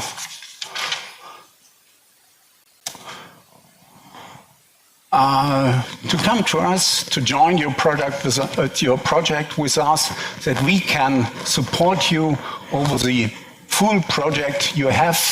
And if you like, you can visit us at our table here outside, or visit our website to get more information of Phenotech. And I would be happy to see you in future to speak about your project. Thank you very much for your attention. Thank you, Heiko. So the next session is it's a bit different. We're going to have a panel discussion. It's a panel discussion I'm going to host, and we're going to talk a bit about the challenges of, and we've been talking about this today, aesthetics versus performance, and the increasing requirement for performance. And what are we going to do with aesthetics when the arrow is just going one way? Yeah. So I'd like to invite the panelists to come to the stage. And then I'll do a short introduction, and then kind of preempt the problem, and then we'll have some questions and a dialogue about how are we going to try to navigate the future that we are all faced with. Please, guys, come to the stage. Maybe we should wait for the furniture. Makes it easier. Sæt ned. Nej, men du sætter bare. Ja, der kommer 6 stole. 1, 2, 3, 4, 5, 6. So I'll start by introducing the panelists. First of all, thank you very much for joining today. So esteemed people, taking time to come today, because it's an important conversation to have. First of all, I would like to welcome Lone. I've known Lone for many, many years. First time when we worked in Hylle, which is almost 20 years ago. I don't think it got realized in the end. Peter, known for almost as long, Kier Capital. Victor, I don't think we met the first time a couple of weeks ago, from Smidhammer & Lassen. Professor Mikkel Krag. We've known each other, yeah, I'm sorry, you are a professor. So we've known each other for almost 20 years when we worked together in Arup. You're now at Arup in Denmark. Congratulations. Thank you. Hanne from Søren Jensen. Welcome also to the team. I also got the pleasure of meeting you the other day. And I'm very honored that you would take time to come and be part of this panel discussion. So the prerequisite of this, of course, is that, the EU has gone in and set very high very high bar on taxonomy and the requirements we need to meet, And I've tried also for myself, I wrote down, what does that actually mean, for us in the industry. Not only that we have to meet low embodied carbon, we also have to think about that we're giving back to nature, and that's why Hannah is here to talk about regenerative design. And combining all the things, and it's going to be tougher and tougher, So of course, everyone welcome, and it's been a pleasure to welcome the panel. And a room full of people I know care deeply about the future of our built environment. And I think it's also important for me to say that Copenhagen is a fitting backdrop for today, because all innovation is happening here. I think it's something we should be very proud of. And we're going to talk a bit about this a bit later, about trust we have in Denmark between the different trades. A trust which in other areas in the world there is more complicated. And is not always allowing the same kind of innovation, I think that across Europe, and particularly here in the Nordic region, the role of facade has never been more critical. We are facing a convergence of challenges, And of course, this is embodied carbon, implementation of the taxonomy regulations, shifting energy standards, and then the urgent need to adapt our building to climate change. I think we all see this. They just move the boundary from 1.5 degrees to 2.5. And the consequence is detrimental, I think that there are some people who think that climate change doesn't matter. I believe that's because they have other interests. and they have interest to make a lot of money. But we are pushing the problem further down the line to the next generation, which is our children, And I always ask myself this, what do I say to my children? I'm part of this industry. I need to look them in the eyes. I'm going to hand over a planet to them that they need to live with, And then the question is, what will their life be like? What will their children's life be like? And I think, Obama, he said it very, very clearly, we are probably the last generation that will have an opportunity to do something about it. The rest, the next generations, they'll just have to react. Yeah, I think that's very, very important, and the clock is ticking. So facades are no longer just the architectural expression of projects. They are engine rooms of environmental performance. They determine how much energy buildings consumes, how comfortable it is to occupy, how long its material will last, and how effectively it responds to the climate we are designing for today, and the climate we will face tomorrow. So I think that with that in mind, I wanted to start the conversation and ask the first questions, because you're not here to listen to me, you're here to listen to the panel. I wanted to start with you, Mikkel, because you spend a lot of time in academia, with all that knowledge and where the universities are, how do you see that academia can help build a common vocabulary for facade performance? Yeah, thank you, Thomas. It's a big question. I did represent academia until 3 weeks ago, but I'll attempt at answering the question. I think there are many ways that we need to bridge between practice and academia. I think that answering directly your question, the way, the impact that you are asking about is that the knowledge from research directly informs legislation, right? So the requirements are defined on the basis of research. So that's the starting point. And then I think if we talk about how we then respond, then research is also where we develop methods and tools that we will then adopt and use in practice. I'd just like to add that those methods and tools, they need obviously to be developed in dialogue between practice and theory, academia. Which is essential for implementation, Yeah. And it comes me to the next question, which is this about implementation. Do you think we are fast enough? Obviously, no. I'm not a patient person in the first place, but it's urgent that we do something. I think that much more could be done in terms of dialogue between practice and academia. I've spent the past 8 years in academia, and we do research, education, and industry collaboration, and we're lacking behind on the industry collaboration part. I encourage everyone to reach out to their contacts in academia, because the researchers need to know what the challenges are in practice, and there's a wealth of knowledge and practice that the researchers absolutely need to know about. And practice, in turn, should articulate what are the pain points, what are the things that they need to figure out, and then the researchers can hopefully respond with relevant research. Thank you.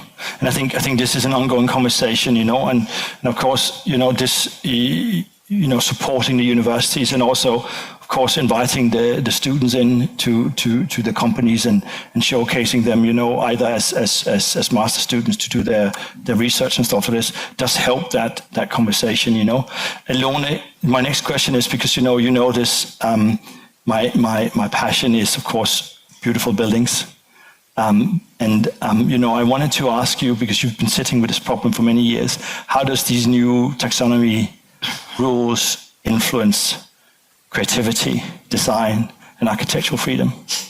Well, there is a risk, I think, that we will see some uninspiring and rather lifeless architecture. If you start by norming rather than storming in the creative process, you need to have the freedom of thinking a little bit wildly before you start setting up the standards afterwards. But if you're trying to achieve some creative result by designing by numbers, or you risk this. AI, everyone said AI before. Yes, AI, but we should use AI to design. AI is also a great creator, you could say, but at least, trying to achieve some increasingly difficult numerical goals can run you into this trap of design by numbers or design by schedule rather than other reasons to be creative. But there's also a positive thing that every time you have a problem, sometimes it inspires new creativity. So it could also spark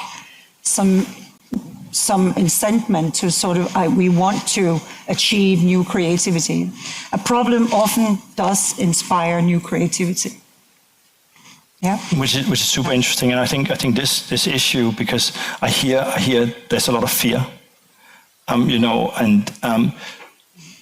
maybe sit partly on the other side of the table, because I am like an engineer, even though I studied at an architectural faculty as well, because it's really this simple. It's a form or function, or it's a function or form.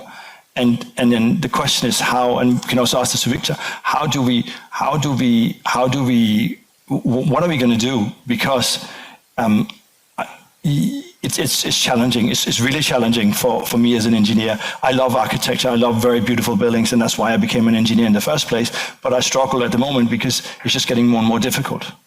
Maybe Victor, you have something to say on it. There's difficulties in many levels. What we see in practice, again, when you relate to creativity, is this feeling of, to deliver a building, we have to fill this endless form, which is designed by schedule. I love that expression. I mean, there's new tools coming, and we need to be a little bit optimist about them, because they also come with risks. So if we approach them with a negative aspect, I was just having a discussion today about artificial intelligence and all that, because we're very curious to hear from the designers, people who are creative professionals, how do they feel about that? Because if they feel bad, then it doesn't really matter. Could we solve the creative part with these technologies, or could we solve the schedule part with it? We have to find a fit, and it's actually not super clear just yet. And that's why we need to be at discussions like this to understand that better.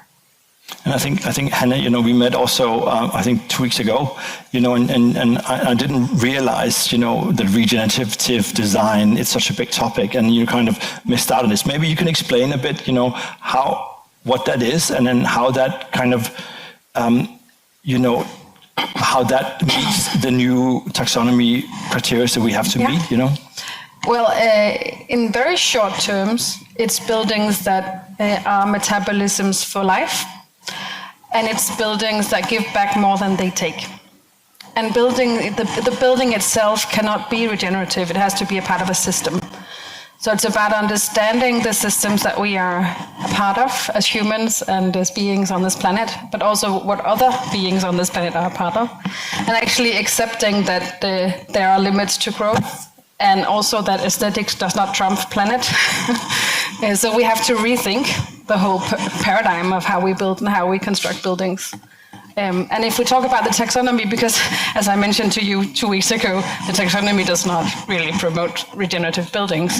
So if you asked me to design a taxonomy that would, we would have to design buildings that are carbon negative, and we can do that today. We also have to ensure that there's zero consumption of non-renewable materials and there's zero waste throughout the lifespan of the building. We also have to maximize the production of renewable energy on site, near site, very close to where we use it. And at the same time, we have to minimize the energy that we consume, because there's no space for it and it costs a lot of money. We also have to make sure that we can manufacture our own food. In these buildings, we're very close to the buildings and in the environment. And we also have to use less material per square meter or per user of buildings.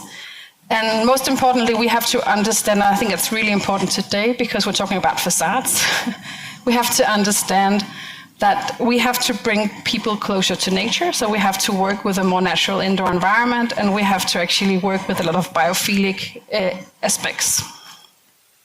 But I think another thing is super important, you know, this conversation. One of the things that strikes in my mind is like, how do you scale that? And how do you work in big urban environment? I live in London. London is a small city of 10 million people. I was in China last week, so it's a small city. Yeah. But it's just not possible.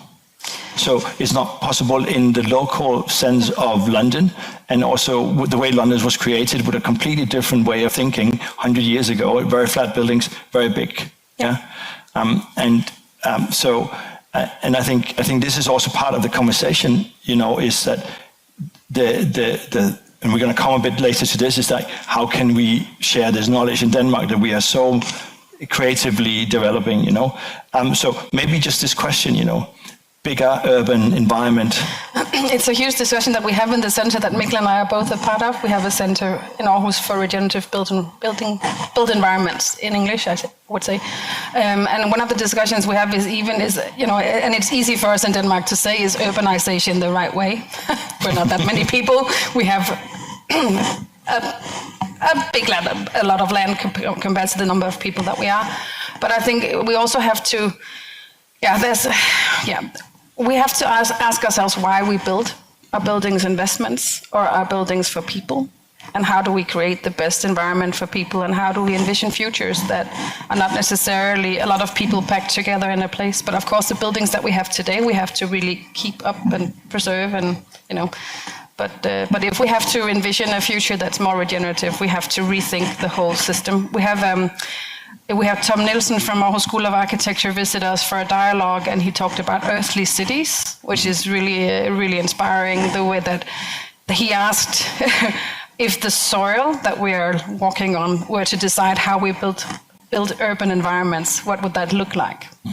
And at the School of Architecture, they have professors there studying what would water say. How should we build if we listen to water?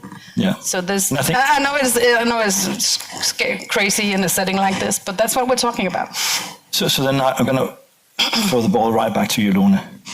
You know, how can architecture remain under these challenges? You know, and under strict sustainability requirements. But let's not kid ourselves. I mean, the cities are built. They're already there. We already stacked a lot of CO2. We already destroyed a lot of biodiversity by building these cities. So we have to live with those cities the next 200-300 years. This room is going to be used in 200 years. So think of it like that you can mitigate what you already destroyed into a better future. We have to be expressive architects. Yes, of course, we will still need that value to experience something fabulous, like the spaces and the volumes that architecture can bring us. But it has to happen within new technologies, and it has to happen within new materialities, and it has to happen on the requirements of the biodiversity crisis of the planet. So all of you guys have been talking about embedded energy and performance focused energy, you know, how much energy is going in and out of the building, and, you know, tech fixes, all of it. But really, we need to think about the next climate, or the next, these are all climatic mitigations, right? To stop the emissions. But if we talk about the biodiversity crisis, we have to now look into new requirements, new taxonomies, new rules from the EU coming soon, you know, within 10 years. We have a new set of rules that will ask us to actually document where do your material value chain elements come from, how much biodiversity does it damage along its route from raw material to silicon, you know, elements, whatever, everything you've shown us today. So this is another challenge, but we can never kill creativity, I think. So we will still be able to have an expressive architecture, but we need to adapt that creativity to another technology. I think it's very important, you know, and it's something, you know, the School of Architecture I studied at is a technical school of architecture, so TU Delft. Yeah. TU Delft, yes. Yeah, so, but it's still an architectural practice. Oh, sorry, it's still an architectural faculty at a technical school, you know. And I know that the School of Architecture in Denmark is part of the Royal Academy of Art, you know. And that you see that maybe, do you see that we have to maybe go a bit closer in terms of some of the research, going back to Mikkel again, that there's more cross research between the two academical institutes to maybe try and earlier in also put some of these technical knowledge into the architecture school and vice versa, some of the architectural important foundations to create beautiful places into the technical mindset. Now the problem is again that the architects need to know so much technically. The more technical things get, the more norm-driven the design gets, the more you have to be an expert on so many levels before you can actually dare to assemble anything into shapes and forms and spaces. So this is why we need to collaborate differently in the future to solve and to be, you know, within the planetary boundaries, because this is really not happening now. And it's too late to mitigate. We have to adapt. So this is the truth of it. So yeah, be creative there. So Peter, you are unfortunately here, you're the bottom of the food chain. You're the one who's faced with all the challenges every day, having to take whatever we as designers or architects or academia also like, and then build it. Like how do you transform that into reality? Well, first of all, I wake up in the morning and I think I have the easiest job. When I go home in the evening, I find the most complex job is what I'm doing. Because the easy part is that the design, the ideas come from you guys. You're starting to work on it, you're developing the things, and everything is presented to me as a final documentation with specifications and everything, and it's just so straightforward. But we come back to a culture, building it. We're working with people who have hands that need to understand why we do what we do. I've been looking at what you're presenting here, and I see a lot of manufacturers that are very good at developing and using all the documentation, trying to reach these goals that we're working with. But again, when it comes to the site, being the contractor, being the main contractor, the turnkey contractor, we need to get this evolved in the building process. And it's back to the culture again of how to use the materials, waste handling. All these things have to be very, very strict. And we need to start somewhere on this part, and that's where we have to do it. And then there's the documentation part, which in, I think about 15 years, we started to experience some of these products that need to get developed and all that, and documented on the CEO and the LCA and everything, and then it's a DNGB and everything. It's getting this handled. I think we're in the process. The data is coming in. That's the important part. But still, the best thing of all is collaboration. Start involving us that actually do the work on site and get the experience with us, the manufacturers, and start getting us involved more in an early stage of the building process. I think that can be a process of getting us ahead of the time, because we're always behind. So this, we are going to come to this. This is about Denmark and trust. Like, I love being a Dane. I don't know if you've ever seen the UN trust scale. Like, it's a scale of the people that naturally just trust each other. The Danes are at the top. I'm not going to say who's at the bottom because I don't want to discriminate anybody, but the Danes, we just automatically actually trust each other. So when we meet each other, we actually trust that the person we speak to will actually do what they say they will do. Yeah. For some odd reason, we're very compelling people. So that brings a lot of, that means that a lot of things can happen because there's a lot of trust. I've also been in situation where there's much less trust. And there's also much less, be careful about using the word greenwashing, but greenwashing definitely happens. And also people who maybe come to the market with products which is only partly compliant.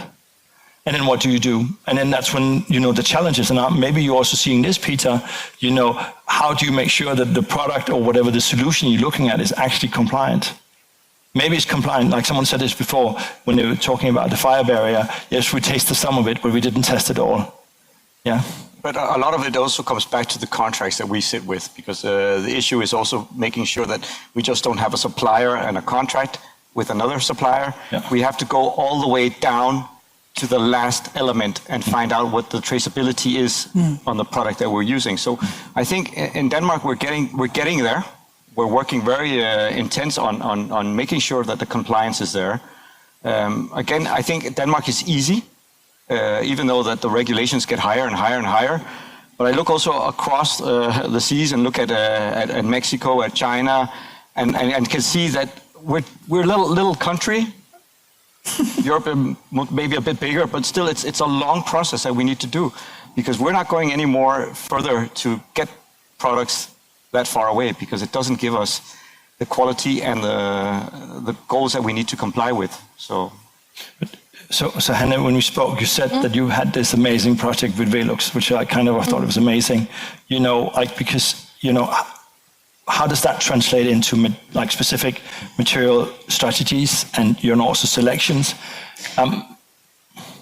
Yeah, as it is the LKR Innovation House that was just opened, that we were fortunate enough to win. But the project actually is an existing building that's not heated. So it's turned into a heated building, which is really difficult to do when you do a transition, because it actually sometimes emits more CO2 than if you just had a heated building that you refurbished. But this project is actually, we reused all the materials that were there. We cut a bit of a hole in the roof because it was too deep. But otherwise, all of the material there is bio-based as far as we could. We also hit a firewall, like you mentioned before. There was a few things that we couldn't do. But actually, we broke the rules. We broke the rules of legislation and said, okay, we will preserve this floor. It doesn't have to comply with the regulations. We'll find another way. And it was accepted because the client decided to take a chance. And I think you talked about how do we collaborate. And I think on projects like that, we only succeed because we have clients who understand the vision. And we only succeed because they insist upon it. Because I don't think the collaboration on that project was particularly different from other projects. We didn't have a partnering. We've all done other projects where you do the partnering process. So I think if we have to translate that into trust, it's a lot more about the contractual agreements. It's about actually finding the right people. We promote the wrong people if we want to have a trustful collaboration. So we have to create a project environment where people are leaning into the project and doing what's best for the project. And I know you think we're very trustworthy, but we also find greenwash here. We also have to dig deep. But I think it's about putting the right people together on projects that are actually working for the project and not for their own wallet. So, Victor, you talked a bit about digital tools, you know, and I wanted to hear a bit more about, you know, what you think these can do in the future to bridge the gap, you know, between design freedom, of course, and then measurable performance and the frameworks, the regulatory frameworks. Yeah, no, absolutely. It's funny. Usually, we always get asked about the tools because everyone has this pain and they're looking forward for the solution. But really, I think we are at the point where the data is the problem, and there's actually it's not really about how do we put the data to use; it's how do we capture it. And right now, there is this large amount of energy we have to put just to concentrate. We have to allocate a big team, and it's going to go through all of these steps to fill the forms and all of the complete the BIM requirements and so on. That's a lot of work that should be systematized somehow. So I would say my answer to your question is the first step is we need to become quite comfortable dealing with data. And I think the next step for architecture in general, it's like we've became really good at digital models. I think we're quite good at it. The last 10 years we became exceptional on cloud models, but we really need to take a step ahead in terms of, sorry to be super technical here, but we need to go away from the files to something that allows us to suffice the problem, which is really, it's too big for us to talk. We can't talk about this data set anymore. It's an abstraction we have to become comfortable. And I work with 140 designers, and it's pedagogical even to understand that we have to realize this information and that this information eventually will get used. I must say that we welcome those regulations because they always take us out of the comfort zone in a way, but we also have to get a reality check sometimes so that we're not spinning our wheels too much. So Mikkel, I know you just left academia, but you're joining Arab, which is also have a lot of, as we both worked there, so we both know this, a lot of tradition in coming up with solutions, How do you think, we can collaborate, and finding this way between inventing systems and then, meeting the challenges which is faced on the building site, to try to at least ensure consistency and also transparency in some of these materials we're going to choose and what is in the end going to be built on site? Yeah, I think there's tremendous potential. I think I'd like to distinguish between the tectonics and what we build and then how we design and how we collaborate. I think they're distinct. Of course, they're connected. If we talk about how we design things, then I'll give you an example where we were interested in understanding what is the environmental impact of building tall versus building not so tall, right? This was a question we asked ourselves, but then we also looked at different building systems. So we looked at timber, concrete, hybrid, right? Different configurations. And instead of, we wanted to understand the carbon emissions. So instead of doing 3 options, as you would normally do, we got some talented master's students to run simulations, full simulations, design, energy performance and so on, and through optimization they actually ran, I think it was 47,000 full building simulations. At that point you're not looking at 3 options, you're looking at trends for any number of parameters that you're interested in. I think that kind of collaboration, it will inform a design studio to just know if it's this kind of project, we probably should go in this direction. And then I want to challenge your premise around having to choose between performance and aesthetics. I don't think that's the right way to look at it. I think that we have to probably stop for a moment and reflect on how we used to build. We used to be able to build beautiful buildings, and they're still out here. They are our favorite buildings. And then the point will always be raised, it's too expensive. But then that's what I would like to challenge. I think that's the elephant in the room. Why can't we afford to build quality buildings? But I do not disagree with you at all. I know you don't, but thank you, Mikkel. But one thing I want to say is that, both in terms of, and maybe I'm putting myself a bit out there, both engineering as a theme or as an industry is only 150 years old. The name an architect, in the old days they were build masters, they were building, either they build churches or they build castles or they build big manor houses, and then they build also smaller buildings, modern industrialization only happened like 250 years ago. So it is quite new, the things and the things we're talking about, but as we evolve, I also think that we have to, as you say, look a bit back and then maybe reset the clock a bit, and this will maybe help this out. I'm going to stop some of the conversation here because one thing I want to say, and this is like this about we are in Denmark, and I think we should be so unbelievably proud of being Danish, because I'm not sure if you're Danish or not, but you live here, so I consider you Danish. Because all this knowledge that we have in Denmark, we are at the forefront of innovation, How do you see we can share this expertise and innovation throughout, maybe to all of you, very briefly, Lone, if you start, you. I hope you wouldn't pick me because I find it a little difficult to answer that question, how to spread the knowledge. But I guess if you are very ambitious in your research and you're able to harvest the knowledge and actually demonstrate how does that new research configure into practical terms with the real builders. If you can demonstrate, and you can use Denmark as a small demonstrator country, and I think we can reach some one-to-one examples that will impress the viewer, because architecture really does touch you if you sense it. And if you can't go into a room and see, wow, that can actually be built. Look at that, that's amazing.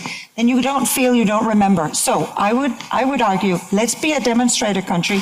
Let's demonstrate a few one-to-one experiences that has extraordinary technologies or knowledge, and let's look at the old buildings as well. And then maybe spread that word, or maybe it can sort of shout out to and create some traction or something. One thing I want just to add there is, like, when you see the architectural practice, we're a small country in the big schemes of things, you know. We have worldwide architectural practice. We have worldwide engineering practices. We have worldwide architects. Also. Big.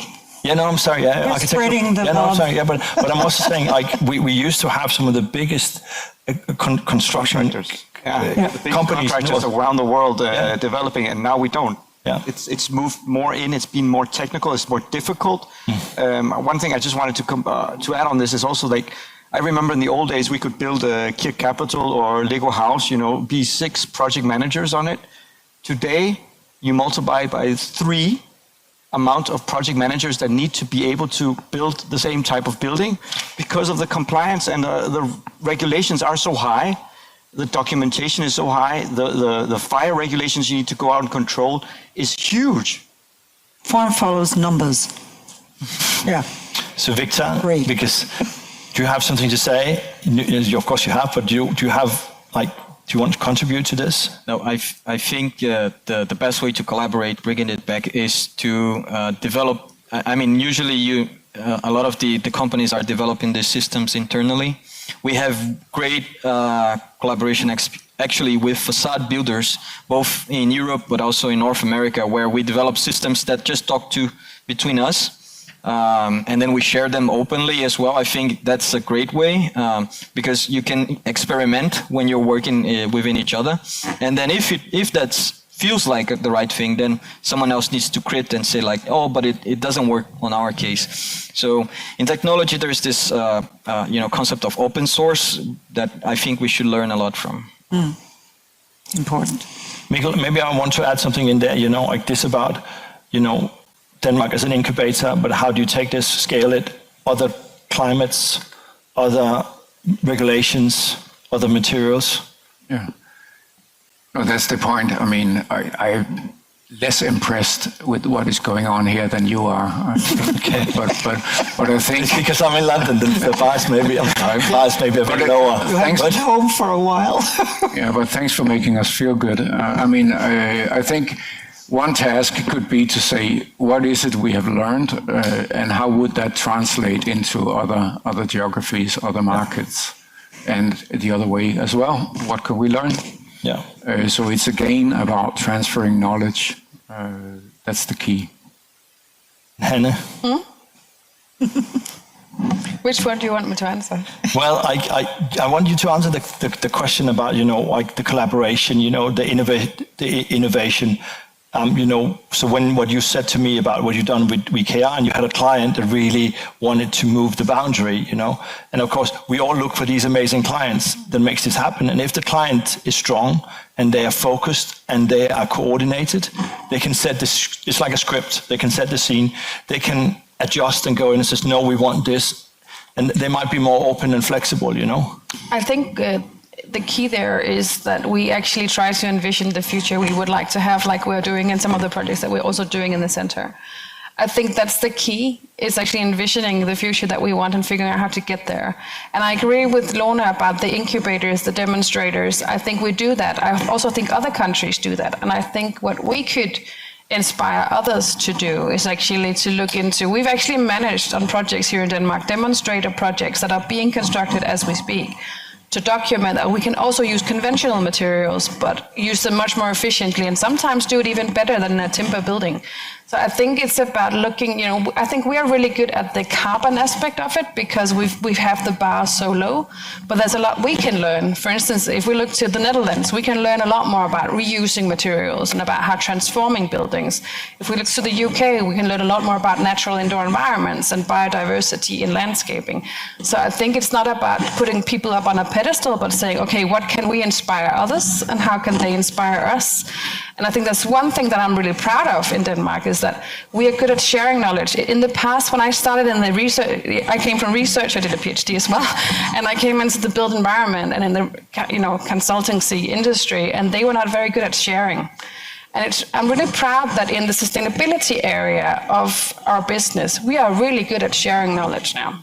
And that's one of the things I think is also a good lever, because if we share the knowledge, like you said, open modeling, but we've actually managed to do that because we're pushing the same wagon instead of competing. We're actually helping each other.